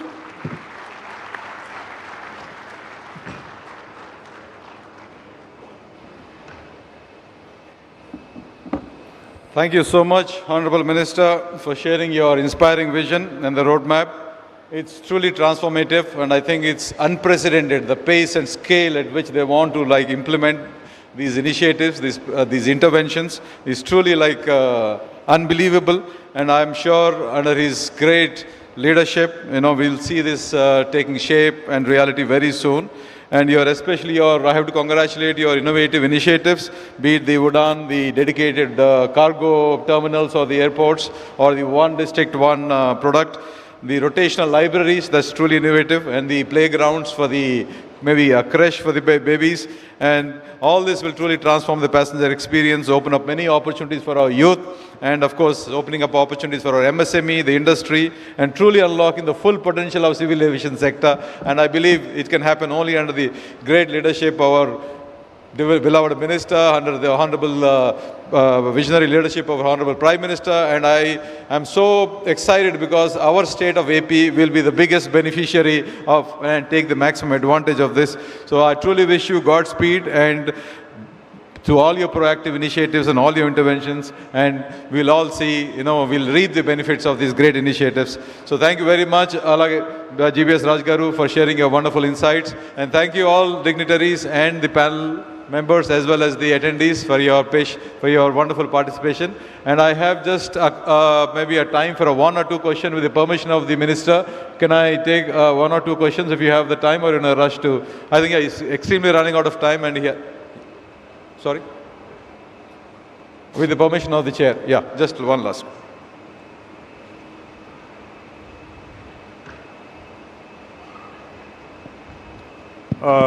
Good evening. Good evening. This is Murthy Chituri, General Secretary of AP Star Hotels Association. Will this be an open sky airport, both for passengers and for cargo permanently, the one coming in Bhogapuram? I think that will be very interesting. Will we have a visa on arrival counter from day one? I think that will be very cool if we can do that. And we should also add a VFS center in Vizag, so that I think this will facilitate a lot of things. So visa on arrival counter and open sky, both for passengers and cargo. So the first one, cargo and civil operations, they're both going to start together only. Yeah. Open sky only. Yeah, open sky only. It's going to be open sky. And even for cargo permanently? Yeah, cargo also is going to be there. And the second thing that you asked is for... visa on arrival center. Visa on arrival is something from day one. Central government is continuously working on.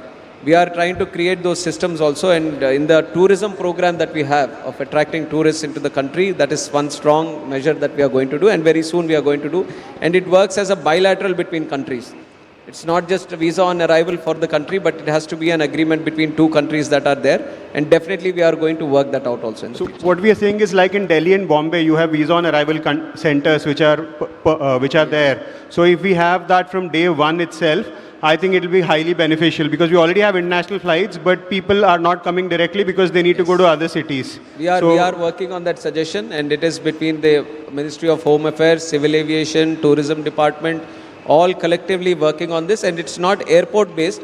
Visa on arrival will be country based. So once we have it, we're going to have it on all the airports. Yeah. So we are all with you for making Andhra Pradesh this logistics powerhouse. Amazing, sir. Thank you so much for your vision. Thank you. Thank you so much. Thank you, Honorable Minister, for sharing such pioneering initiatives with us in the field of civil aviation. Can we have a big round of Honorable Minister? May I now request Mr. Murali Krishna Ganamani to kindly present a memento to Honorable Minister as a small token and gesture of And also, our if you see in the video, there are people who are sitting at the Visakhapatnam airport. They have been listening to whatever we have been speaking. I would like to thank all of them, because they just want to show the intention that we are ready to start Visakhapatnam cargo airport operations from today. So thank you everyone that is there. Thank you.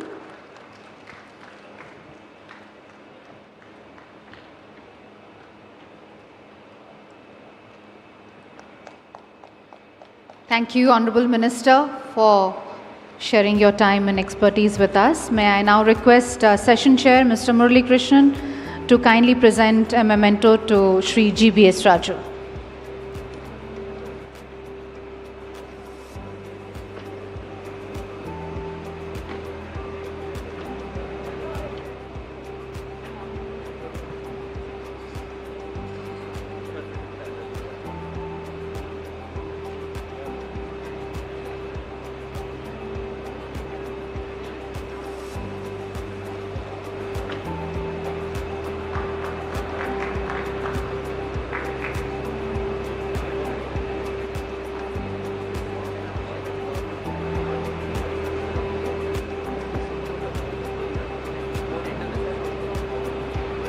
Thank you, Honorable Minister, and thank you to our speaker. Ladies and gentlemen, with this we conclude the standalone session, and we conclude these sessions now. You may attend the parallel sessions that are running in the other halls. Thank you and have a great evening.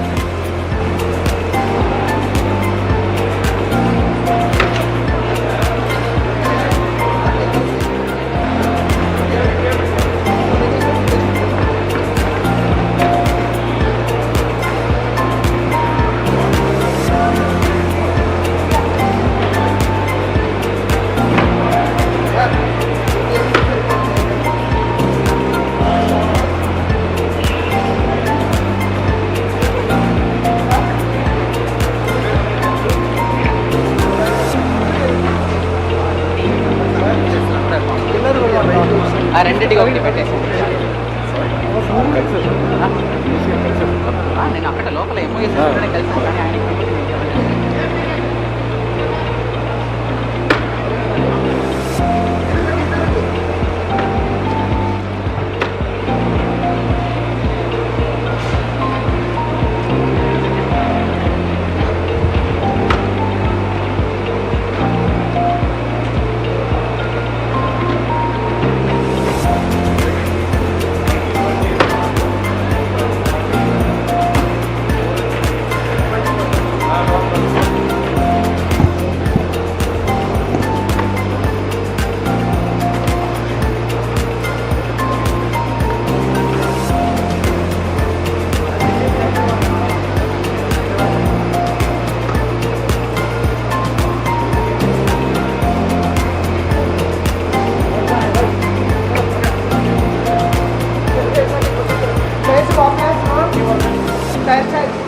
double.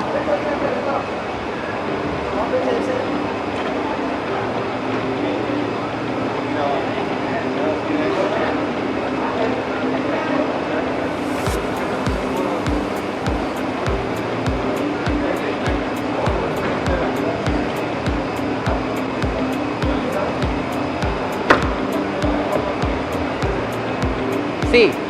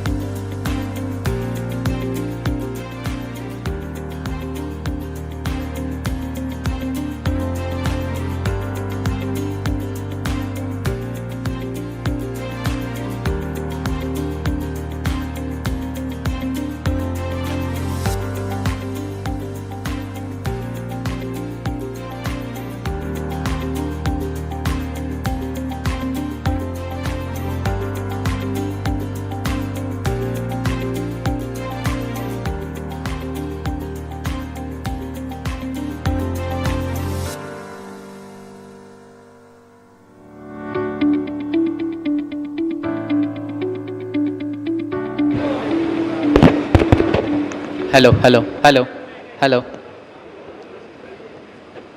So next we are expecting all the state government and the district administration officials to be present in this hall for the short meeting. So we request all the state government and the district administration officials alone to be present in this hall. Thank you. So we request the state government and the district administration officials and the department officials of the government of Andhra Pradesh to be present in this hall for the next interaction session. We request all the delegates to attend the parallel sessions during the time. So next session is the interaction session with the state government and the district administration and the department officials. Thank you.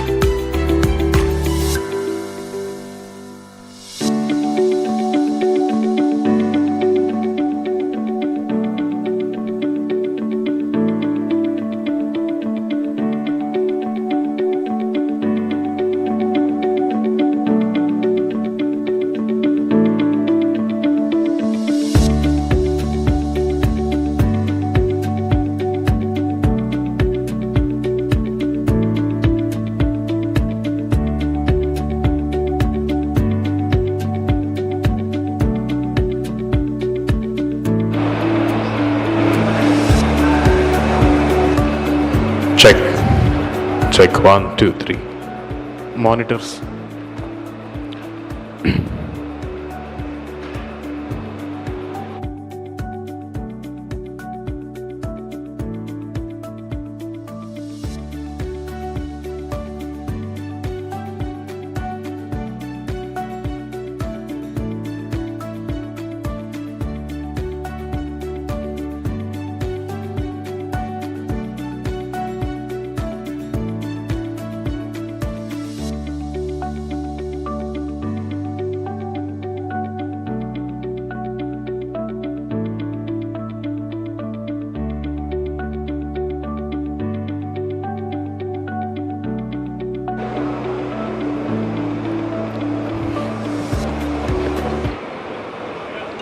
Check.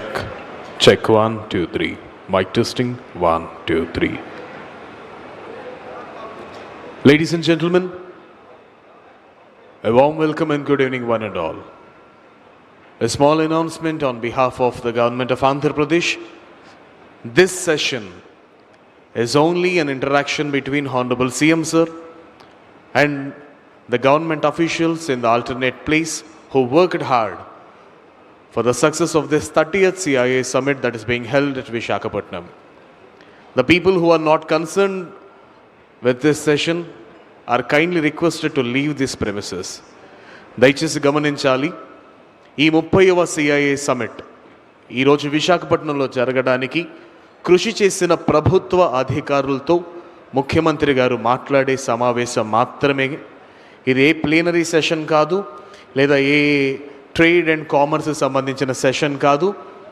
ప్రభుత్వ ఉన్నతాధికారులు తప్ప, government officials తప్ప, everyone other than the government officials are kindly requested to please leave this premises, because we have n number of government officials to sit here and interact with Honorable CM Sir.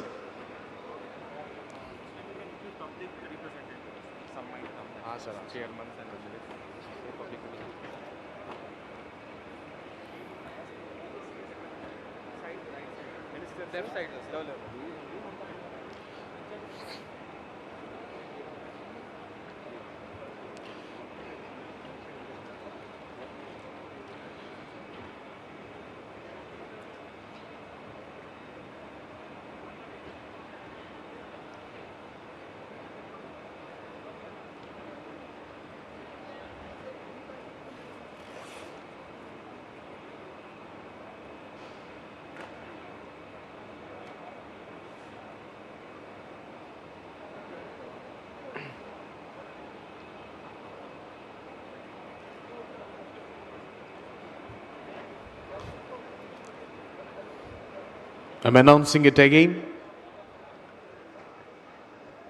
ఇది కేవలం ముఖ్యమంత్రి గారు ఈ 30th CII summit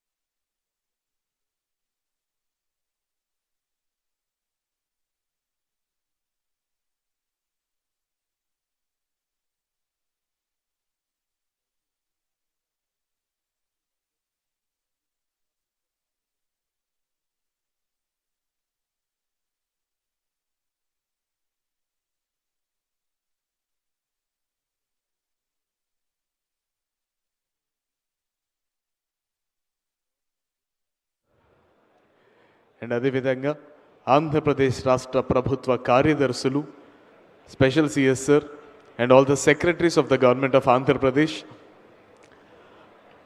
are requested to kindly accommodate your seats on the dais with due respect and reverence.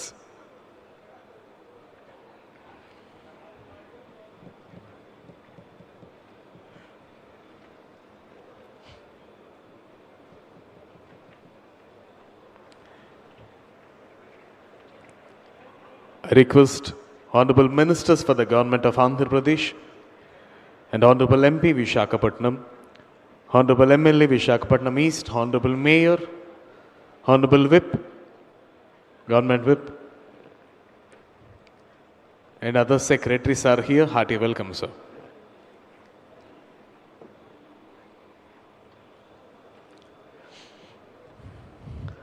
దయచేసి ఎవరైతే వెనక ఉన్నారో వారందరూ కూడా కూర్చోవలసిందిగా అభ్యర్థన. మరికొద్ది నిమిషాల వ్యవధిలోనే ఈనాటి కార్యక్రమ ముఖ్య అతిథి గౌరవనీయులైన ఆంధ్రప్రదేశ్ రాష్ట్ర ముఖ్యమంత్రి వర్యులు శ్రీ నారా చంద్రబాబు నాయుడు గారు ఈ ప్రాంగణంలోకి రానున్నారు.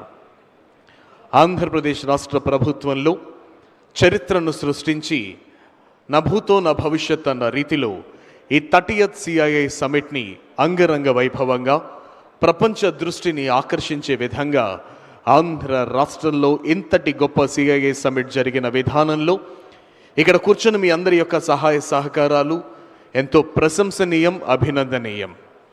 ప్రతి ఒక్కరూ వారికి నియమించబడిన పనుల విధుల నిర్వహణలో అవిశ్రాంతంగా కృషి చేసి ఈరోజు ప్రపంచవ్యాప్తంగా ప్రతి ఒక్కరూ నివ్వెరపోయే విధంగా ఆంధ్ర రాష్ట్ర సర్వతోముఖాభివృద్ధికి పునరంకితమయ్యే ఈ CII సమిట్ని ఇంత ఘన విజయం చేకూర్చిన ప్రతి ఒక్కరిని కూడా ముఖ్యమంత్రి గారు స్వయంగా తన చేతులతో ఒక పురస్కారాన్ని అందించి, ఒక మొమెంటోని అందించి వారి అభినందించాలన్న వారి ఆకాంక్షకు, ఆశయాలకు అనుగుణంగా కూడి చేరిన ప్రతి ఒక్కరికి కూడా మా మనఃపూర్వక నమస్వాగతాంజలి తెలియజేస్తూ మరికొద్ది నిమిషాల్లోనే నాటి కార్యక్రమ ముఖ్య అతిథి గౌరవనీయులైన ఆంధ్రప్రదేశ్ రాష్ట్ర ముఖ్యమంత్రి వర్యులు శ్రీ నారా చంద్రబాబు నాయుడు గారు ఈ ప్రాంగణంలోకి రానున్నారు. దయచేసి వెనక నిలబడుతున్న వాళ్ళందరూ కూడా కూర్చోవలసిందిగా అభ్యర్థన. కేవలం ప్రభుత్వ అధికారులు, ప్రభుత్వ ప్రతినిధులు మాత్రమే కూడా ఈ సదస్సులో ఉండాలి. ఇది ఏ MOU ఎక్స్చేంజ్ కాదు, లేదా any kind of economic trade are టెక్నాలజీకి సంబంధించిన మీటింగ్ అయితే ఎంత మాత్రం కాదు.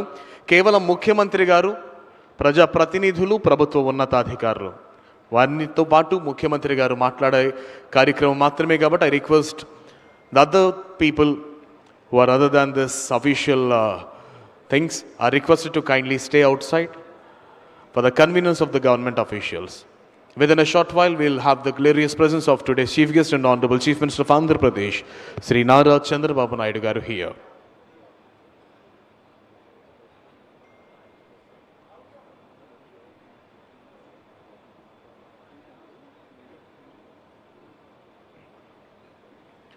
Another announcement, ఎవరైతే సీఎం గారి చేతుల మీదుగా ఆ మొమెంటో అందుకోబోతున్నారు వారు స్టేజ్కి ఎడం వైపు నుంచి పైకొచ్చి కుడి వైపు నుంచి దిగి వెళ్ళవలసిందిగా అభ్యర్థన.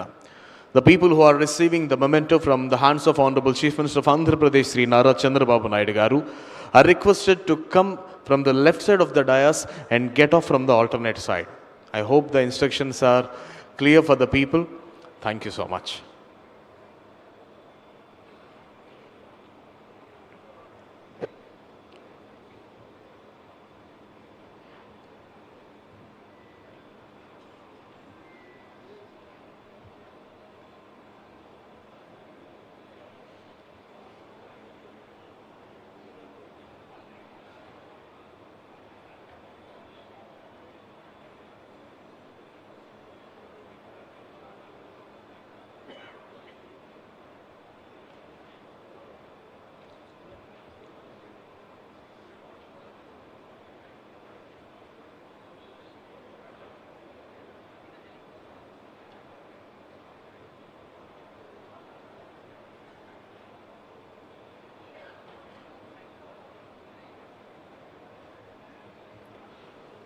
దయచేసి మరొక విషయాన్ని గమనించాలి. CM sir time is very precious and very restricted. దయచేసి ఎవరైతే అవార్డు గ్రహీతలు ఉన్నారో వారందరూ కూడా పేర్లు లైన్గా పిలుస్తాను, వాళ్ళు సీక్వెన్షియల్ ఆర్డర్లో వరుసగా వెళ్ళాలి. దయచేసి please restrict your interaction with HCM sir. దయచేసి త్వరగా వెళ్ళిపోవాలి. We have almost more than 100 numbers to give the prices.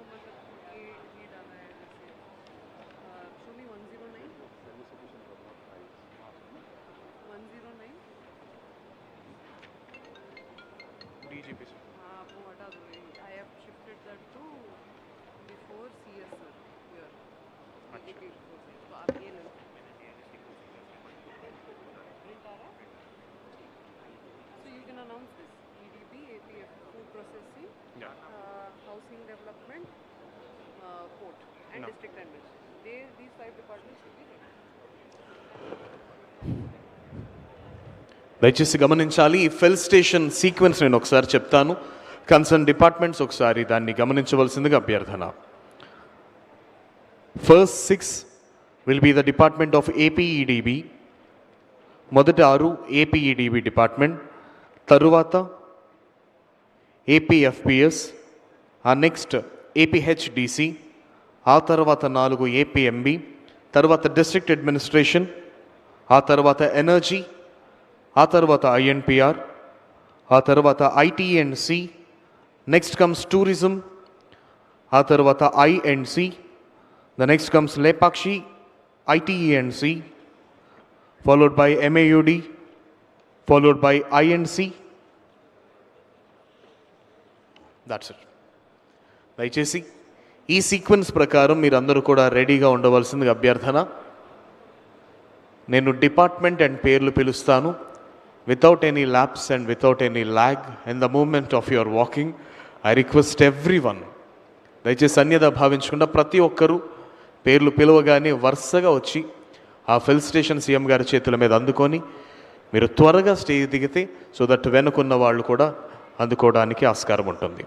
Please ensure this to be happen.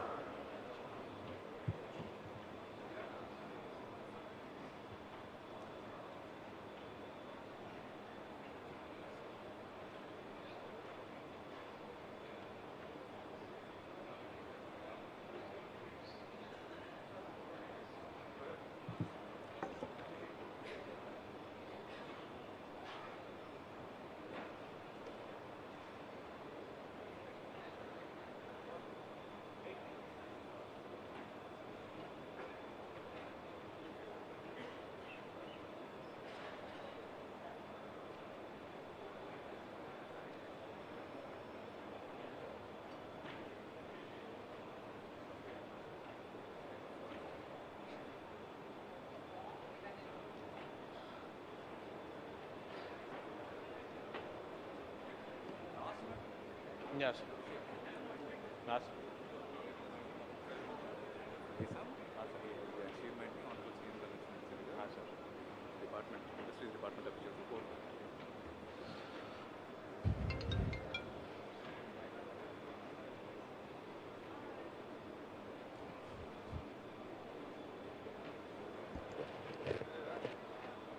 Honorable HRD Minister, Government of Andhra Pradesh, Sri Nara Lokesh garu ఈ ప్రాంగణంలోకి విచ్చేశారు. వారికి వేదిక హార్దిక స్వాగతం పలుకుతోంది. హార్టీ వెల్కమ్ అన్న.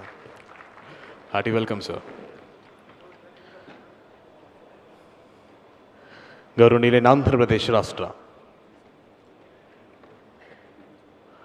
అదేవిధంగా the Chief Secretary of Andhra Pradesh, Sri K. Vijayanand IAS sir is here. Hearty welcome, sir. Honorable Tourism Minister, Sri Kandula Durugesh garu is here. Hearty welcome, sir.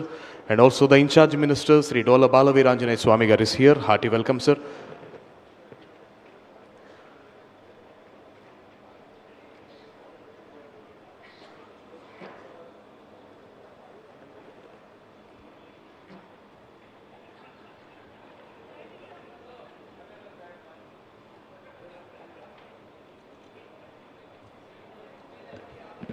Visakhapatnam Member of Parliament, Sribharat గారు విచ్చేశారు. వారికి హార్దిక స్వాగతం తెలియజేస్తున్నాం.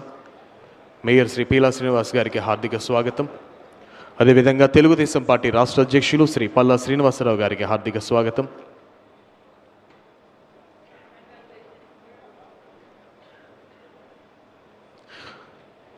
ఈనాటి కార్యక్రమ ముఖ్య అతిథి గౌరవనీయులైన ఆంధ్రప్రదేశ్ రాష్ట్ర ముఖ్యమంత్రి వర్యులు MLA east, MLA north Shri Vishnukumar Raju గారిని వేదికపైకి రావాల్సిందిగా ఆహ్వానిస్తున్నాం. Please.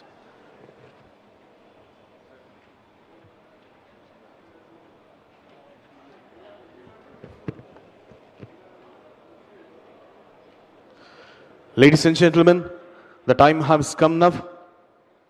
Today's chief guest and Honorable Chief Minister of Andhra Pradesh, Sri Nara Chandrababu Naidu garu, has arrived at this premises. ఈనాటి కార్యక్రమ ముఖ్య అతిథి గౌరవనీయులైన ఆంధ్రప్రదేశ్ రాష్ట్ర ముఖ్యమంత్రి వర్యులు శ్రీ నారా చంద్రబాబు నాయుడు గారు ఈ ప్రాంగణంలోకి విచ్చేశారు. వారికి వేదిక హార్దిక స్వాగతం పలుకుతోంది. Hearty welcome to the visionary leader and the dynamic chief minister of Andhra Pradesh Shri Nara Chandrababu Naidu garu in this wonderful session of the celebration ceremony with the interaction of government officials who worked tirelessly to enhance the elegance of this CII function.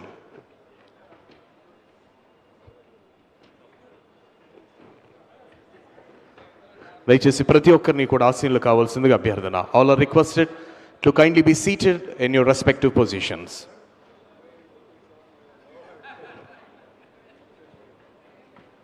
Ladies and gentlemen, ఈరోజు ప్రపంచవ్యాప్తంగా ప్రపంచ దృష్టిని ఆంధ్ర రాష్ట్రం వైపు తీసుకొచ్చి ఇన్ని సంవత్సరాలుగా జరుగుతున్న మీటింగ్స్ ఒకవైపు అయితే ఈ 30వ CII మీటింగ్ ఆంధ్రప్రదేశ్ యొక్క కీర్తి ప్రతిష్టలను ధరణితల నలు చెరుగులా వ్యాపింపజేసి ఆంధ్రప్రదేశ్ రాష్ట్ర ముఖ్యమంత్రి వర్యులు శ్రీ నారా చంద్రబాబు నాయుడు గారి యొక్క దార్శనికతకు ప్రతిరూపంగా ప్రపంచమే నివ్వెరపోయే విధంగా ఆల్మోస్ట్ $15,000 బిలియన్ ఇన్వెస్ట్మెంట్ ఆంధ్రప్రదేశ్ రాష్ట్రంలోనికి వచ్చి ఆంధ్ర రాష్ట్ర రూపురేఖలను సమూలంగా మార్చడానికి అవిరళ కృషి చేస్తున్నటువంటి ఆంధ్రప్రదేశ్ రాష్ట్ర ముఖ్యమంత్రి వర్యులు గారి నేతృత్వంలో ఈ CII మీటింగ్ అత్యంత అద్భుతంగా జరిగింది.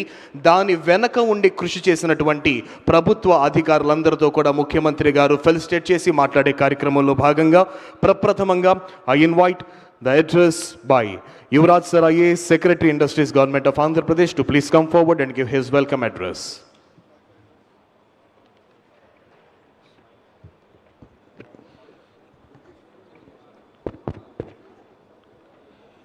Andariki Namaskaram. Honorable Chief Minister of Andhra Pradesh, group of ministers and all other ministers, senior officers on the dais and all the people who have contributed for the successful conduct of this event. Good evening and welcome to all of you.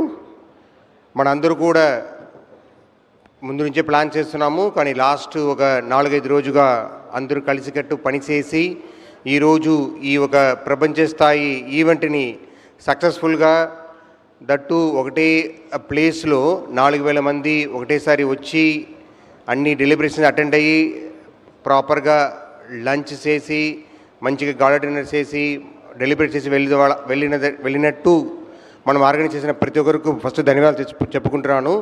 ఇది ఒక్క department పని కాదు, దాదాపుగా 15 departments, జిల్లా యంత్రాంగము, police, అది కాకుండా government of India యంత్రాంగం, airports, వాళ్ళందరూ కూడా ప్రాపర్గా కోఆర్డినేట్ చేశారు. దీంట్లో జిల్లా స్థాయిలో జరిగింది కాబట్టి కలెక్టరు మళ్ళీ సిపి గారు చాలా ముఖ్యమైన ఇది తీసుకున్నారు. మళ్ళీ మనకు ప్రాపర్గా దీనికి డైరెక్షన్ ఇచ్చిన సీఎం గారికి, డిప్యూటీ సీఎం గారికి, కౌన్సిల్ ఆఫ్ మినిస్టర్కు, అలాగనే ఇక్కడ ఉన్న ప్రతి ఒక్క మినిస్టర్స్, పబ్లిక్ రిప్రజెంటేటివ్స్ అందరూ కూడా ఈ ఈవెంట్ అంత సులభంగా జరిగి ఉండదు. మన సీఎం గారు కంటిన్యూస్గా అప్పటికప్పుడు గైడెన్స్ ఇచ్చారు, ఏ మార్గంలో వెళ్ళాలని చెప్పారు, ఎన్ని సెషన్స్ పెట్టాలి, ఏ పని సెషన్స్ పెట్టాలి, దానికి స్పీకర్స్ ఎక్కడి నుంచి రావాలని కూడా చెప్పారు. ఈరోజు స్టేజ్లో CII వాళ్ళు సీనియర్ మేనేజ్మెంట్ లేరు, కానీ వాళ్ళు బాగా వాళ్ళ సహకారం చాలా ఇంపార్టెంట్. ఎందుకంటే మీరు చూస్తే కూడా టైటిల్నే ఉంది, ఇది CII స్టేట్ గవర్నమెంట్ పార్ట్నర్ సమ్మిటు. అలాగనే మన కంటిన్యూస్గా ఎంకరేజ్ చేశారు గ్రూప్ ఆఫ్ మినిస్టర్స్. మేము తీసుకొచ్చిన ప్రతి ప్రపోజల్ కూడా ఎలాంటి అభ్యంతరం లేకుండా అవును బాగా చేస్తున్నారు, చేయండి అన్నారు. అది కాకుండా ఈ 3 రోజు మీ అందరూ చూసి ఉంటారు. మనం ఎప్పుడు చూసి ఆశ్చర్యపడే విషయమే. మన సీఎం గారు ఆ ఎనర్జీ లెవెల్ లాస్ట్ 3 డేస్గా ప్రతి ఒక్క ఎన్ని సెషన్స్ అటెండ్ అయ్యి మనందరూ కూడా గైడెన్స్ ఇచ్చారు. సో ఆ ఉత్సాహంతో కూడా మనందరూ కలిసి బాగా పనిచేసాము. ఈ ఒక అవకాశం ఇచ్చిన సీఎం గారికి, డిపార్ట్మెంట్లో పనిచేసిన ప్రతి సెక్రటరీస్ కూడా ఇది ఒక మంచి అవకాశం sir. We learned a lot about the teamwork and how it has to be done in a much coordinated manner, sir. And also in the process, it is going to benefit to the entire state, sir. That itself is a very good contribution to the state, sir. Thank you very much for giving the opportunity, sir, and also for the time, sir, after so much long hours of working. You are given the time and the entire Council of Ministers. Thank you very much. Now I request the people to be called for the speaking role. Now first I request Mr. Vishraju Garu, MLA Garu, to come and give his some remarks on this particular event also. If anything you want to contribute, sir, you can use the other mic also working? Yes, sir, you can use there also. Thank you, sir.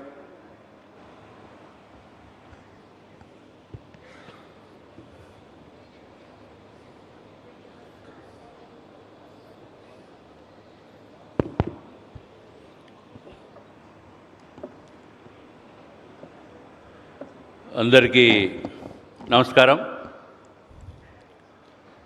ముందుగా ఆంధ్ర రాష్ట్ర ప్రజలందరికీ కూడా శుభాకాంక్షలు తెలియజేసుకుంటున్నాం. ఎందుకంటే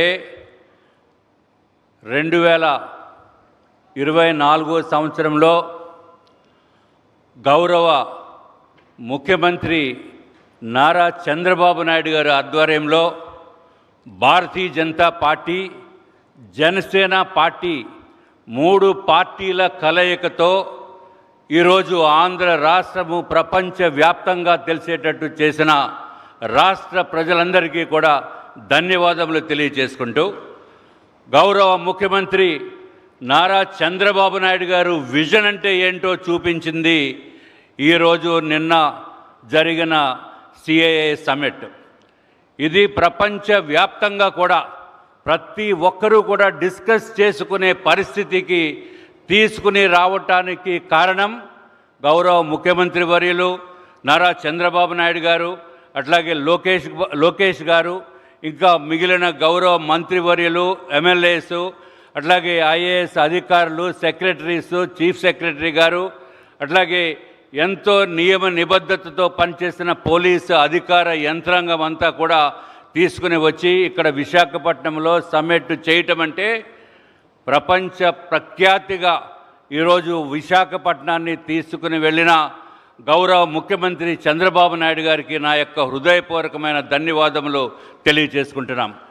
ఇది వరకు విశాఖపట్నం అంటే ఎక్కడో ఆంధ్ర రాష్ట్రంలో ఏదో ఒక మారుమూల ఒక ప్రదేశము, ఒక ప్రాంతము అనుకునే పరిస్థితి నుంచి ఈరోజు విశాఖపట్నం అసలు న్యూయార్క్ అంటే తెలియని వారంటూ ఎవరు ఉండరు, అట్లాగే శాన్ ఫ్రాన్సిస్కో తెలియని వారంటూ ఉండరు. అటువంటిది విశాఖపట్నం తెలియని వారంటూ ఈ భూభారతం మీద, భారతదేశంలోనే కాకుండా ప్రపంచ మొత్తంలో కూడా ప్రతి ఒక్కరికి తెలిసేటట్టు చేసిన గౌరవ ముఖ్యమంత్రి, విజనరీ లీడర్ నారా చంద్రబాబు నాయుడు గారికి నా యొక్క హృదయపూర్వకమైన ధన్యవాదములు తెలియజేసుకుంటూ, అట్లాగే మా పార్టీ తరఫున, భారతీయ జనతా పార్టీ తరఫున కూడా మేము గౌరవ ముఖ్యమంత్రి గారికి ధన్యవాదములు తెలియజేసుకుంటున్నాం.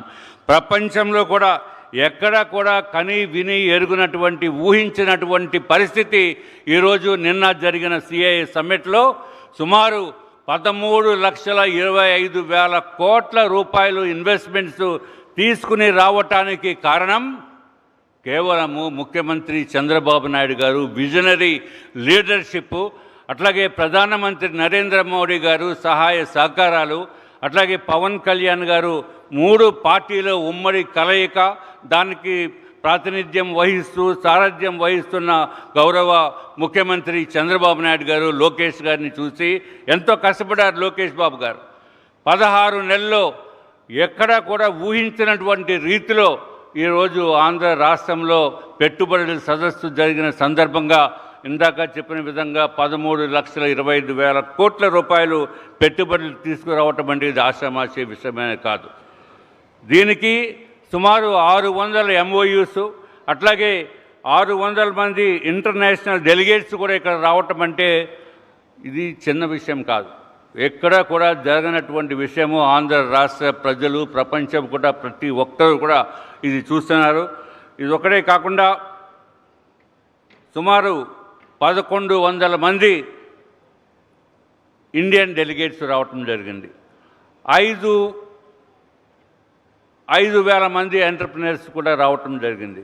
అంటే మొత్తము ప్రపంచమంతా చూసే విధంగా ఈరోజు విశాఖపట్నాన్ని అట్లాగే ఆంధ్ర రాష్ట్రాన్ని అట్టడుగున ఉన్న పరిస్థితుల్లో 16 నెలల్లో పైకి తీసుకొచ్చిన ఘనత గౌరవ ముఖ్యమంత్రి గారిని చెప్పి మీ అందరి సమక్షంలో తెలియజేసుకుంటూ, అట్లాగే కేంద్ర ప్రభుత్వం నుంచి ప్రధానమంత్రి నరేంద్ర మోడీ గారు అట్లాగే మిగిలిన ఇతర మంత్రివర్గ సభ్యులు కూడా ఆంధ్ర రాష్ట్రం అంటే ప్రత్యేక ప్రేమతో ప్రత్యేకమైన దృష్టి తీసుకుని ఎప్పుడైనా సరే ఆంధ్ర రాష్ట్రానికి ప్రత్యేకమైన శ్రద్ధ వహిస్తూ తప్పనిసరిగా మన రాష్ట్రాన్ని మంచి ఉన్నత స్థానాన్ని తీసుకుని వెళ్ళటానికి భారతీయ జనతా పార్టీ ఎప్పుడు సిద్ధంగా ఉంటుందని చెప్పి తెలియజేసుకుంటూ, నాకు ఈ అవకాశాన్ని ఇచ్చిన గౌరవ మంత్రివర్యులకి, ముఖ్యమంత్రి గారికి నా యొక్క ధన్యవాదాలు తెలియజేసుకుంటూ సెలవు తీసుకుంటున్నాను. నమస్కారం.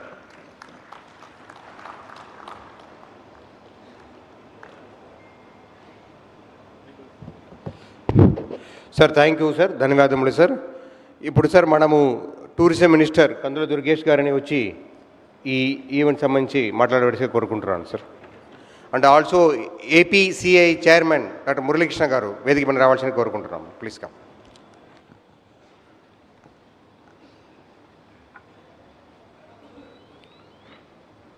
ఆంధ్రప్రదేశ్ రాష్ట్రాన్ని ఆ రోజుల్లో ఉమ్మడి రాష్ట్రాన్ని, ఇప్పుడు విభజిత రాష్ట్రాన్ని సైతం ఆర్థికంగా, రాజకీయంగా, సామాజికంగా ఉన్నత స్థానంలో నిలబెట్టడానికి నిరంతర నిర్విరామ కృషి చేసేటువంటి నిత్య కృషివలుడు, మనందరికీ మార్గదర్శకులు మన ముఖ్యమంత్రి శ్రీ నారా చంద్రబాబు నాయుడు గారికి మన అందరి తరపున కూడా ప్రత్యేకమైనటువంటి ధన్యవాదాలు తెలియజేస్తూ, నిన్న ఈరోజు జరిగినటువంటి ఈ పార్ట్నర్షిప్ సమ్మిట్లో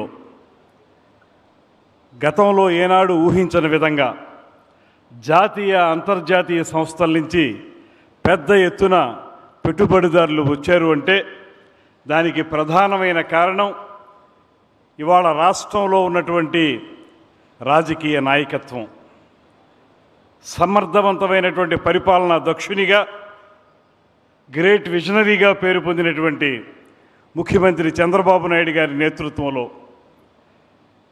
ఇవాళ ప్రజలందరిలో కూడా ఒక నమ్మకం, పెట్టుబడిదారులందరిలోనూ కూడా ఒక నమ్మకం, ఇక్కడ రాజకీయ నాయకత్వం కానీ, అధికారులు కానీ పూర్తి స్థాయిలో సహకరిస్తారనేటువంటి ఒక గొప్ప విశ్వాసాన్ని వారందరూ పొందటం వల్ల మాత్రమే ఇంత పెద్ద ఎత్తున పెట్టుబడిదారులు వచ్చారనేటువంటి మాటని మనవి చేస్తూ ఉన్నాను.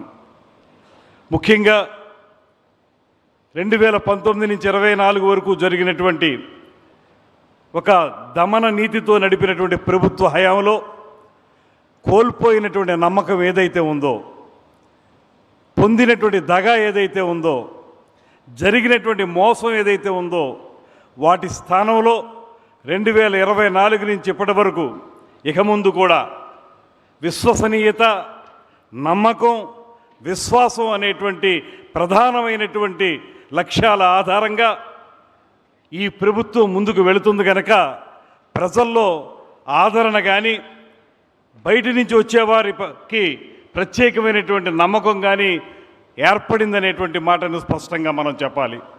అందుకే ఇవాళ మీ అందరికీ ప్రత్యేకంగా మనవి చేసేది, గ్రేట్ విజనరీగా పేరు పొంది అత్యద్భుత పరిపాలనా దక్షునిగా ఈ రాష్ట్రాన్ని ముందుకు తీసుకువెళ్తున్నటువంటి ముఖ్యమంత్రి చంద్రబాబు నాయుడు గారు, వారికి సహకరిస్తున్నటువంటి ఉప ముఖ్యమంత్రి పవన్ కళ్యాణ్ గారు, ముఖ్యంగా ఈ పెట్టుబడిదారుల సదస్సుకు సంబంధించి, ఈ పార్ట్నర్షిప్ సమ్మిట్కి సంబంధించి నిరంతర నిర్విరామ కృషి చేసినటువంటి యువనాయకుడు లోకేష్ గారు. ముఖ్యమైనటువంటి మాట చెప్పాల్సిన అవసరం ఉంది. ఒక స్ఫూర్తివంతమైనటువంటి నాయకత్వాన్ని చంద్రబాబు నాయుడు గారు అందిస్తే దాన్ని ఆచరణలోకి తీసుకొచ్చి అమల్లో పెట్టి ఎక్కడెక్కడ ఏ విధమైనటువంటి ఆలోచనలు ముందుకు తీసుకెళ్ళాలి, చాకచక్యంగా పనులు చేయాలనేటువంటి ఆలోచనని పూర్తి స్థాయిలో కార్యరూపంలోకి తీసుకొచ్చినటువంటి యువనేత లోకేష్ బాబు గారు అనేటువంటి మాటని ఈ సందర్భంగా మనం మనవి చేసి తీరాలి. అదేవిధంగా ఇవాళ రాష్ట్రంలో 3 పార్టీల కలయిక. ఒక పక్కన సుదీర్ఘ పరిపాలనా అనుభవంతో చంద్రబాబు నాయుడు గారు, మరో పక్కన పేదవాడి మొహంలో చిరునవ్వు చూడాలనేటువంటి ఆలోచనతోటి రాజకీయాల్లోకి వచ్చినటువంటి పవన్ కళ్యాణ్ గారు, వీరిద్దరికీ పైన ఈ దేశాన్ని అత్యున్నత మార్గంలో నడిపిస్తూ విజయాల పరంపరలో కొనసాగుతున్నటువంటి నరేంద్ర మోడీ గారి యొక్క నాయకత్వం, ఈ ముగ్గురి నాయకత్వంతో డబుల్ ఇంజిన్ సర్కార్ ఇవాళ రాష్ట్రాన్ని అన్ని విధాల ముందుకు తీసుకెళ్తా ఉంది. అందుకే ఇవాళ మనం చూస్తే రమారమి 600 పైచీలకు మన ఒప్పందాలను చేసుకోగలిగాం 2 రోజుల్లో. దాంతోపాటు 13 లక్షల కోట్ల రూపాయల పెట్టుబడుల్ని సాధించుకోగలిగాం. అంతే స్థాయిలో అద్భుతమైనటువంటి ఉపాధి కల్పన కానీ ఉద్యోగాల కల్పన కానీ సాధించుకునే విధంగా మనం ఒప్పందాలు చేసుకున్నాం. ఇవన్నీ సామాన్యంగా వచ్చినవి కాదు. ఎందుకంటే ఈ రాష్ట్రం మీద నమ్మకం సన్నగిల్లిపోయి ఈ రాష్ట్రం నుంచి పారిపోయే పరిస్థితిని ఆ పాలకులు తీసుకొచ్చినటువంటి నేపథ్యంలో తిరిగి ఇక్కడికి రావాలంటే నిజంగా ఇక్కడ సరైనటువంటి పరిస్థితులు ఉన్నాయా, మళ్ళీ మనం వస్తే మనల్ని బయటికి తోలేస్తారా అనేటువంటి భయభ్రాంతులకి లోనయ్యే విధంగా ఆనాటి పాలకులు చేసినటువంటి దుర్విధానాల్ని వారందరూ కూడా అనుభవించి రావటానికి భయపడుతున్నటువంటి తరుణంలో మీకెందుకు మేమున్నాం. ఇక్కడ అధికారుల నుంచి కానీ రాజకీయ నాయకత్వం నుంచి కానీ ఏ రకమైన ఇబ్బందులు రావు. సింగిల్ విండో పద్ధతిలో మీకు అనుమతులు లభిస్తాయి. దానికంటే మించి ఏ రకమైనటువంటి వనరుల సహకారం మీకు అందించాలో అన్ని రకాలుగా అందిస్తాం. రండి, పెట్టుబడులు పెట్టండి, మీరు వచ్చి రాష్ట్రాన్ని అభివృద్ధి చేయండి, మీరు ఆర్థికంగా ముందుకు వెళ్ళండి, మా యువతకి ఉద్యోగాలు కల్పించండి అనేటువంటి మాటతోటి ముఖ్యమంత్రి చంద్రబాబు నాయుడు గారు చేసినటువంటి ఒక మహాయజ్ఞం ఇవాళ ఈ 2 రోజుల్లోనూ కూడా సఫలీకృతమైందనేటువంటి మాటని స్పష్టంగా మనం గమనించాలి. ఇది సామాన్యమైనటువంటి విషయం కాదు. ఒక్క 10-15 నెలల కాలంలోనే మనం మళ్ళీ పోయినటువంటి నమ్మకాన్ని తిరిగి తెచ్చుకోగలిగామంటే అది కేవలం దార్శనిక నేత ముఖ్యమంత్రి చంద్రబాబు నాయుడు గారి వల్ల మాత్రమే సాధ్యమైందనేటువంటి మాటను కూడా ఈ సందర్భంగా నేను మనవి చేస్తూ ఉన్నాను. ఇది కొనసాగాలి, ముందుకు వెళ్ళాలి. దీని వెనక, ఈ కృషి వెనక లోకేష్ గారు చేసినటువంటి కృషితో పాటు అధికారులు చేసినటువంటి ప్రత్యేకమైనటువంటి కృషి ఇవాళ నిజంగా ఒక అద్భుతమైనటువంటి అధికార యంత్రాంగం ముఖ్యమంత్రి చంద్రబాబు నాయుడు గారికి వెనక నుంచి సహకరిస్తుంది. చెప్పినటువంటి కార్యక్రమాలను కానీ, రుజువర్తనతో చేసేటువంటి కార్యక్రమాలు కానీ, వీటన్నిటినీ అమలు చేయడానికి చేసే ప్రతి ప్రయత్నంలో కూడా ప్రతి అధికారి కూడా ఎంతో ఉన్నతంగా ఆలోచించడం మాత్రమే కాకుండా కార్యరూపంలోకి తీసుకురావడానికి వారందరూ చేస్తున్న ప్రయత్నం ఇవాళ అద్భుతంగా మనకి ఒక అద్భుతాన్ని ఇవాళ ఆంధ్రప్రదేశ్ రాజకీయ చిత్రపటంలో ఆవిష్కరించడానికి ఉపయోగపడిందనేటువంటి మాటను కూడా ఈ సందర్భంగా నేను మనవి చేస్తున్నాను. ఏవైతే ఒప్పందాలు జరిగాయో అవన్నీ కూడా తప్పనిసరిగా గ్రౌండ్ కావాలి. వాటన్నిటినీ కూడా ముందుకు తీసుకువెళ్ళాలి. వాటి ద్వారా ఈ రాష్ట్రాన్ని ఆర్థిక పరిపుష్టి కలిగించే విధంగా మనందరం కలిసి ప్రయత్నం చేయాల్సినటువంటి బాధ్యత రాజకీయ నాయకత్వంగా మేము కూడా తీసుకుంటాం. ముఖ్యమంత్రి గారి అడుగుజాడల్లో ఆయన చూపించినటువంటి మార్గంలో ఆ బాధ్యతను మేము కూడా తీసుకుని మా మంత్రిత్వ శాఖలకు సంబంధించినటువంటి కార్యక్రమాలని తూచా తప్పకుండా అమలు చేయడానికి అధికారులతో కలిసి సమీకృతంగా ఏకోన్ముఖంగా పనిచేసి సాధిస్తామనేటువంటి మాటని ఈ సందర్భంగా తెలియజేస్తూ, అదేవిధంగా ఇంత అద్భుతమైనటువంటి కార్యక్రమానికి సహకరించిన అధికారులు, పోలీసు వర్గం వారికి కానీ ప్రతి ఒక్కరికి కూడా ధన్యవాదాలు తెలియజేస్తూ, అన్నిటికంటే మించి ప్రజలు పెట్టుకున్నటువంటి నమ్మకం ఈ ప్రభుత్వం మీద, ఈ కూటమి ప్రభుత్వానికి అత్యద్భుతమైనటువంటి ఘన విజయాన్ని అందించిన తర్వాత ఇవాళ ఈ రాష్ట్రాన్ని కేవలం సంక్షేమం వరకు మాత్రమే పరిమితం చేయకుండా ఒక పక్కన సంక్షేమాన్ని అద్భుతంగా చేస్తూ మరో పక్కన అభివృద్ధిని సైతం సాధించే విధంగా సంక్షేమాన్ని, అభివృద్ధిని సమపాళ్లలో రంగరించి ముందుకు తీసుకెళ్తున్నటువంటి ముఖ్యమంత్రి చంద్రబాబు నాయుడు గారికి, ఉప ముఖ్యమంత్రి పవన్ కళ్యాణ్ గారికి, లోకేష్ గారికి ప్రత్యేకమైనటువంటి ధన్యవాదాలు మనందరి తరపు కూడా తెలియజేసుకుంటూ ఇటువంటి కార్యక్రమాలు మళ్ళీ ముందుకు సాగాలి. ఇందాకే ముఖ్యమంత్రి గారు పత్రికా సమావేశంలో స్పష్టంగా చెప్పారు, వచ్చే సంవత్సరం నవంబర్లో కూడా మళ్ళీ ఇటువంటి కార్యక్రమం ఏర్పాటు చేసుకుంటామని చెప్పి. దాంతోపాటు వారు చెప్పిన మరో మంచి విషయం, ప్రతి 3 నెలలకి కూడా ఎక్కడ జరుగుతుంది ఈ కార్యక్రమం, ఏ మేరకు వచ్చింది, ఎంతవరకు అమలవుతుందనే దాని మీద పూర్తి స్థాయిలో కేంద్రీకరిస్తానేటువంటి వారి మాట ఏదైతే ఉందో అది మా అందరికీ శిరోధార్యం. దాని ప్రకారంగా మేము కూడా అంతే కష్టపడి ముందుకు వెళ్తామని, తద్వారా ఆంధ్రప్రదేశ్ రాష్ట్రాన్ని స్వర్ణాంధ్రప్రదేశ్గా తీర్చిదిద్దడానికి వికసిత భారత్లో అంతర్భాగం చేసి 2047 నాటికి అన్ని అద్భుతంగా ముందుకు వెళ్ళడానికి ఒక ప్రాతిపదికని, పునాదిని ఏర్పాటు చేయడానికి కృషి చేస్తామనేటువంటి మాటని మీ అందరికీ తెలియజేసుకుంటూ, మీ అందరికీ ధన్యవాదాలు తెలియజేస్తూ జై హింద్, జై Andhra Pradesh. Sir, thank you very much, sir. So now I request District Collector Harendra Prasad to come and say a few words. సభకు నమస్కారం.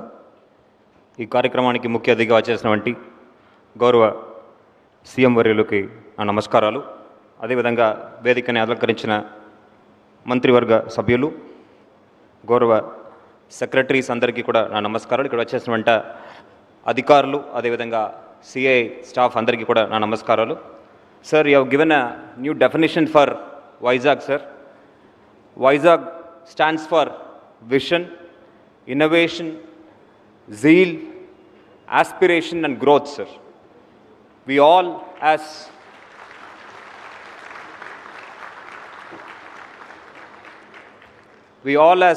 public servants, sir, and your able guidance, sir, we will live up to your vision of Swarnandhra. We will work with innovative ideas with a kind of zeal which would have never seen in the past, sir, to meet the aspirations of the people of Andhra to become the developed state, the #1 state in the country, sir. To achieve that, we have to grow at 15% growth rate over the next several years, sir. I assure you, sir, on behalf of the district administration, sir, we as foot soldiers of this government will live up to your expectation as we did in the past during Yogandhra, sir.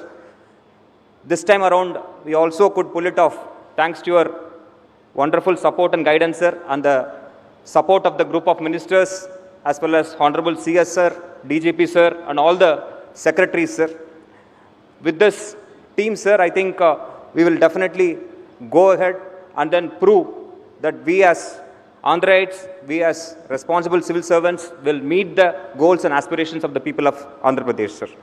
You have also given the Vizag economic region report to us, sir, setting a target of close to $1.2 trillion economy over the next 25 years, sir. By 2047, we'll definitely achieve that objective of becoming a $1 trillion economic region, sir. And also the target of 5 lakh jobs for the region, sir. And under your support, under your guidance, sir, we have got some marquee investments in the region, sir, including Google, TCS, ANSR, Satwa, and many more companies, sir. On behalf of the district administration, especially of the Visakhapatnam district, I extend my heartfelt gratitude to you, sir, and all the ministers, officials for being a guiding light, sir. I also thank the CA officials for making this event a grand success. Many names I would like to recall, sir. They have been very, very supportive in conduct of the event, sir. Including the district administration, sir. All the officials gave their best, sir. I also would like to compliment CP, sir, and his entire team for working shoulder to shoulder with us and making this a grand success possible, sir. So with those remarks, sir, I thank you once again for giving me this opportunity to be part of this great journey, sir. Thank you so much, sir. So, thank you, Hari. Now I request CP, sir, to come and say a few words, sir.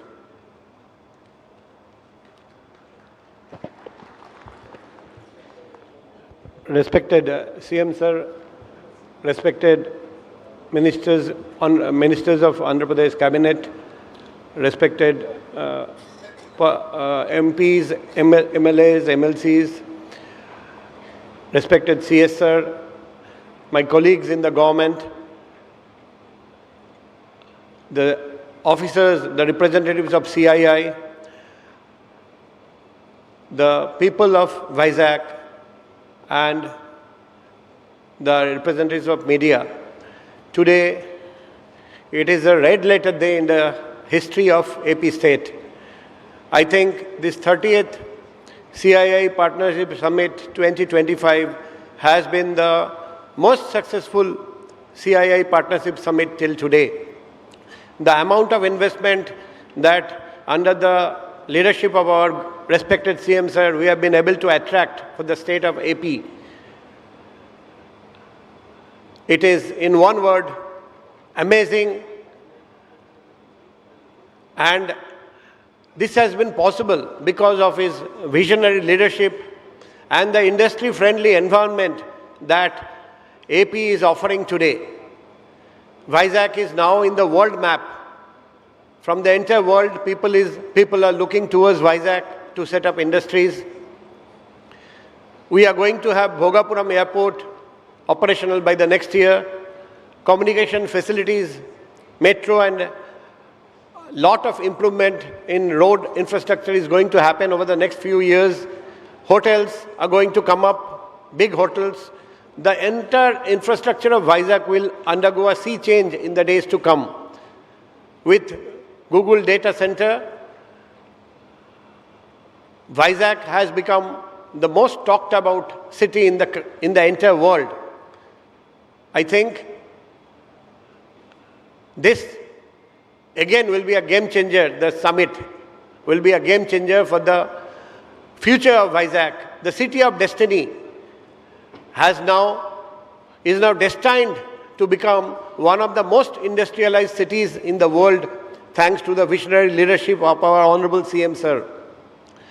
For this astounding success of CII Summit, I wholeheartedly thank the guidance from CM Sir, our group of ministers who have been constantly guiding us, CS Sir, DG Sir, the CII officers who have been constantly interacting with us, our district collector who has been always supporting us, and the entire police department of the state of AP, from whom we got police officers and men from all across the state who came here and worked round the clock to ensure safety and security for every participant who participated in this event. Once again, I thank everyone who participated in this summit, who guided us to make this summit a grand success. And I end with a Sanskrit sloka, Ayamarambha Subhaya Bhavatu. Let this beginning be a good beginning, a grand beginning, and the coming days we will see more wonderful things for the city of Vizag, the city of destiny. Thank you, sir.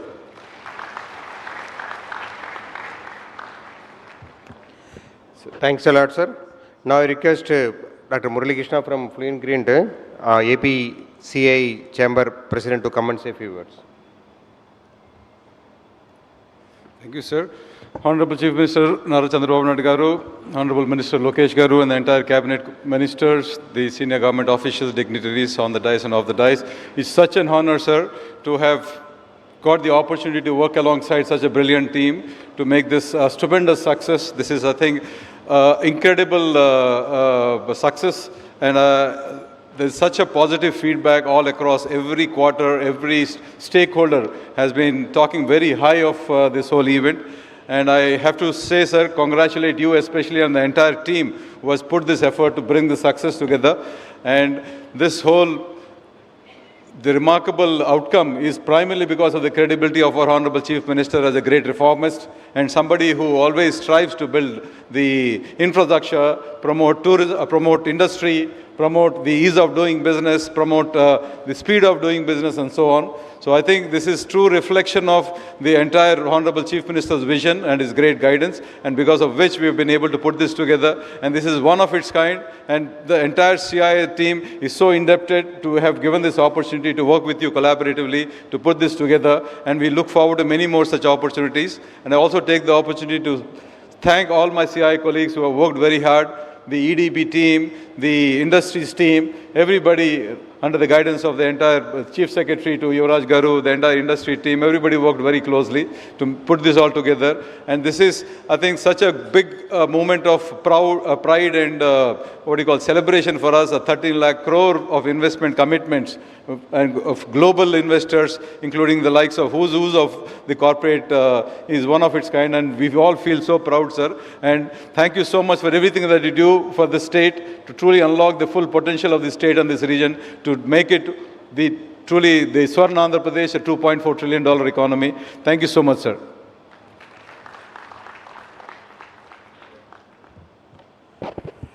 Now I request Minister Sri Nara Garu, our group of minister chair, and also who gives continuous support and guidance to the entire team. Thank you, sir.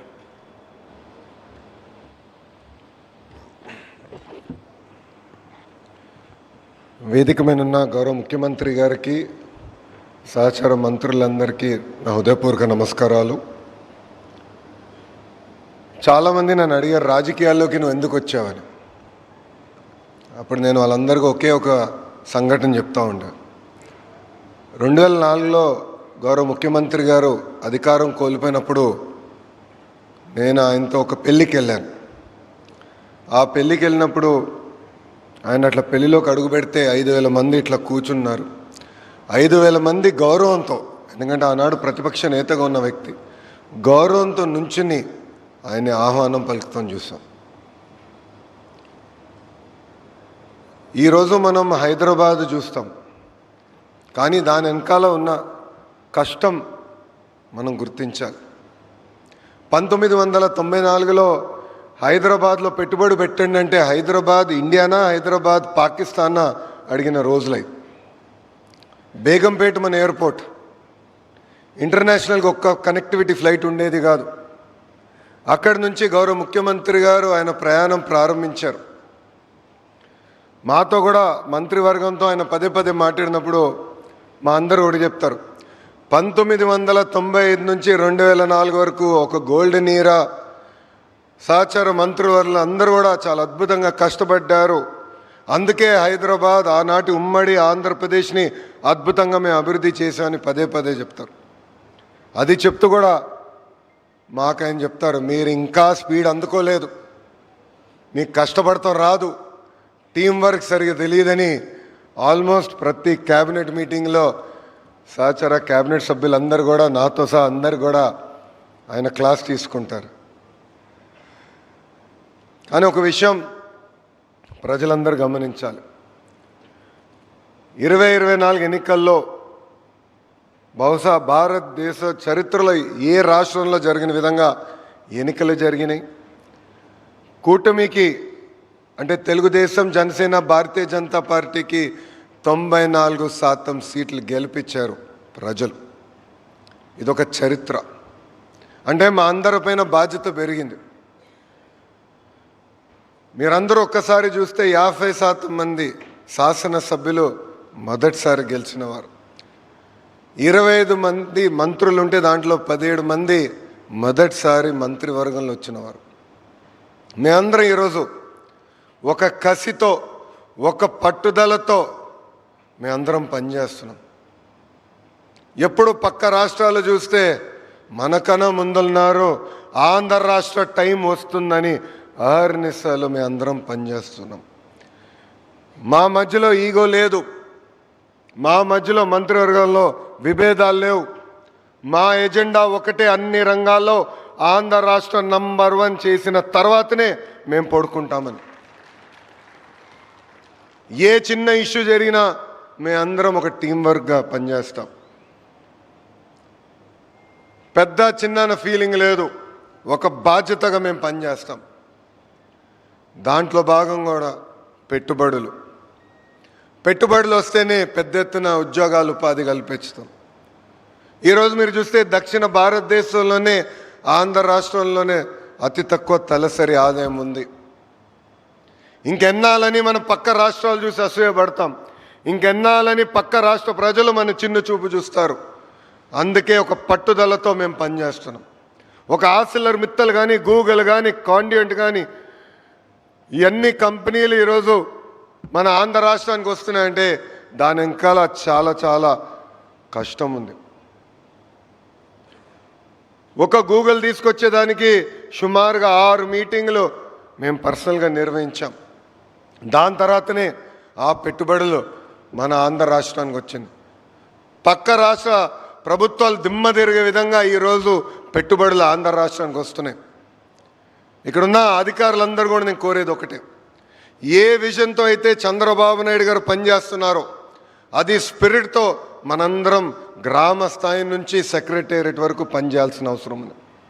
మనందరం కలిసికట్టుగా పనిచేస్తే చరిత్ర సృష్టించవచ్చనే ఉదాహరణ ఈ 30th partnership summit. ఒక team వర్క్తో పనిచేసాం, ఒక పట్టుదలతో పనిచేసాం. ఇది నా పని కాదు అన్న ఫీలింగ్తో మనం పనిచేయాలి. ఎస్, ఇది నా బాధ్యత, వాళ్ళు చేయలేకపోయినా పర్వాలేదు, మనం చేయాలి. వాస్తవ గర్వంగా చెప్తున్నా, గౌరవ ముఖ్యమంత్రి గారు కరెక్ట్గా 2-3 సార్లే పార్ట్నర్షిప్ సమిట్ గురించి రివ్యూ చేశారు. గ్రూప్ ఆఫ్ మినిస్టర్స్ మేము కూర్చున్నాం, ఇన్ఛార్జ్ మంత్రిగా స్వామి గారు ఇక్కడికి వచ్చారు, రివ్యూ చేశారు. ఇక్కడున్న అధికారులు కానీ, పోలీస్ సిబ్బందులు కానీ, అదేవిధంగా సిఐ కానీ కలిసికట్టుగా పనిచేసాం. కనుకనే ఈరోజు ఒక చరిత్ర మనం సృష్టించగలాం. గతంలో జరిగిన పార్ట్నర్షిప్ సమ్మిట్స్ కన్నా ఒక అద్భుతమైన పార్ట్నర్షిప్ సమ్మిట్ మనం నిర్వహించుకుంటాం జరిగింది. ఇది ప్రారంభం మాత్రమే. మనందరూ తెలిసిన విషయమే, గౌరవ ముఖ్యమంత్రి గారు పొడుకోరు మనం పొడుకోనీరని. మొన్న నాకు ఒక పని పెట్టి కరెక్ట్గా 10 నిమిషాల తర్వాత ఫోన్ చేసి ఆ పని అయిపోయిందా అని అడిగారు. ఏమన్నా సార్ ఇప్పుడే కదా 15 నిమిషాల క్రితం మీరు చెప్పారంటే 10 నిమిషాలు మీరు ఏం చేశారని అడిగారు ఆయన. అంటే ఒక ఇంపేషెంట్ పొలిటీషియన్గా ఆయన పనిచేస్తున్నారు. ప్రజలు మా అందరికి ఒక బాధ్యత ఇచ్చారు, ఆ బాధ్యతను నిర్వహించుకునే దానికి మేము అందరం ఇక్కడ ఉన్నాం. ఇక్కడున్న అధికారులందరూ కూడా నేను కోరేది ఒకటే, ఒక విశాఖపట్నమే కాదు ఆంధ్ర రాష్ట్రం మొత్తం అభివృద్ధి చేయాల్సిన బాధ్యత మనందరిపైన ఉంది. ఇక్కడున్న చాలామందితో నేను మాట్లాడా, ఎక్కడన్నా ఫైల్ ఆగితే కూడా పర్సనల్గా మాట్లాడి ఇంపార్టెంట్ పెట్టుబడి ఇమీడియట్ క్లియర్ చేయడం కూడా కోరా. ఒక స్పిరిట్తో మనం పనిచేద్దాం.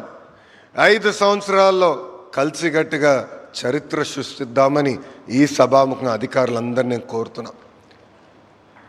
1995 నుంచి 24 వరకు, 1995 నుంచి 2004 వరకు ఆనాడు గౌరవ ముఖ్యమంత్రి చంద్రబాబు నాయుడు గారు ఎలా అయితే ఒక టీం వర్క్తో అద్భుతంగా పనిచేసి అద్భుతాలు సృష్టించారో, ఒక చరిత్ర సృష్టించారో, మేమందరం కూడా అదే పట్టుదలతో ఉన్నాం. ఒక చరిత్ర సృష్టించాలి. గౌరవ ముఖ్యమంత్రి గారు ఆయన హిస్టరీ రీరైట్ చేసే దాంట్లో ఒక ఫుట్ నోట్లన్నా మేము అందరం ఉండాలి అన్న లక్ష్యంతో మేము ఇక్కడ పనిచేస్తున్నాం. మీ అందరి సహకారం చాలా చాలా అవసరం. ఇప్పటికే స్వర్ణాంధ్ర విజన్ మనం రూపొందించుకుంటూ కూడా జరిగింది. దాంట్లో చాలా స్పష్టంగా ఒక $2.4 ట్రిలియన్ ఎకానమీగా ఆంధ్ర రాష్ట్రాన్ని తీర్చిదిద్దాల్సిన బాధ్యత ఇక్కడ ఉన్న మనందరి పైన ఉంది. ఒక 5 సంవత్సరాలు ఆర్నిసలు కష్టపడితే పక్క రాష్ట్రాల కన్నా అద్భుతంగా మనం పని చేయగలుగుతాం. తలసరి ఆదాయంలో దక్షిణ భారతదేశంలోనే టాప్ 3 రాష్ట్రాలుగా ఆంధ్ర రాష్ట్ర కేర్ ఆఫ్ అడ్రస్గా అవుతాం కూడా ఖాయం. We are all going to create history. We are going to make history together. This is our times, this is inspiring times. గౌరవ ముఖ్యమంత్రి గారు మనకి ఇచ్చినంత ఫ్లెక్సిబిలిటీ, ఫ్రీడమ్ బహుశా భారతదేశంలోని ఏ ముఖ్యమంత్రి ఇవ్వరు. అది మనం వినియోగించుకోవాలి, పని చేయాలి, హిస్టరీ క్రియేట్ చేయాలని ఈ సభాముఖంగా మీ అందరూ తెలుపుకుంటూ, అటు కేంద్రంలో గౌరవ ప్రధానమంత్రి నరేంద్ర మోడీ గారు కానివ్వండి, మన రాష్ట్రంలో గౌరవ ఉప ముఖ్యమంత్రి పవన్ అన్న గారు కానివ్వండి, గౌరవ ముఖ్యమంత్రి చంద్రబాబు నాయుడు గారు కానివ్వండి, కలిసికట్టుగా ఆంధ్ర రాష్ట్రాన్ని ముందలు తీసుకెళ్దామని లక్ష్యంతో పనిచేస్తున్నారు. అందరం సహకరించాలి, కలిసికట్టుగా పనిచేయాలని ఈ సభాముఖంగా మిమ్మల్ని అందరినీ కోరుకుంటూ, వేదిక మీద అధికారులు అందరూ కూడా ప్రత్యేకంగా నా ధన్యవాదాలు తెలియజేయాలనుకుంటున్నా. కేవలం ఒక సమ్మిట్ ఏర్పాటు చేస్తాం కాదు, ఇక్కడున్న సీనియర్ ఐఏఎస్ ఆఫీసర్లు అందరిపైన ఎప్పుడు కంప్లైంట్ చేసేవారిని. ఎందుకంటే 1983 నుంచి ఐఏఎస్ అధికారులను చూసి పెరిగిన వాడిని నేను. వాళ్ళందరూ ఒకటే చెప్పేవారిని, మీరు సరిగ్గా మీ జూనియర్ని తయారు చేయట్లేదు, లీడర్షిప్ పైప్ లైన్ సరిగా లేదు, దానివల్ల మేమందరం రాబోయే 10-15 సంవత్సరాల తర్వాత మేము ఇబ్బంది పడతాం, లీడర్షిప్ని తయారు చేయండి, ఎంపవర్ చేయండి అని పదే నేను అడుగుతాం జరిగింది. ఈరోజు వాళ్ళు చేశారు అద్భుతంగా. యంగ్ ఐఏఎస్ ఆఫీసర్స్ అందరు ముందరికి వచ్చి లిమిటెడ్ సూపర్విజన్తో అద్భుతాలు సృష్టించారు. So I'd like to thank the entire official machinery for taking it in spirit, guiding youngsters, inspiring them to do amazing work, and together once again we shall create history అని తెలుపుకుంటూ చివరిగా నాకు ఇంత అద్భుతమైన అవకాశం ఇచ్చిన గౌరవ ముఖ్యమంత్రి శ్రీ నారా చంద్రబాబు నాయుడు గారికి నా హృదయపూర్వక ధన్యవాదాలు తెలియజేసుకుంటున్నాను.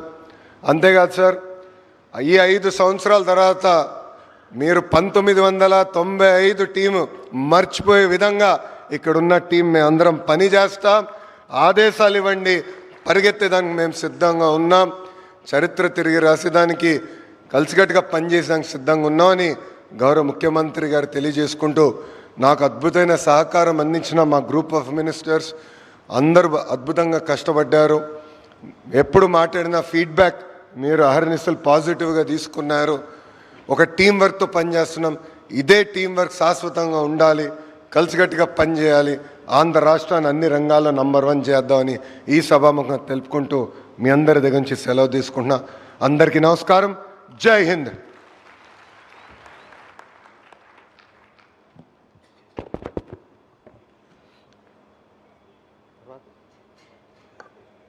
Okay sir, thank you very much sir.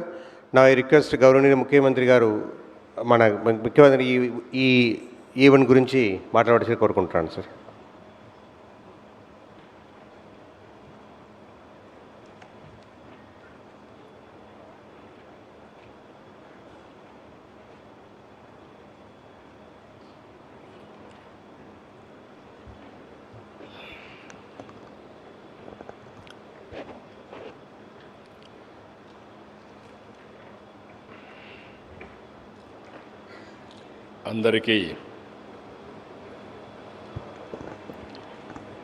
అందరికీ నమస్కారాలు. ఈరోజు CII government of India, government of Andhra Pradesh ముగ్గురు కలిసి సంయుక్తంగా చేపట్టినటువంటి పార్ట్నర్షిప్ సమ్మిట్ని బ్రహ్మాండంగా జయప్రదం చేశారు. ఈ జయప్రదం చేసిన మిమ్మల్ని అందరినీ ఒకసారి అభినందించాలి, ధన్యవాదాలు చెప్పాలి. మనం అనుకుంటే ఏదైనా చేయగలుగుతా నిరూపించిన మిమ్మల్ని అందరినీ మనస్ఫూర్తిగా అభినందించడానికే బిఫోర్ లీవింగ్ ఈ మీటింగ్ పెట్టి మీకు థ్యాంక్స్ చెప్తున్నానని చెప్పి కూడా నేను మీ అందరికీ తెలియజేస్తున్నా. Extraordinary performance, wonderful work, team work అయితే చాలా బాగా చేశారు. మామూలుగా నేను చాలా మీటింగులు చూసేవాడిని. మీటింగ్లు పెట్టినప్పుడు నేను చాలా రివ్యూలు కూడా తీసుకునేవాడిని. ఈసారి నేను బ్రాడ్గా పార్ట్నర్షిప్ సబ్మిట్ ఎట్టుండాలి అనే దానిపైన CIIని, అదే మాదిరిగా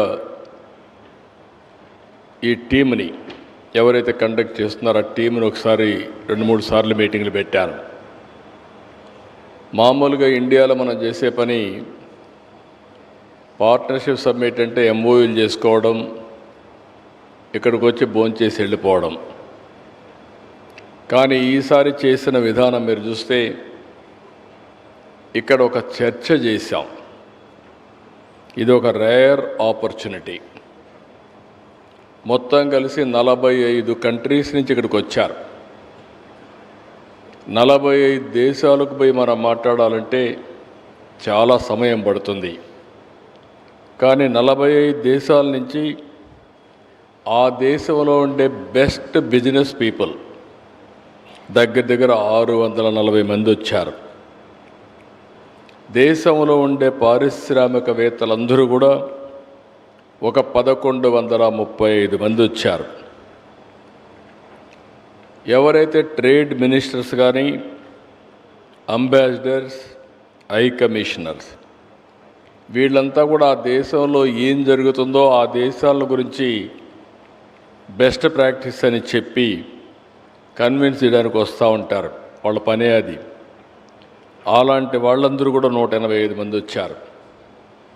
ఈ 185 మందిని వచ్చినప్పుడు మామూలుగా అయితే మేము దావోస్లో చూసేవాడిని. దావోస్లో ఎంఓయూలు ఏదైనా ఉంటే బయట చేసుకుంటారు. మెయిన్ వెన్యూలో మాత్రం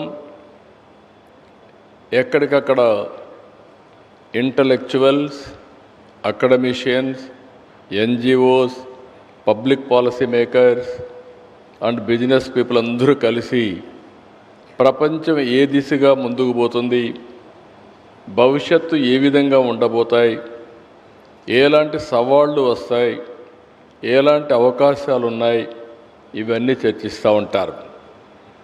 ఈసారి మనం కూడా ఒక వినూత్నమైన పద్ధతిలో దీనికి శ్రీకారం చుట్టాం. 41 సెషన్స్ పెట్టాం. 190 మంది దేశంలో విదేశాల్లో ఉండే ఎక్స్పర్ట్స్ని పిలిపించాం. ఎవరికి ఏ సబ్జెక్ట్లో ఇంట్రెస్ట్ ఉంటే ఆ సెషన్కి పోయే అవకాశం ఇచ్చాం, ఆ సెమినార్కి పోయే అవకాశం ఇచ్చాం. ఇది ఒక విధంగా చెప్పాలంటే ఒక వండర్ఫుల్ ఎక్స్పీరియన్స్. ఈరోజు ఒక New Zealand Todd McClay minister of trade అతను మాట్లాడిన విధానం చూస్తే, thank you chief minister, not only to put but also to your not only to you but also to your government and the wonderful people of this vibrant city for the gracious hospitality extended to us. From the moment I arrived at the airport, the colors, the energy, the artful welcome we received left a lasting impression. On behalf of the government and the people of New Zealand, I express my sincere gratitude.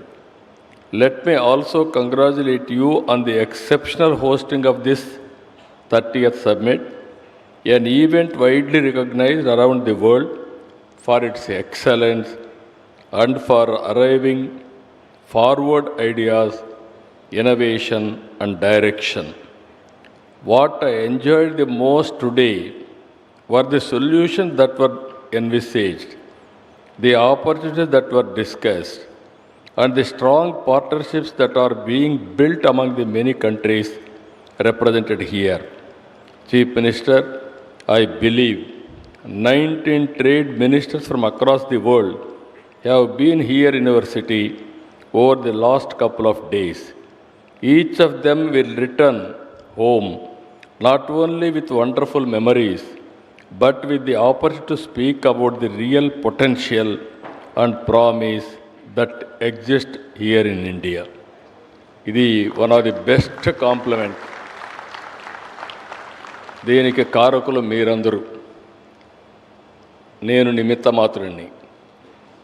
ఒక event చేయాలనుకున్నాం, మీ అందరికి ఒక message ఇచ్చాం, నేను only guide lines మాత్రం fix చేశాం.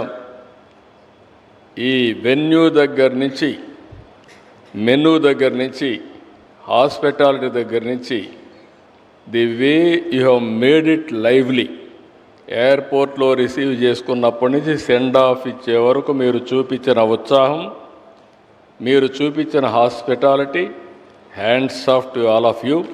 45 కంట్రీస్లో ఈరోజు చర్చనీయాంశం చేయగలిగారు. అది తెలుగువారి ప్రతిభ. Wonderful experience. సరే, యాజ్ యూజువల్ మా వాళ్ళైతే ఎమ్మెల్యేలు కూడా పోటీ పడ్డారు, మంత్రులు పోటీ పడ్డారు.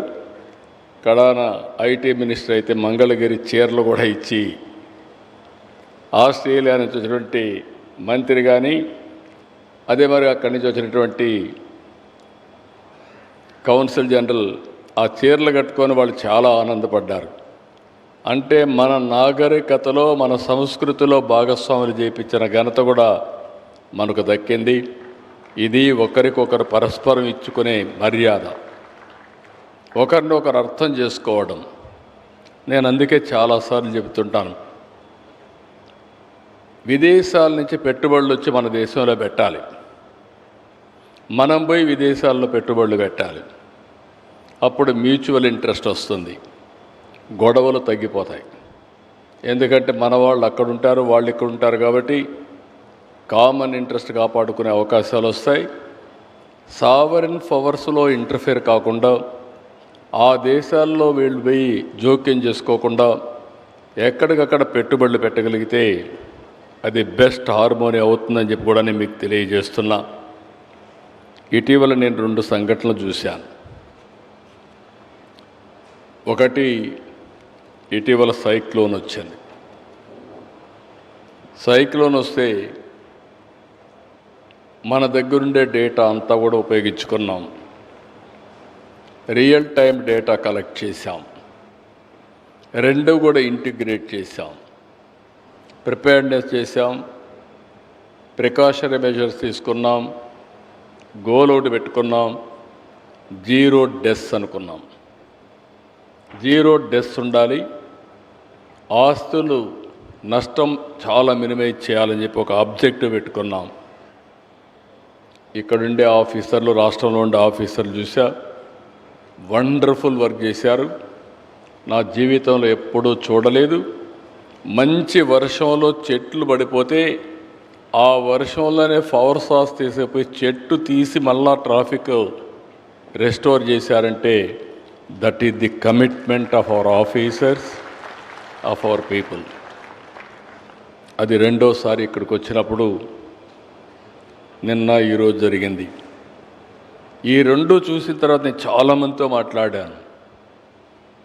ప్రతి ఒక్కరూ కూడా ఒక కాన్ఫిడెన్స్, ఒక ఆత్మవిశ్వాసం వచ్చే పరిస్థితికి వచ్చింది. మన వాళ్ళల్లో ఎంత శక్తి ఉందంటే మీరు గుర్తుపెట్టుకోవాల్సిన అవసరం ఉంది. ఎగ్జాక్ట్గా 1995 నుంచి నేను ముఖ్యమంత్రిగా ఉన్నాను. అప్పుడు టెలికమ్యూనికేషన్ సెక్టర్ ప్రిమిటివ్గా ఉండేది. బిఎస్ఎన్ఎల్. మీరు ఫోన్ చేయాలంటే 16 రూపాయలు కట్టాలి, మీరు ఫోన్ రిసీవ్ చేసుకోవాలంటే 9 రూపాయలు కట్టాలి నిమిషానికి. అక్కడి నుంచి ఆలోచించాం, డీరెగ్యులేషన్ రావాలని చెప్పి ఆలోచించి కొంతమందికి అర్థం కాకపోతే చెప్పాం. ఒక్క నిర్ణయం, ఈరోజు ప్రతి ఒక్కరి దగ్గర సెల్ ఫోన్ ఉంది. ఎన్ని గంటలు మాట్లాడుకున్నా ఫ్రీగా మాట్లాడుకునే అవకాశం వచ్చే పరిస్థితికి వచ్చింది. అంటే ఒక రిఫార్మ్ ఎంతవరకు పనిచేస్తున్నదానికి ఒక ఎగ్జాంపుల్ ఇవన్నీ. ఇప్పుడు మళ్ళీ మన వాళ్ళు ప్రధానమంత్రి సేమ్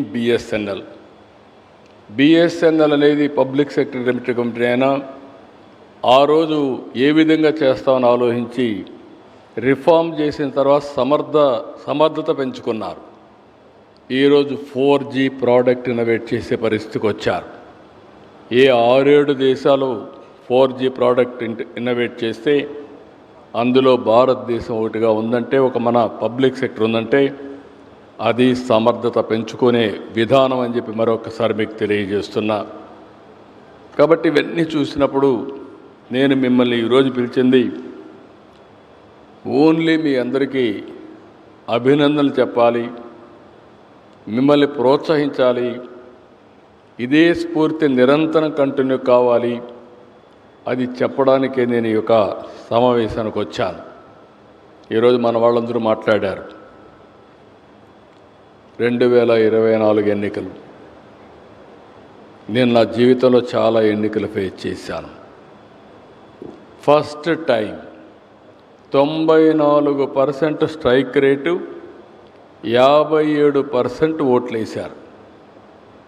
దానికి కారణం మీరు ఆలోచిస్తే అంతవరకు జరిగినటువంటి విధ్వంస పాలన విధానాలు నచ్చక, రెండోది మీరు ఒకసారి చూస్తే ఏదైతే మళ్ళీ మేము పునర్నిర్మాణం చేస్తాం, పూర్వ వైభవం చేస్తామని చెప్పిన మాట, అది కూడా 3 లీడర్షిప్ను మీరు చూస్తే, నేను ఒక పక్క, ప్రధానమంత్రి నరేంద్ర మోడీ గారు ఒక పక్క, జనసేన అధినేత పవన్ కళ్యాణ్ గారు ఒక పక్క, ముగ్గురం కలిసి చెప్తే నమ్మారు, విశ్వసించారు, వాళ్ళ బాధ్యత వాళ్ళు చేశారు. కానీ ఈరోజు నాకు ఒక సంతోషం ఏంటంటే అసాధ్యం అనుకున్నారు సూపర్ 6 అంటే ఆ సూపర్ 6ను కూడా సూపర్ హిట్ చేసిన ఘనత ఈ ప్రభుత్వ యంత్రాంగాంది అని చెప్పి మరొకసారి మీ అందరికీ విజ్ఞప్తి చేస్తున్నా. ఒక పక్క సూపర్ 6 ఇచ్చాం. మా ఫైనాన్స్ సెక్రటరీ గారు ఎప్పుడు అంటూ ఉంటారు డబ్బులు లేవని. నేను ఒకటే చెప్పాను, మ్యాండేట్ ఇచ్చిన హామీని నిలబెట్టుకోవాలి, డబ్బులు కావాలంటే అభివృద్ధి చేయాలి. అక్కడి నుంచి అభివృద్ధి చేయాలంటే మేము ఒక హామీ ఇచ్చాం. అందులో కూడా సూపర్ 6లో నెంబర్ 1 20 lakh జాబ్స్. ఆ 20 lakhs జాబ్ రావడానికి ఏం చేయాలని చెప్పి ఆలోచించినప్పుడు పెట్టుబడులు తేవడం, అభివృద్ధి చేయడం ఏకైక మార్గం. దానికోసం ఈ 17 నెలలు నిరంతరం పనిచేశారు. ఇక్కడుండే లోకేష్ గారిని ఆ రోజు ఐటీ మినిస్టర్గా దీనికి కోఆర్డినేట్ చేయమని చెప్పి వారిని పెట్టాం. అక్కడి నుంచి అందరు మంత్రులు వేదిక పైన అందరినీ చూస్తున్నాం. అందరూ కూడా ఎక్స్ట్రాడినరీ పర్ఫార్మెన్స్ చేశారు. ఒక టూరిజం మినిస్టర్, ఒక industries minister, MSME, CRDA, power minister, ఒకరిని కాదు అందరూ కూడా ఎక్స్ట్రాడినరీ పర్ఫార్మెన్స్ చేశారు. 5 సంవత్సరాల్లో 20 లక్షల ఉద్యోగాలు ఇస్తామని చెప్పాం. I'm very happy and proud. ఈ 17 నెలల్లో 20 లక్షల కోట్లతో 20 లక్షల ఉద్యోగాలు సునాయాసంగా ఇచ్చే విధంగా ముందుకు పోతున్నాం. ఇది రావడానికి కూడా మీరే కారణం. ఈరోజు మాకు సంకల్పం ఉండొచ్చు, మేము చెప్తే 10 మంది రావచ్చు. వచ్చిన తర్వాత దాన్ని సక్సెస్ చేయడం అనేది డిపార్ట్మెంట్ పైన ఆధారపడుతుంది. నేను ఒక్కొక్క డిపార్ట్మెంట్లో ఉండే ఆఫీసర్లు చూస్తున్నాను, ఎప్పుడూ చూడని ఎనర్జీ కనపడుస్తూ ఉంది. ఇండస్ట్రీస్ డిపార్ట్మెంట్ బ్రహ్మాండంగా పనిచేస్తున్నారంటే దానికి పోటీ పడి ఐటీ మినిస్టర్ పనిచేసే పరిస్థితికి వచ్చారు. వీళ్ళకు పోటీ పడి ఎనర్జీ డిపార్ట్మెంట్ పనిచేసే పరిస్థితికి వచ్చింది. వీళ్ళందరికీ పోటీపడి కడాన సిఆర్డిఏ ఒకరిద్దరు కాదు అందరూ ఎంఎస్ఎంఈ అందరూ కూడా ముందుకు పోయే పరిస్థితికి వచ్చారు. నాకు ఇవన్నీ చూసిన తర్వాత ఒక నమ్మకం వచ్చింది. నేను RTIH పెట్టాను, Ratan Tata innovation hub and spoke model పెట్టాను. ఒకప్పుడు 1 ఫ్యామిలీ 1 IT అని మాట్లాడాం. ఎన్నో ఏళ్ళు కాలేదు, 25 ఏళ్ళు. 25 ఏళ్లలో వీళ్ళు చదువుకొని విదేశాలకు పోయి ఉద్యోగాలు చేసి ఆ దేశంలో ఉండే వాళ్ళకంటే తలసరి ఆదాయం ఎక్కువ సంపాదిస్తున్నారు. అమెరికాలో ఉండే అమెరికన్స్ తలసరి ఆదాయం $50,000 అయితే అదే తెలుగు వాళ్ళు అమెరికాలో ఉండే వాళ్ళ ఆదాయం $1,20,000 అంటే అదే తెలుగు వారికి ఉండే తెలివితేటలు, సమర్థత. ఇలాంటి సంఘటనలు మనం చెప్పుకుంటూ పోతే చాలా ఉన్నాయి. అందుకే ఈరోజు నేను పెట్టుకున్న లక్ష్యం మీరు చూస్తే 1 family 1 entrepreneur, 1 family 1 AI use case అన్న తయారు చేయాలి, లేకుంటే AI వాడుకోవాలి. ఇది కూడా అసాధ్యం కాదు, ఇది కూడా సాధ్యం అవుతుంది. ఇంకో పక్కన సుపరిపాలన అన్నాం, సమర్థవంత పాలన ఇస్తా అన్నాం. ఈరోజు 750 సర్వీసులు ఆన్లైన్లో వాట్సాప్ ద్వారా మనం ప్రొవైడ్ చేసే పరిస్థితికి వచ్చాం. అంటే ఇవన్నీ కూడా మనం చూసినప్పుడు చాలా బాగా జరిగింది. ఈరోజు మొట్టమొదటిసారిగా ఈ మీటింగ్ సక్సెస్ చేసిన మిమ్మల్ని మరొక్కసారి అభినందిస్తున్నా. మిమ్మల్ని చూసిన తర్వాత నాకు అనిపిస్తుంది good governance always good politics. ఈరోజు మీరు చూశారు నరేంద్ర మోడీ గారు 2002లో సీఎం అయ్యాడు. ఆయన 12 ఏళ్ళు సీఎంగా ఉన్నాడు, 12 సంవత్సరాలు మళ్ళా పీఎంగా ఉన్నాడు. నిన్న బీహార్ ఎలక్షన్ లాస్ట్ టైం కంటే ఇంకా బెటర్గా చేశారు, 202 సీట్లు గెలిచారు. What it indicates? సంక్షేమం, అభివృద్ధి, సుపరిపాలన, నమ్మకం. ఆ నమ్మకాన్ని నిరూపించారు, నిలబెట్టారు, బీహార్లో గెలిచారు. ఇప్పుడు దానివల్ల లాభం ఏమని మీరు ఆలోచిస్తే అది వ్యక్తిగతంగా ప్రధానమంత్రి, ఆ రాష్ట్రంలో ఉండే ముఖ్యమంత్రికి మంచి పేరు వచ్చినా దేశంలో మళ్ళీ ఒకసారి ఒక సుస్థిరమైన పరిపాలన ఉంది కాబట్టి మనం అందరం కూడా పెట్టుబడులు పెట్టచ్చు. ఈ గవర్నమెంట్లు ఏం మారవు కాబట్టి ఇంకా ముందుకు పోవచ్చు అని అందరూ ముందుకు వచ్చే పరిస్థితికి వచ్చింది. ప్రపంచంలో ఒక విశ్వాసాన్ని కల్పించే పరిస్థితికి వచ్చాం. ప్రపంచం మొత్తం భారతదేశం వైపు చూస్తూ ఉంటే నరేంద్ర మోడీ గారు ఒక స్ట్రాంగ్ లీడర్ అనే మెసేజ్ ఉంది, దాన్ని రీఎన్ఫోర్స్ చేసే పరిస్థితి వచ్చింది. ప్రపంచం మొత్తం మన గౌరవం పెరిగింది. నరేంద్ర మోడీ గారు ఇక్కడ గెలిస్తే భారతదేశస్తుల యొక్క గౌరవం ప్రపంచం మొత్తం పెరిగే పరిస్థితి వస్తుందంటే అది రాజకీయ సుస్థిరతకుండే ప్రాధాన్యత అని చెప్పి కూడా నేను మీకు తెలియజేస్తున్నా. అందుకని మిమ్మల్ని అందరినీ అభినందిస్తూ ఇంకొక పక్కన ఎవరైతే CII మనస్ఫూర్తిగా అభినందనలు. నేను ఎప్పుడు ముఖ్యమంత్రిగా ఉన్న అధికారంలో ఉన్నా నేను అందరినీ కలుపుకొని పోతాను. ఎవరైనా ఎక్కువ సమర్థత ఉంటే లాభం ఉందనుకుంటే వాళ్ళని ఎక్కువ గౌరవిస్తా. అలాంటి వ్యవస్థలో మోస్ట్ రెస్పెక్టబుల్ వ్యవస్థ CII అని చెప్పి నేను మీకు తెలియజేస్తున్న కన్ఫెడరేషన్ ఆఫ్ ఇండియన్ ఇండస్ట్రీ. దానికి కారణం వాళ్ళు ప్రపంచం మొత్తం నెట్వర్క్ చేస్తూ ఎప్పటికప్పుడు గవర్నమెంట్కు సహకరిస్తూ మంచి పబ్లిక్ పాలసీలు ఏమేమి తేవాలో తీసుకొస్తున్నారు. ఈరోజు ఇక్కడుండే డిపార్ట్మెంట్లు అందరికీ ఒకటే విజ్ఞప్తి చేస్తున్నా, లేబర్ రిఫార్మ్స్ తీసుకొచ్చాం, అడ్మినిస్ట్రేటివ్ రిఫార్మ్స్ తీసుకొస్తున్నాం. అదే మరి రియల్ టైం గవర్నెన్స్ ద్వారా ఎప్పటికప్పుడు ఎక్కడ కూడా చిన్న చిన్న పొరపాట్లు లేకుండా కూడా చూస్తున్నాం. ఇవన్నీ చేస్తూనే ఈరోజు నెక్స్ట్ లెవెల్ ఆఫ్ రిఫార్మ్స్కి వెళ్ళాం. దేశంలో ఎప్పుడు కూడా మీరు ఒకసారి చూస్తే ఏ రిఫార్మ్ అయినా అమలు చేయాలంటే అది ఆంధ్రప్రదేశ్కే సాధ్యమని గతంలో నిరూపించాం, మళ్ళీ ఈరోజు నిరూపించే పరిస్థితికి వచ్చాం. అదే మీరు చూస్తే ఏ రాష్ట్రం ఇవ్వలేదు. దానికి ఒక ట్రెండ్ సెట్టర్గా ఉండాలనే ఉద్దేశంతో ఈరోజు ఎస్క్రో అకౌంట్ పెట్టాం, సావరిన్ పవర్స్ ఇచ్చాం, దానికి గైడ్లైన్స్ తయారు చేస్తాం. ఒకసారి ఇండస్ట్రీ పెడితే ఇన్సెంటివ్స్ ఇస్తామంటే అవి ఏ విధంగా ఇస్తాం మన హెడేక్, కానీ పెట్టిన పెట్టుబడులకు మాత్రం అన్యాయం జరగడానికి వీలు లేదు, మన వల్ల వాళ్ళు నష్టపోవడానికి వీలు లేదు. మాట నిలబెట్టుకునే క్రెడిబిలిటీ ఇవ్వడానికి ఎస్క్రో అకౌంట్, అదే మాదిరిగా సావరిన్ గ్యారంటీ ఇచ్చాం. ఇప్పుడు మీరు చేసిన పనికి డబల్ అడ్వాంటేజ్ వస్తుంది. నాకు ఏమాత్రం అనుమానం లేదు. ఇప్పుడు మా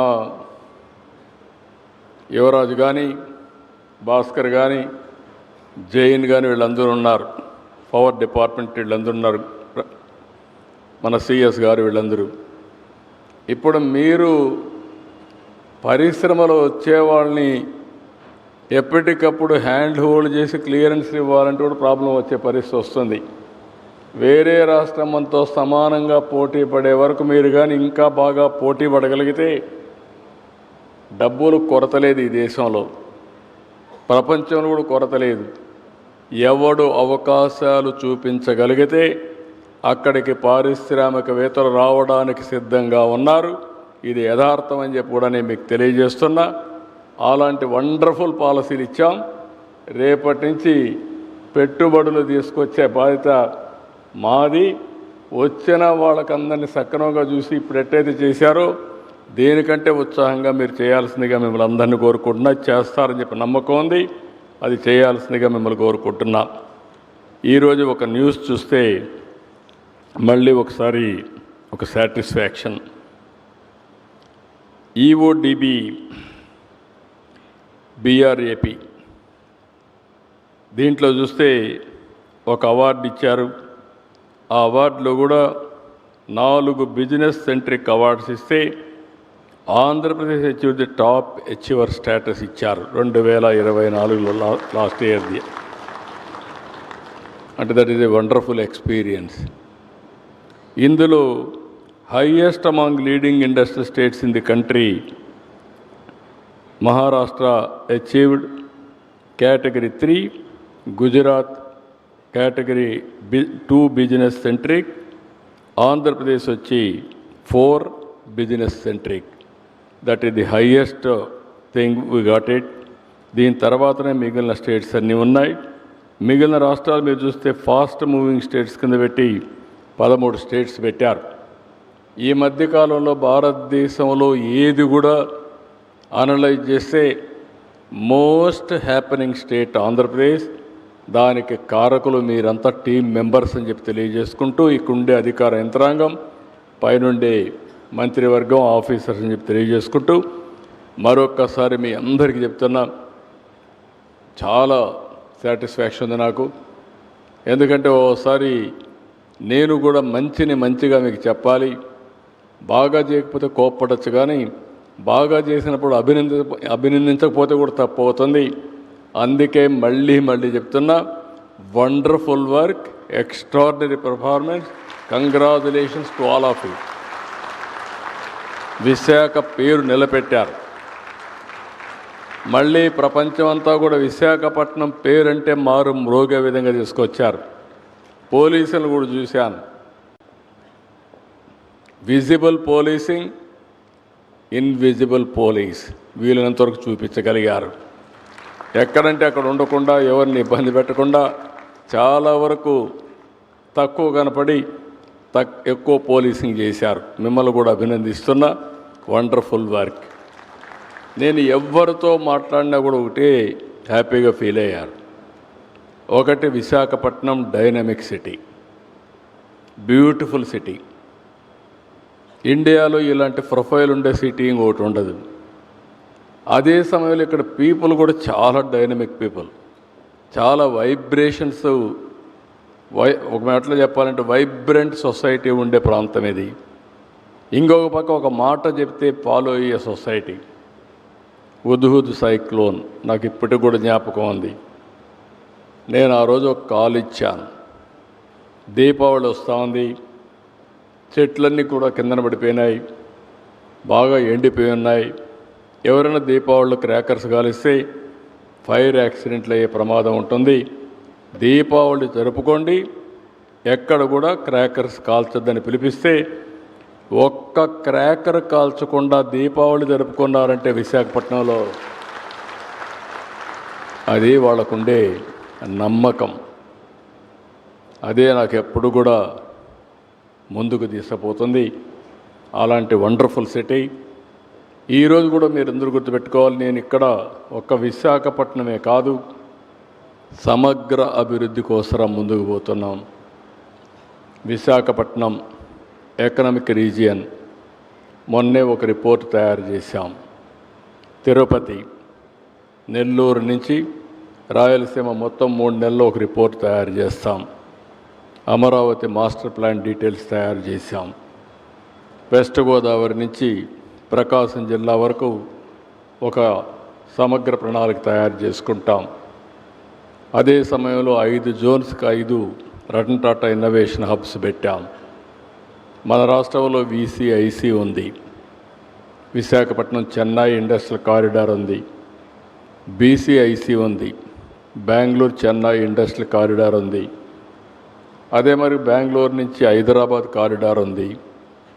ఇవన్నీ కూడా మనం ఉపయోగించుకుని ఎక్కడికక్కడ మనకుండే అడ్వాంటేజ్ ఉపయోగించుకొని మనం మార్కెట్ చేసుకోగలిగితే చాలా వరకు మనం ముందుకు పోయే అవకాశం ఉంటుంది.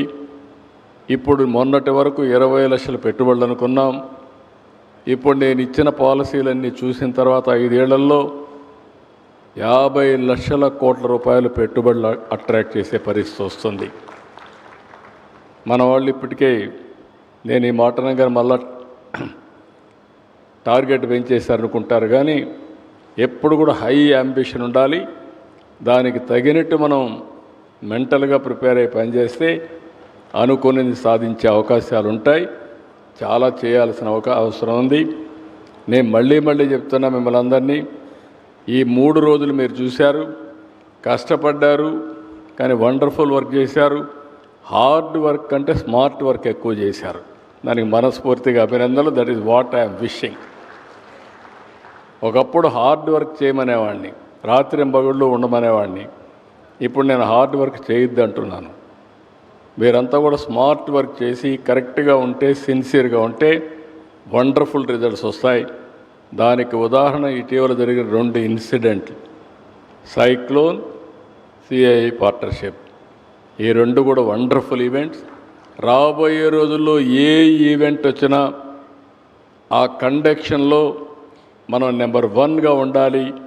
ఉంటామనే నమ్మకం నాకుంది. నేను ఓవరాల్ లీడర్ని మాత్రం మీకు అంతా కూడా మంచి చేయడానికి ఫుల్ ఫ్రీడమ్ ఉంటుంది. చేయడమే కాదు, దానివల్ల మీ యొక్క గౌరవం పెరుగుతుంది సమాజంలో. సమాజం కూడా మనల్ని ఎప్పటికప్పుడు వాచ్ చేస్తూ ఉంటుంది. ఎవరు బాగా చేశారు, ఎవరు బాగా చేయలేదు అన్నీ కూడా వాచ్ చేస్తూ ఉంటారు. ఈరోజు మనందరం కలిసి ఒక టీం కింద పనిచేసాం కాబట్టి ఈ ఫలితాలు వచ్చాయి. అలాంటి టీం వర్క్ చేసిన మిమ్మల్ని అందరినీ మరొక్కసారి అభినందిస్తూ అందరికీ ధన్యవాదాలు తెలియజేసుకుంటూ సెలవు తీసుకుంటున్నా. జై హింద్.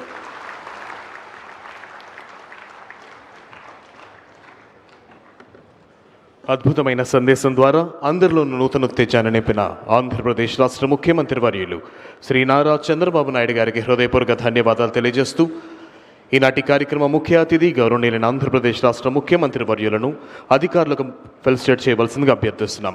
దయచేసి ప్రతి ఒక్కరూ స్టేజ్కి లెఫ్ట్ సైడ్ నుంచి రైట్ సైడ్ దిగవలసిందిగా అభ్యర్థన, త్వరగా రావాల్సిందిగా అభ్యర్థన. First I would love to call upon G Shyambabu garu, SC Visakhapatnam, AP PDCL department.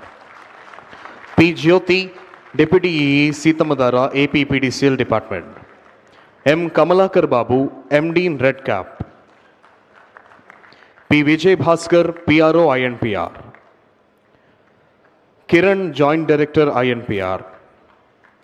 Krishna Reddy, regional information engineer INPR. Rajasekhar, additional director INPR. Suryanarayanarao, joint director INPR. Raksha, primus partners. Ravi, అల్గో హైరే. Nilaya Varma, primus partner. C Harika, investment nodal officer tourism. J Madhavi, district tourism officer tourism.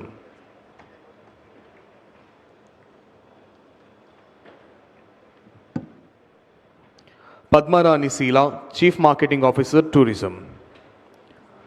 B Satyaprabha, investment head tourism. Padmavathi AAL, ED operations tourism. Mallikarjun Rao, director culture department. A Srinivas, deputy CEO, AP tourism. Suyash Lepakshi. Aishwarya Kosaraju, general manager, APEDB. Krishnakanth, manager, APEDB. Sarine Parapakath, senior vice president, APEDB. Vidyadharani, general manager, APDEB. William Theodore Emmanuel, associate vice president, ఏపీఈడిబి. Vijayakanth Veju, AVP, APDEB. Venkatarangarao, young professional, APFPS. Sai Srinivas, regional manager, APFPS. KVD Janardhan, regional manager, APFPS. Karthik Kumar, manager, APHDC limited, APHDC. Karthik Kumar, manager, APHDC limited, APHDC. GV రాఘవరావు, chief engineer, APMB. Pratap Suryanarayana Reddy, executive director, APMB. Captain B Adinarayana, port officer, APMB. Captain K Siddharama Sastha, port officer, APMB. P Sudheer Babu, deputy tahsildar, district administration. SM Jilani, deputy tahsildar, district administration. K. Kavita, AD Disabled Welfare, District Administration. S. Sudhasakar, RDO, Vishakhapatnam, District Administration. K. Sangeet Madhur, RDO, District Administration. K. Naeemullah, District Vishakhapatnam, District Administration. P. Venkataramana. V. Ramachandra. G. Surya Kumar. N. Madhavi Sukanya.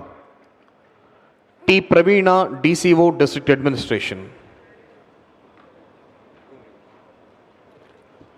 RCH Srinivas, DTC.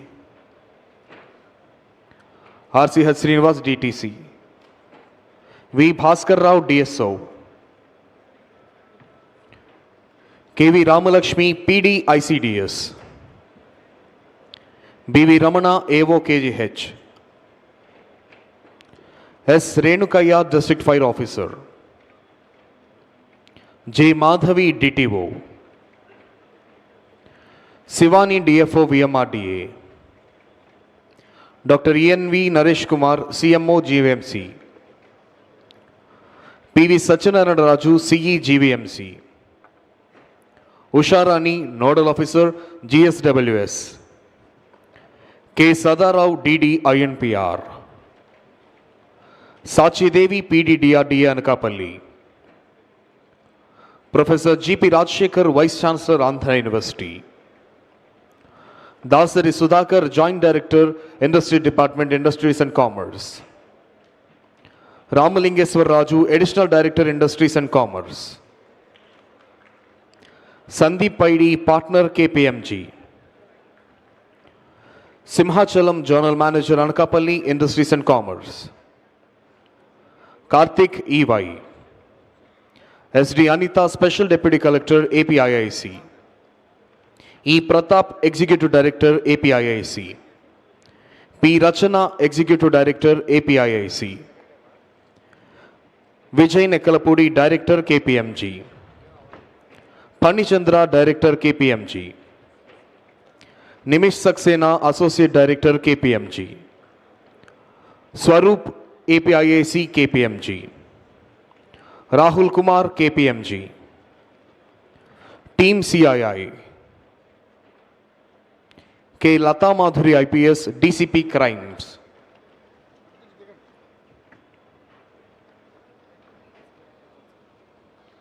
Team CII.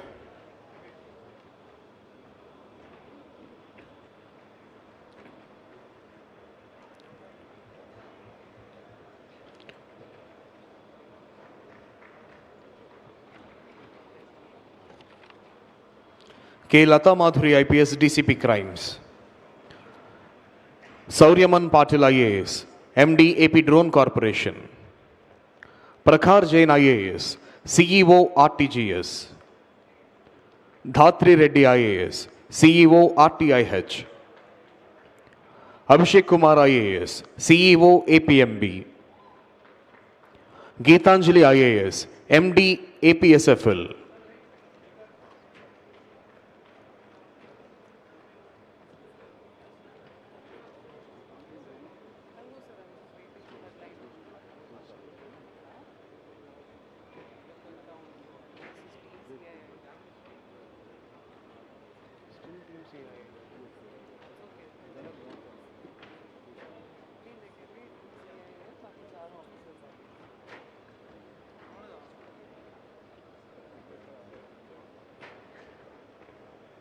This is all Team CII.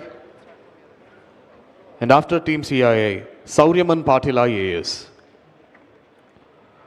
Prakhar Jain, IAS, CEO, RTGS. Dhatri Reddy, IAS, CEO, RTIH. Abhishek Kumar, IAS, CEO, APMB.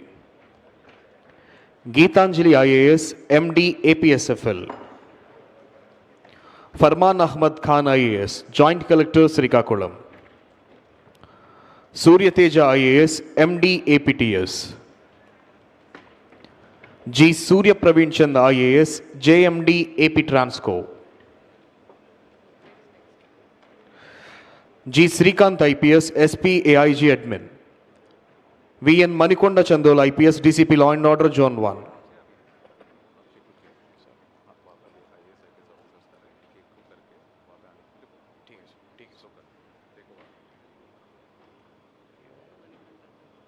Manikanda Chandrolu IPS, DCP Law and Order, Zone 1. Kalpana Kumari IAS, MD GCC. Kalpana Kumari IAS, MD GCC. Bhargav Teja IAS, Additional Commissioner CRDA. Bhargav Teja IAS. Prithvi Tej Imadi IAS, CMD AP PDCL. Prithvi Tej IAS, CMD AP PDCL. KS Viswanathan IAS, Director INPR. KS Viswanathan IAS, Director INPR. Praveen Aditya CV IAS, MD APA DCL.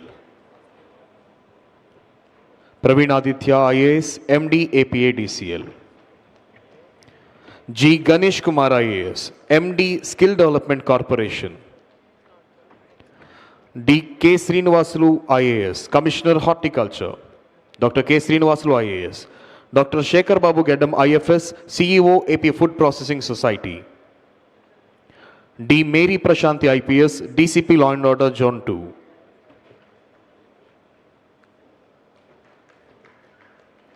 D. Mary Prashanti IPS, DCP Law and Order, Zone 2.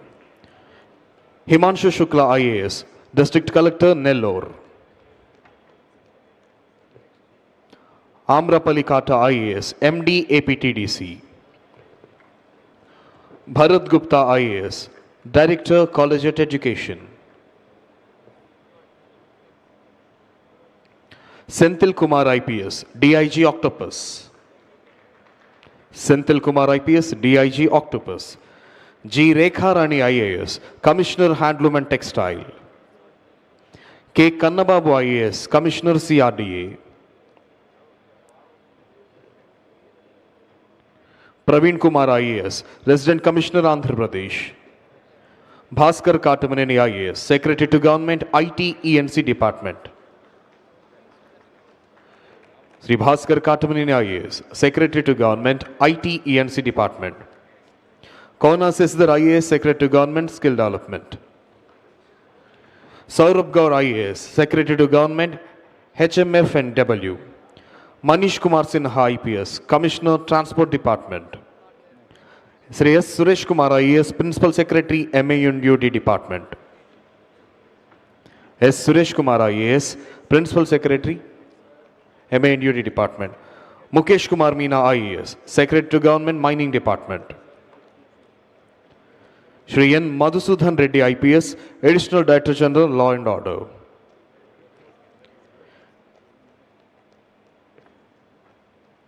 Mukesh Kumar Meena IAS, Secretary to Government Mining Department. Sri M.T. Krishna Babu IAS, Principal Secretary I&I.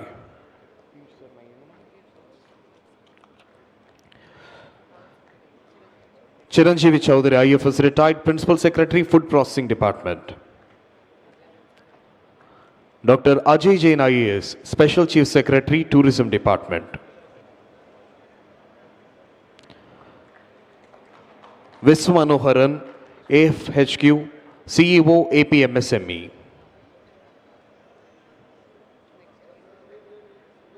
Ketan Garg IAS, Municipal Commissioner GVMC.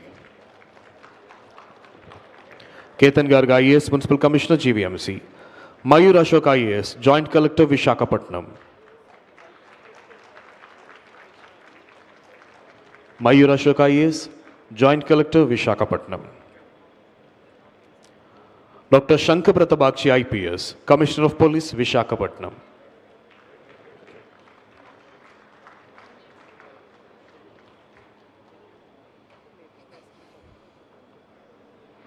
Next.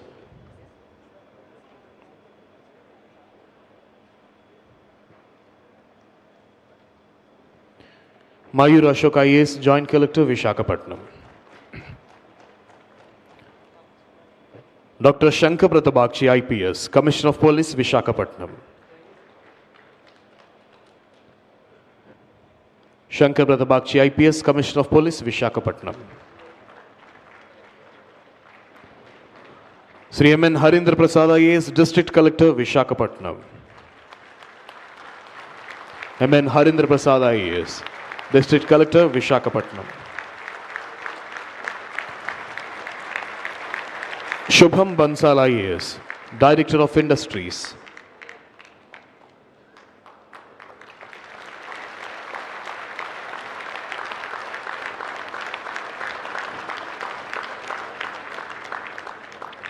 Shubham Bansal IAS, Director of Industries.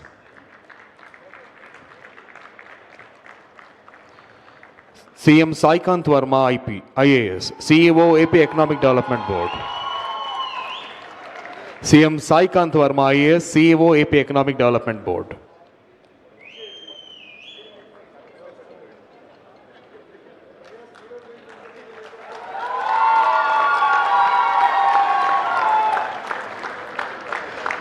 M. Abhishek Kishore IAS, VC and MD, APIIC Limited.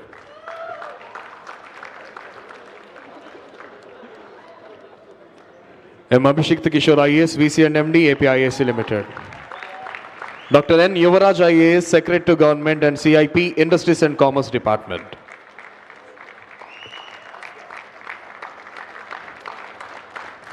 Dr. N. Yuvaraj IAS, Secretary to Government and CIP, Industries and Commerce Department. Harish Kumar Gupta IPS, DGP. K. Vinay Chand IAS, Chief Secretary to Government of Andhra Pradesh. Sri K. Vijayanand IAS, Chief Secretary to Government of Andhra Pradesh. Sri K. Vijayanand IAS, Chief Secretary to Government of Andhra Pradesh. Sri Pila Srinivas Rao, Mayor GVMC.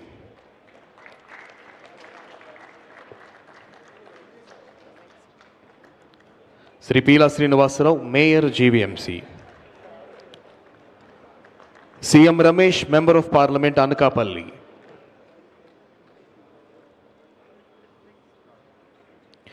Sri Bharat, Member of Parliament, Vishakhapatnam.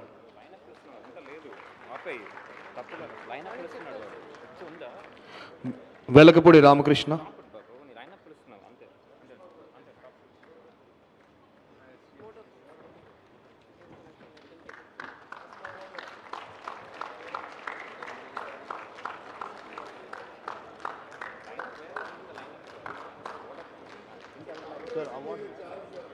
Sir.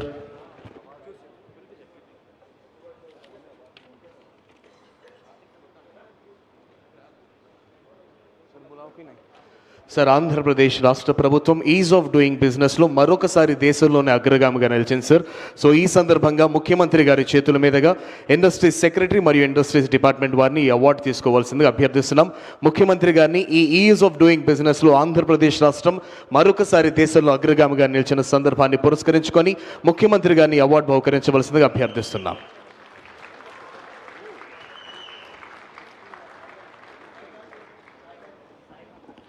Saikant Verma, sir.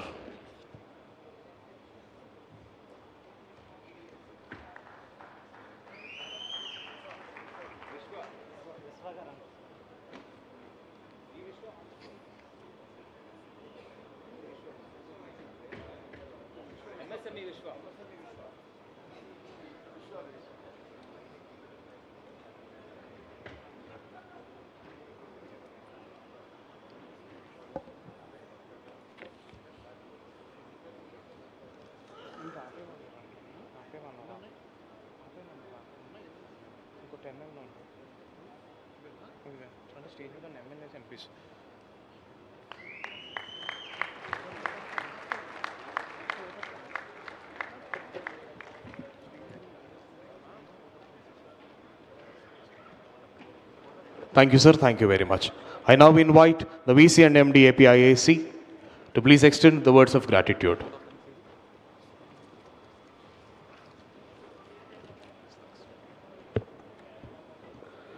Honorable Chief Minister of Andhra Pradesh, Honorable Council of Ministers, respected Chief Secretary to Government, respected Secretaries to Government, all other senior officers from government who are present in this August gathering, media, respected speakers, international delegation present here, ladies and gentlemen, a very good evening.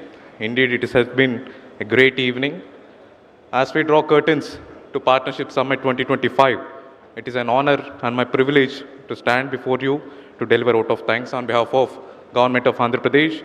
Over the past 2 days, we have witnessed a remarkable convergence of ideas, intent and innovation. The summit has played a key role in reprojecting Andhra Pradesh as a favored investment destination for both national and international industrial community. I would like to extend my heartfelt gratitude on behalf of Department of Industries and the entire government to our beloved Chief Minister for his inspiring leadership and guidance in making the 30th CII Partnership Summit a grand success. We thank our Honorable Vice President for gracing the occasion and encouraging our entire government machinery and the people of the state. Also, the Secretariat of Vice President, our beloved Honorable Union Minister for Commerce, DPIIT, and everyone from Government of India who extended their support in every possible dimension to make this event to be as spectacular as it got this time. I would like to extend my sincere gratitude to a group of ministers led by our Honorable Minister for Information Technology, Sri Nara Garu, and entire other group of ministers for constantly guiding us in planning and executing the summit. I would also like to thank our respected Chief Secretary, Director General of Police, and other senior secretaries of government who have taken charge of various committees formed to conduct this summit in a successful way. I would also like to thank all the trade ministers, trade delegation, international delegates, and industry leaders for reimposing their trust in India and in our state, Andhra Pradesh. Each of the delegates brought insights, solutions, and optimism which are key enablers of this state's progress. I would also like to thank all the investors for your trust in the state of Andhra Pradesh, and as we create a new record in number of investments that are brought into state in the whole of country. We also thank the District Collector, Commissioner of Police and their teams in diligent planning and conducting the summit meticulously. I would also like to extend my gratitude to the organizing team, to the volunteers, and every government personnel present here for their resounding efforts and for making this success a grand event and the best the country has ever witnessed. Your dedication and hard work have ensured that every detail of the summit was planned and executed in a meticulous fashion. Last but not least, I would like to thank DG CII and entire esteemed faculty of CII for conducting yet another partnership summit in the state of AP in a spectacular fashion. With the hope of hosting the summit again next year, we look forward to strengthening our ongoing partnership at a much larger and impactful scale. We thank each one of you once again. Jai Hind.